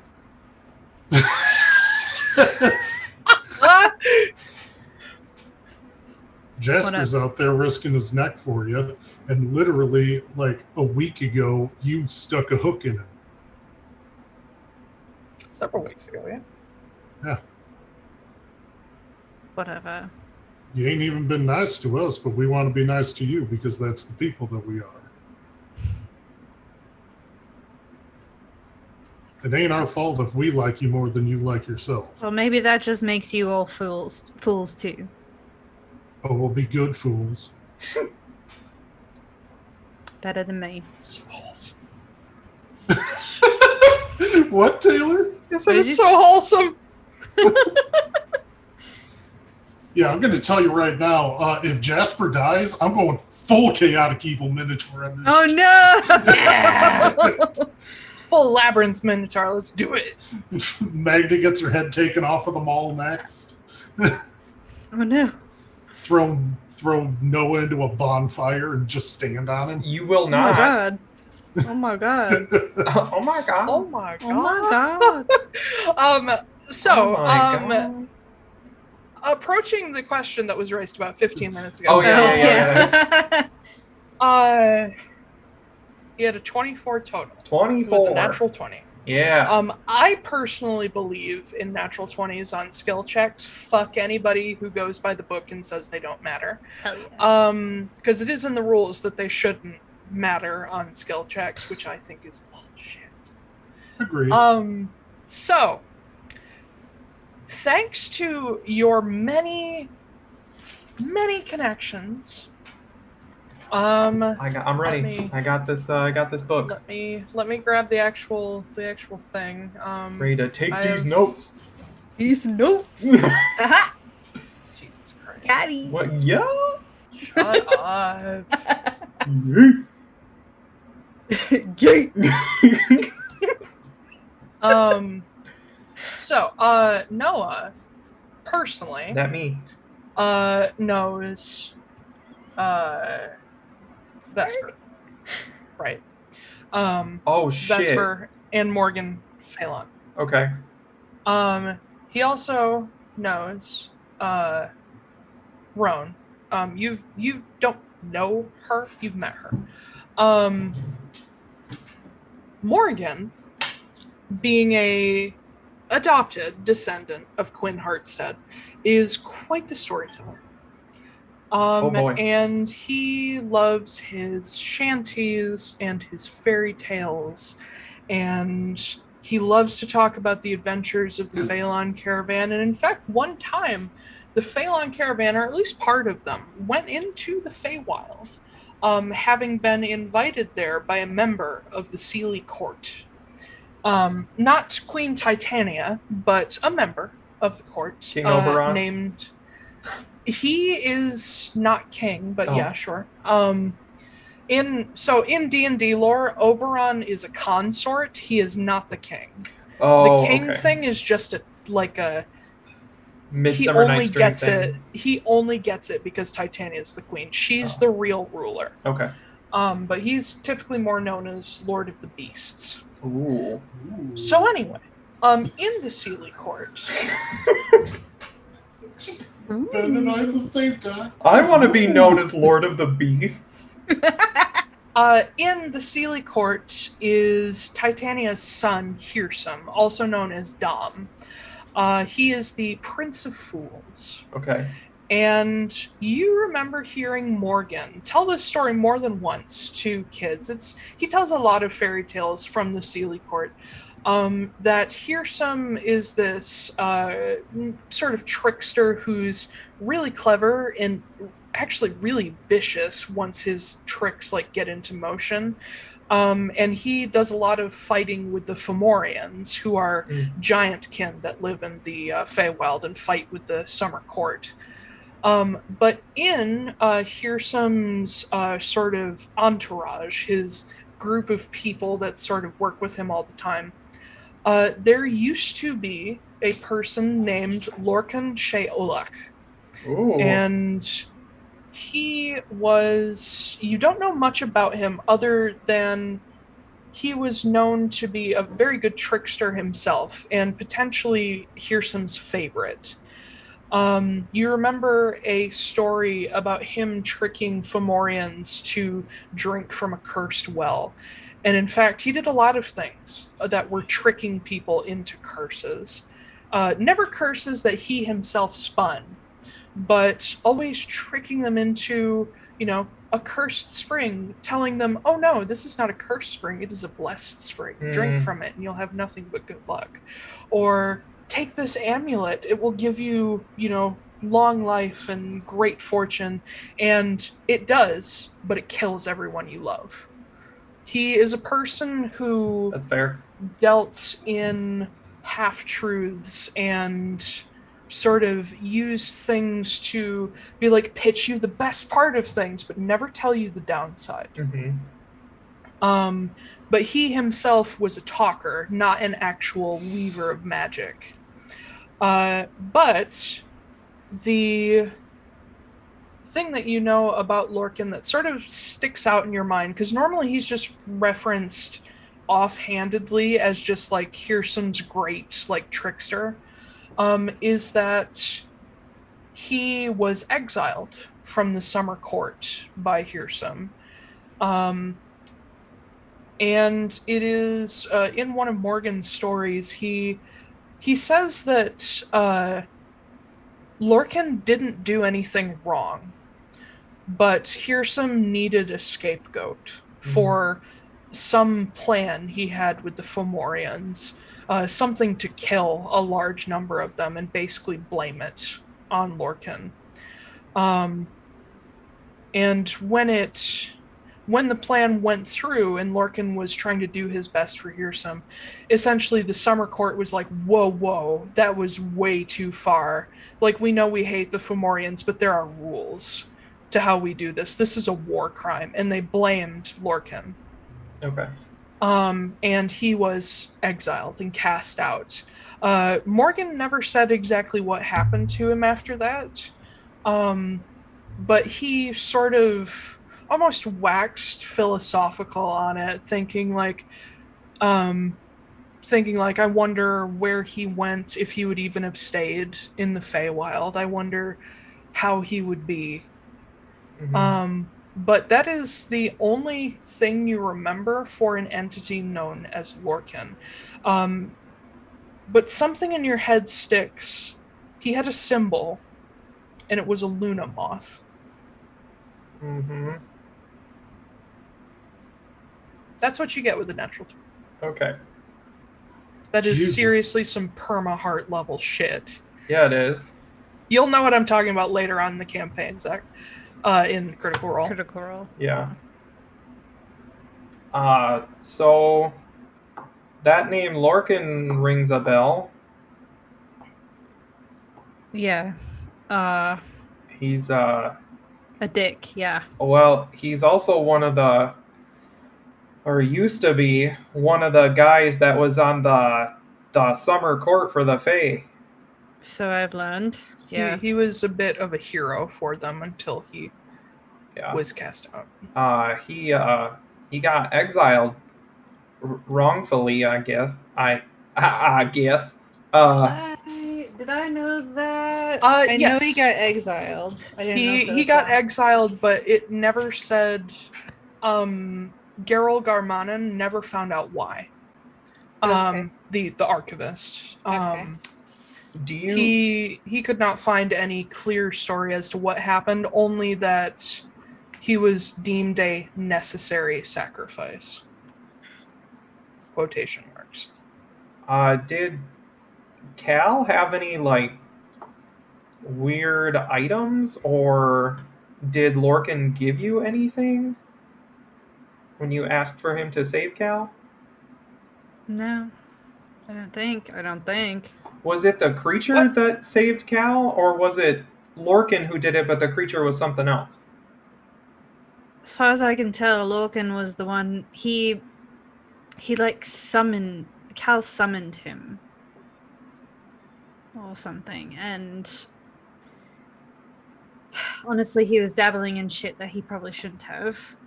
And thinking back on it, I should have just let him die in his own stupidity, but...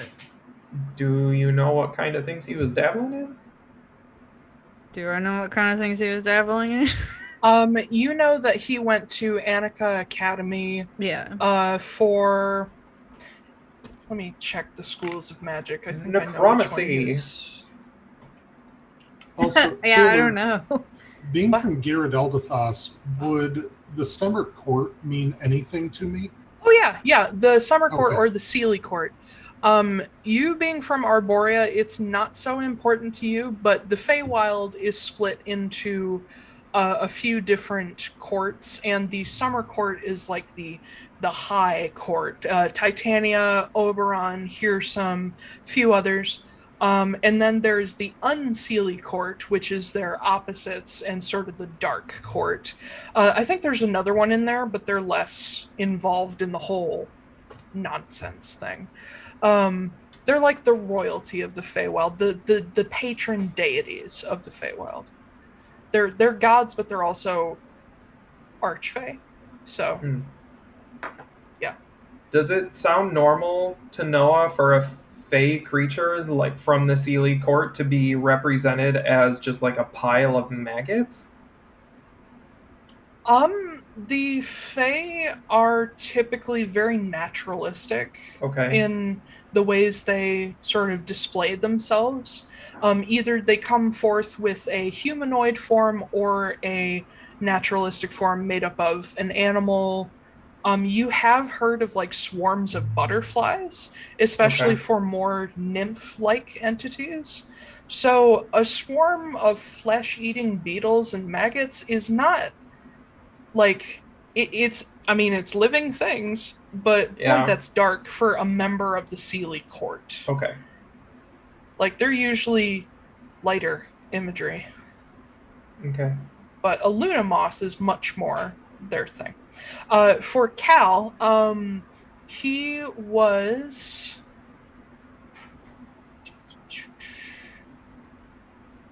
Ah, shit. Hold on. Conjuration, necromancy, evocation, abjuration, transmutation, divination, What in transmutation? What in transmutation? What in He conjuration? was specializing in the School of Enchantment. Such spells would be hold person, sleep, modify memory, mass suggestion, feeble mind, power word, kill. Those are Ooh. enchantment. Other than actually enchanting items, is focused around hypnotism and control. From what I can tell, he was trying to summon things and control them. That is exactly correct. And so I can only assume that he got a hold of Loken, and Loken didn't like that very much. That wouldn't surprise me. I'm not sure if there's a lot of high-level magical creatures out there that like to be just summoned by newbies. Yeah, probably not. So yeah, you know about as much as I do. I got some information about him from Indira and his connections, but that's about it. I don't know anything about how to get out of it with him. I haven't gotten that far yet. I'm working on it. You said that I know the person who has Keladir, right? Yeah. Okay. You've met them before. Hold on, Okay. I'll grab the. Keladir's bearer is Roan Mornile. Roan. She's a descendant of Justine. She is not the ruler of Moor's Rest, but she is of relation to them, so she is considered like a noble. Gotcha. But yeah, she's a fairly private person. You've met her maybe once or twice because she visits the Phelan caravan. You know, there are people out there who might be able to lift that off of you. But the person who told you this story was Morgan. Yeah. He had Vesper. Okay. I'm assuming I've tried a couple of times to get to go to places to get my curse removed and everything like that, and it didn't work. You have managed to find a couple people powerful enough to use like the equivalent of the spell remove curse, and nothing happened. Yeah. I have gone to people before who should be able to do things like that, and there's nothing. I mean somebody who has one of the staves. Okay, sure. I mean, I'll get right on that. I know a few of them.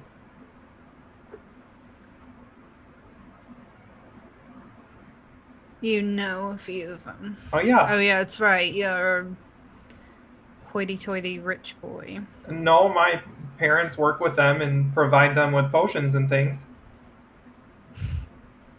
Listen, as much as I appreciate that, I don't know if that's going to work either. I'd say Don't we know could. unless you try. We don't need to get the Obsidian Collective involved with my bullshit. It's fine. I can figure out my own way. The thing. I mean, how's... No, go. Okay. The thing I was going to say is that Lorcan usually doesn't curse people with his own items, so whatever he gave to you probably wasn't made by him. I mean, he didn't give me an item. I don't have anything. That you know of. What? Dude. Wait. What if he gave Cal the item? No, wait. I did detect magic and I found a source. Yeah. I'm gonna cast it. Well, you didn't find a source. It was just It was me. general. Do you mind if I, take a look at you while you guys are talking? Go ahead. Okay. I'm gonna cast Detect Magic again. Yeah. I'm gonna try to find where it's coming from on her body. I assume that you've tried to research how to kill Lorcan, right? No, I've just been sitting around with my thumb up my ass this whole time. Well, that's sarcasm. So There isn't really there isn't a center to it. It just sort of permeates her whole being. Would I know if Identify would work? Let me... Because the spell kind of says, magic item or object, and I don't know if people count as magical items or objects if they have something in them.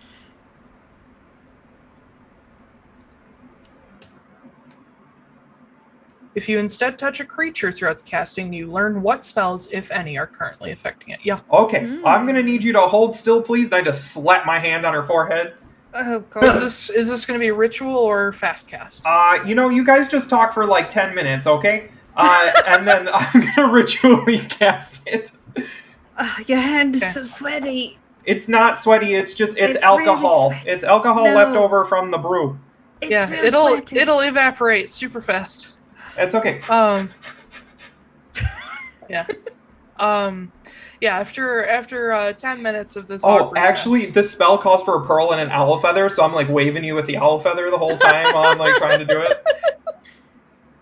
Yeah. Wow, this is just heavenly. Yeah. You don't know that much about magic other than what Cal used to do, so this is weird. Yeah. Okay. Magda is not affected by a spell. She is affected by what I refer to as a greater curse. Oh, fuck. Which is a soul-bound curse. Oh, God, she's fucking Marin again. God damn it. That was unintentional. This curse it operates similar to vampirism. So if Magda were to die and get a new body, she'd still have it. Okay. So even if I were to resurrect her, not me, but if someone were to resurrect her. Yeah. Yeah, even if you reincarnated her, she'd still have it. Okay. She'd just have a reset button. Gotcha. That sucks. Yeah, it does. Soulbound, yeah. So this curse does not have a specific name, but it does not. What spells, if any, are currently affecting it? It says you only really find the properties if it's an item, but you know what? I'm a nice DM. I'll give you a little more. Oh, thanks. You discover that this curse is years old at this point, but it does not. It does not originate from. Magda's not the first one who's had it. Okay. It came from somewhere else. And knowing what you understand about Lorcan, you aren't sure if he is actually the one who put this on her, or at least not him directly. This is something kind of demonic. Instead of fae.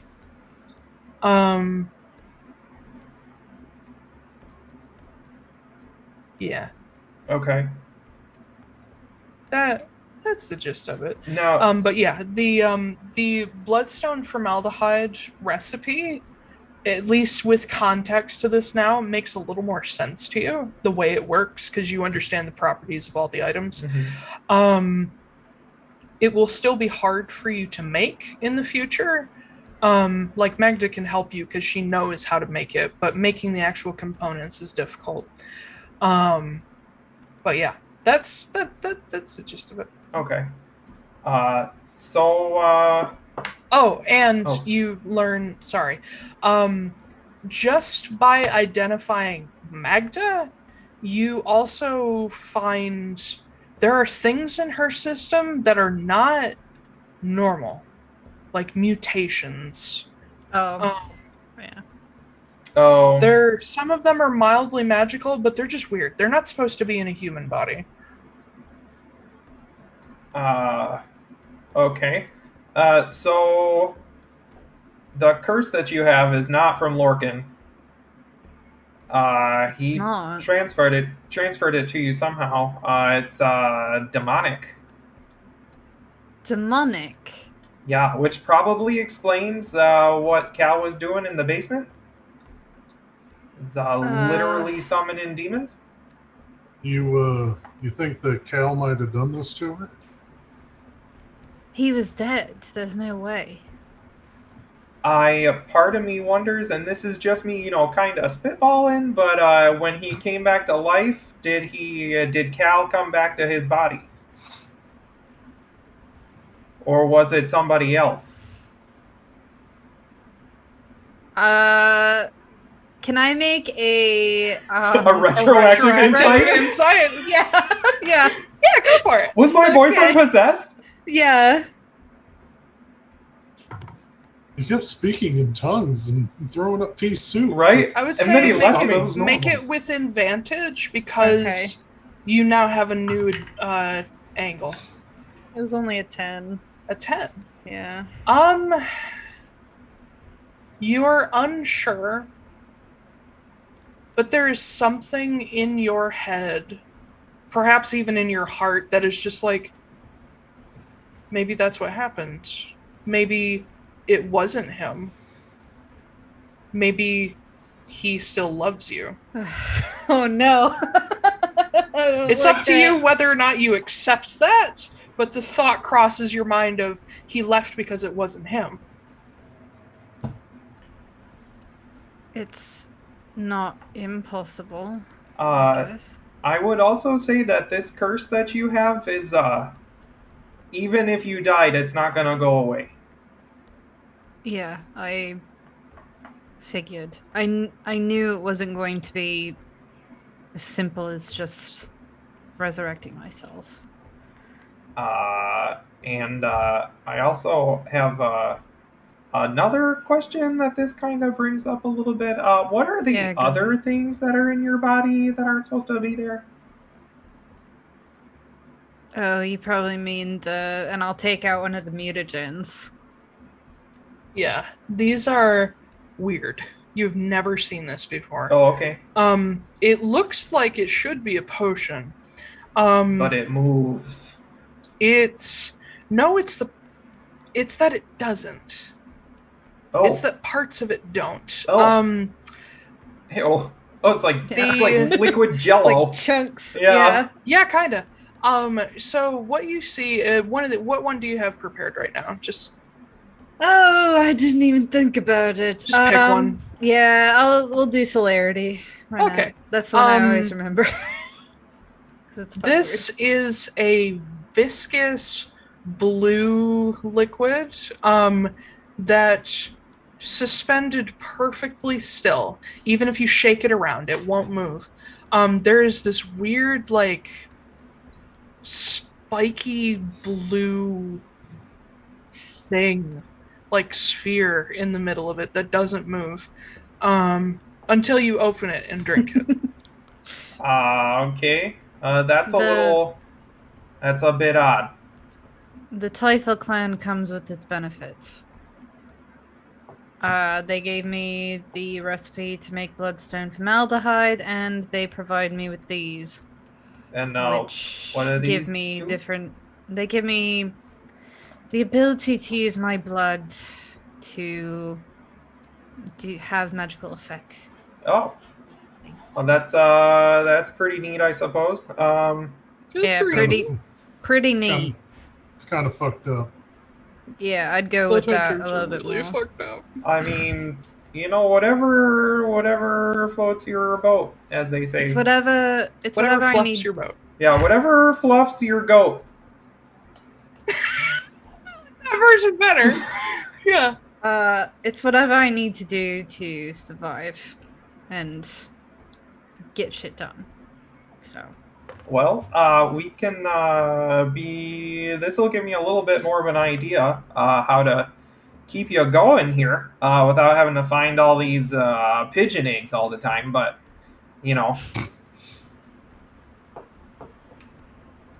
Great. Are you feeling a little bit better? Yes, actually.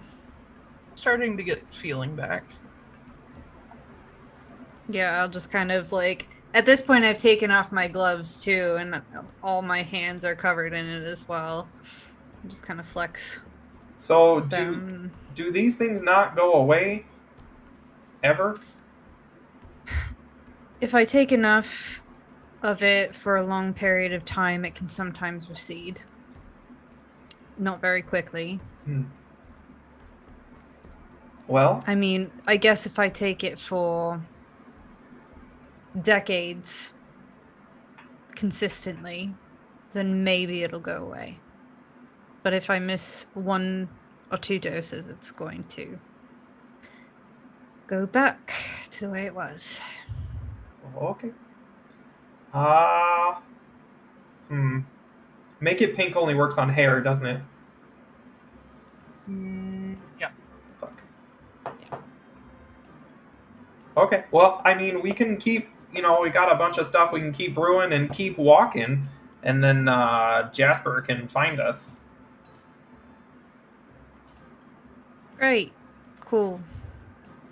We'll just do that. We'll just do this every morning for fun.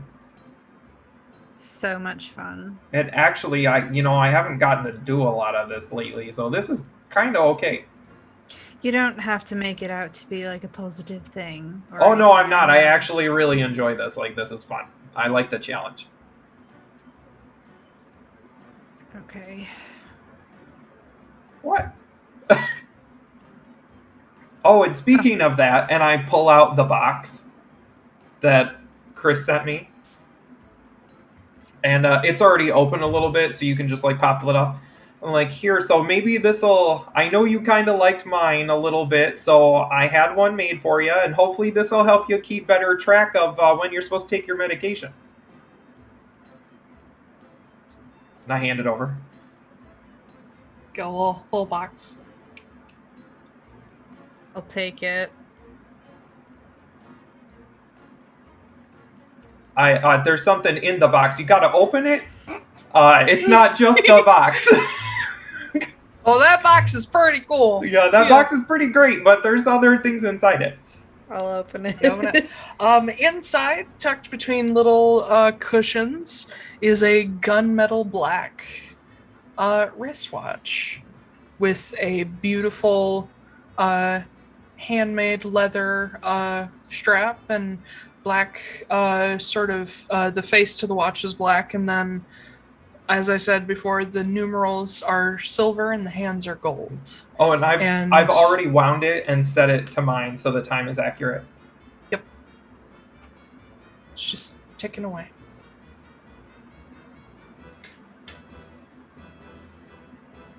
I don't fucking understand you. Why? Either of you. Why are you just... And she kind of slumps over, holding the watch, and looks down at it and just goes, "Why are you being nice to me?" Well. I don't deserve it. I know I don't. I've intentionally made it so I don't deserve it. I kind of figured that, well, first it would give Mom something to do. Like, she needs something to do. But secondly, I figured if somebody did something nice for you for once, maybe you'd, perk up a little bit. And also, Don't you dare cry on feels- stream again, goddammit. and, for like Jasper and for me at least currently, you're the closest thing to family that we got. Don't say that. Oh, fuck. I kind of already did. I can't really take that back. And she is crying, like, just tears streaming down her face, and she's just, like, wiping it away. Oh, hey there, bud. It's Foostrak okay. gives her a hug. Ah! Just a big hairy ass God. hug. Yeah, she's just crying, and yeah. And I think that's a good spot to end for today. Because we've already Yeah. gone way over. Yeah, we sure have. I will not be able to really stick around to Jabberjaw No, it's okay. after this, Yeah, unfortunately. no worries. So I wasn't expecting that to come up for quite a while. Me neither, but you accepted Yeah. the job to take a thing to Mannaz, so Yeah. I didn't Yep. realize it took that long, and so when Yeah. I was like, oh, 15-day supply, that's plenty, and then you're like, it takes 20 days to get there. I'm like, ah! yeah, it takes 20 days to get to Lake Sing, another little over a Hurry. week to get to Awaz, and then it'll probably take maybe 15, 16, 17 days to get to Mannaz from there. Oh, So good thing we're trying to find a copycat recipe. Yep. that was like You might- in my head, it was like, as soon as we got Noah, I was like, they actually have a chance to figure out how to get around bloodstone formaldehyde. Mhm. That's interesting. Yeah. All of my theories were wrong. Yeah, I know. I really enjoyed listening to your guys' theories on what was She up has with no her. mouth. too. She Yeah. has no mouth. She has It's just the a- mouth of a sea lamprey. Yep. That was my favorite one. Yeah. Yeah. I was telling Ash earlier that I thought Magda was not actually human. Yeah. That she was actually the reborn race, and that this was to literally keep her from rotting. That and is dying. a really good It was theory. close. It was Yeah. very close. Yeah. Um, That's why So- whenever you guys said like a theory, I'd be like, that's an interesting theory. yeah. A game theory. Yeah. Oh God. Oh my god. But yeah. So Well, Yeah. Honor Jasper cow. dies, I riot. so we've got. I saw that. I It's saw no that. longer Edge Bitch. Now it's cursed by a fairy. Yeah. Yes, change that in chat. Oh god. Well, she's not cursed by a fairy. It's probably It's like- a demon now. Yeah. It's like touched by an angel. Yeah, touched by an angel, but cursed by a fairy. I can't wait to get Call into me more. just call me Roma Downey. I cannot wait to get into more of Lorcan's story. Oh, I'm so excited. So This when you definitely started talking piques about my it as like curiosity. the maggots and everything, and you were rotting, I was like, oh my god, fucking Sanka is back. Yeah, well, and like I thought about that because like when I came up with that, I was like, oh, it would make a lot of sense if that was fucking Senka, but Mhm. like she's not around anymore, so yeah. Is she Or not around maybe anymore? she. I mean, the statue did disappear.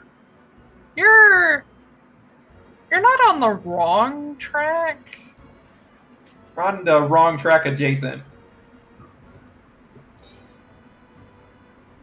I'm not gonna say anything else. Now I get Um, to be the one making theories. Yeah, have fun. Have fun with Yay. that. Because, yeah, I've given you plenty of tools. You'll be fine. We'll figure it out. Anyhoozle. So, thank you for joining us for the Alarm Adventuring Company. We have gone a little over, though I promise we will not get to the 8-hour sessions unless everyone is in agreement on it someday, but we're not going to do that. So, let me look at the list of things I need to say.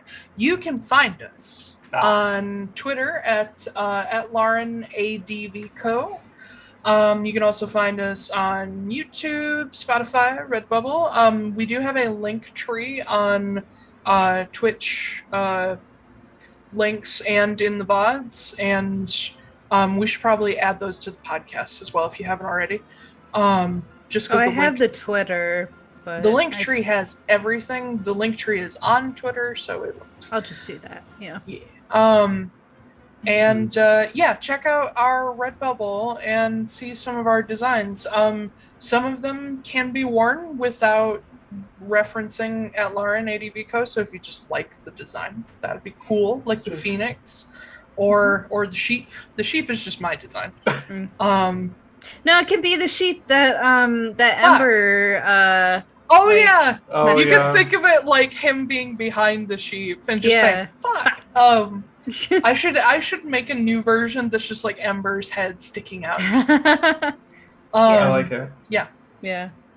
YouTube and YouTube, Spotify, and podcast VODs are out on Wednesday morning in case you missed anything. Don't forget to follow us on Twitch and on Twitter because we need more bodies. We need more peeps. Tell your friends about us because I want it to be cool and bigger and awesome. And exciting fucking news. We may have another player in a few weeks. Yeah. Maybe. We'll see. We'll see. I hope so. It sounds like it's going to happen. But, we'll have to figure out how we're going to do the 2 Zachs, and that's going to be great. 2 Zachs. Yeah. 2 Zachs. I just figure I'll either refer to you as Coop and Gale or... Coop and Gale. Coop and Gale. It's like the Aurora Nightingale's cousin that's just really derpy. Oh, yeah. The Coop and Gale, Gale. Rescue Rangers. Or I'll refer to you as Christmas and Foostrak. But yeah, that's it for Atlaran Adventuring Company. Astrid, tell us about your thing. You just announced something fun, didn't you? Did I? Did you? Was that you or was that somebody else? You announced it on Facebook today. The pre. It has to do with Yeah. So hi, my name's Astrid Knight. Before I talk about that, you can find me. Sorry, I almost choked mid-sentence. You can find me basically everywhere at Astrid K Writes or on my website, astrodknight.com. Pre-orders for In the Wake of the Kraken, Tales from the Year Between, Volume 3 just went up today. It's just the digital pre-order right now, but the paperback pre-order will come up in the next week or so. So you can go wherever you get your books, mostly Amazon. I believe you can also get it through Barnes & Noble and other places. You can pre-order it. It's pretty cool. There's a lot of pirates in 4 different universes. So you can have the fantasy pirates, or the sky pirates, or the space pirates, or just the regular old pirates. Whatever you want. It's realistic pirates. Yeah, you can. It's like Burger King. You can have it your way. So, yeah, look it up. It's from Skullgate Media. I will, if you send that link to the pre-order for me, I will share it on AACO Twitter. I will send it to Taiylor, who will then share it on Twitter. Yeah! That's what I just said. Yeah! Also, I'm writing a book. It's about D&D. It's called Perception Check. It's coming out in January. I'm almost done writing it. Yeah. Yes. So fucking excited, Astrid. Yeah. Oh, I can't wait I to have a beta lot the going shit on in out my of life. that. Yeah, the last chapter that I read, amazing. Yeah, it was Truly really good. I need to read it Yeah. still. It's okay. It was more of a fluffy chapter. Oh, shut Oh my god. Accept the compliments. Okay, thank you. Blake. Oh, it's me. Yeah. So, Yeah. my name's Blake R. Wolfe. You can find me at blakerwolfe.com, BlakerWolfe. You can find me under that name on any of the socials as well. I just released a book yesterday, actually, that I forgot about already.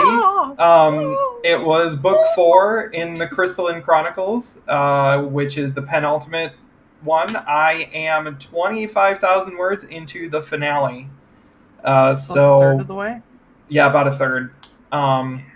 So that should be... I have it slated for the end of December, just to be safe, but I'm hoping to get it out earlier than that. I'm also working on a gay paranormal romance that's going to come out this year, and I've got a trilogy in the works for more fucking books, and the Crystal Chronicles is fantasy. Dragons, gays, magic, whatever you like. If you like Lord of the Rings, if you like D&D, if you like... Yeah, definitely basically D&D. any of the classics. Yeah. Is up your alley. It's got a little Chronicles Narnia vibe once in a while. Mm-hmm. But yeah, that's what I do. Cool ass monsters. Yeah, there's lots of monsters in there. Yeah. I'm straight up going to steal some of your monsters for D&D, if that is okay. Oh, that's fine. I already have a plan for that serpent thingy. Oh, in book 2? Or no, sorry, the wyvern thingy. Oh, yeah. That's in book 4. Yeah. Yeah. You must pay him $1,000 in royalty. No, he pays me. That's true. Yeah, true. But yeah, so check them out. Books. Yuck. So you can find me at Zachary G. Author on Twitter. I am currently working on my first short story collection, which is pretty much centered around horror. Horror. And I'm hoping to release that next year. I'm almost actually done writing. I counted up the stories that I have, and I'm just about done writing, so it should be ready for editing as soon as I actually stop being a lazy ass and write. And then some of the wonderful stickers that are behind Taiylor are available on my wife's Etsy at Lenie Draws, Lenie Draws on Etsy. She has actually agreed that she would love to do some commissions for us. So I have the feeling that talks will be happening about that for those soon. I need to talk to her about getting my book pictures taken. My book. Yeah. I want to get my my headshot done at some point too. Are you gonna do that? Like, so funny story. Cody, my brother from another mother, has this picture of him from high school graduation where he only has the mustache, and then it's him like this. Oh no! And I was like, when you publish your first book, that has to be the picture it. on the fucking flap. Yeah. Because it just looks so ridiculous and creepy, and I love it. Funny. Yeah, I need a copy of that. Taiylor. Yeah. Hi. It's me. Hey, you. Hello. Hello. Man, that coffee did a treat. When we started this, before we started the stream, I was just like, I can't think, and now I'm just like, wow. Anyway, you can find me on everybody get ready. You can find me on Twitter at TAIYLORWALACE. Taiylor Wallace. Make sure you misspell it or you'll never find me. You can also find me on sonderediting.com, where I edit shit for peeps. Blake is my most frequent customer. I've edited for a couple other people. I actually need to update the website a little bit. I just recently edited, of course, the 4th book in the Crystalline Chronicles, the Crystal Heart. Yep, Crystal Heart. And of course, I believe still upcoming book for Dalton Villette called Arrogance on the Arno. And I've done a couple others. But yeah, if you need something edited that, won't cost your left ear, hit me up. Or Vincent van Gogh. He needed to publish his work, and Yep. He only paid. a year would do. He paid yearly. Yep. Didn't he send that ear to a woman he Yeah, was in he love did. with? Yeah, I'm Okay. pretty sure he was Yeah. extremely He- unstable. You don't have to Van that- Gogh yourself. That's dedication, though. That's creepy. That's mental illness, which he had a lot of. Oh, yeah. Also, all the Is paint there- back then was made with a bunch of lead, so Yeah, probably didn't do wonders. No. Anyway. We of course have the link tree with links to everybody. Check out our Redbubble for all the fun shit on there. I feel like we're going to be adding designs like moderately often.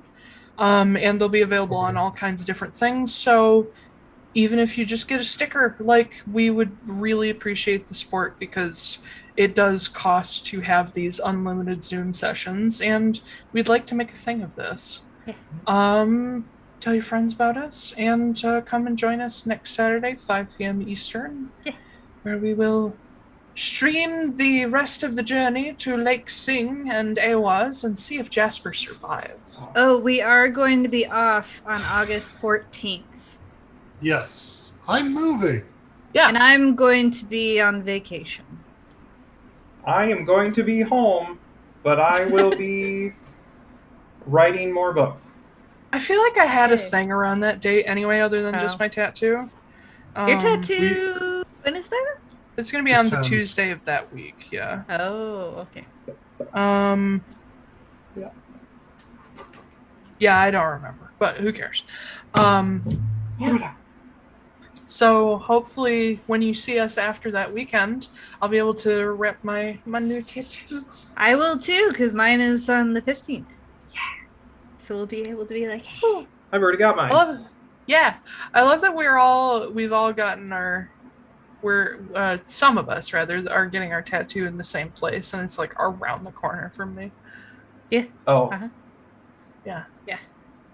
I didn't realize they were there, or else I would have gone sooner. But you know. They're new. They're... Oh no, I know, but there was a tattoo shop there before them too. I Oh, believe. was there? Oh. Anyway. yeah. We will see y'all later. Happy Saturday. Happy Yule in July. Oh, it's Yule in July, you guys. Sure. All right, now All we're right. actually leaving. Shut off All the right. stream. Okay. Uh, Well, bye, y'all. see you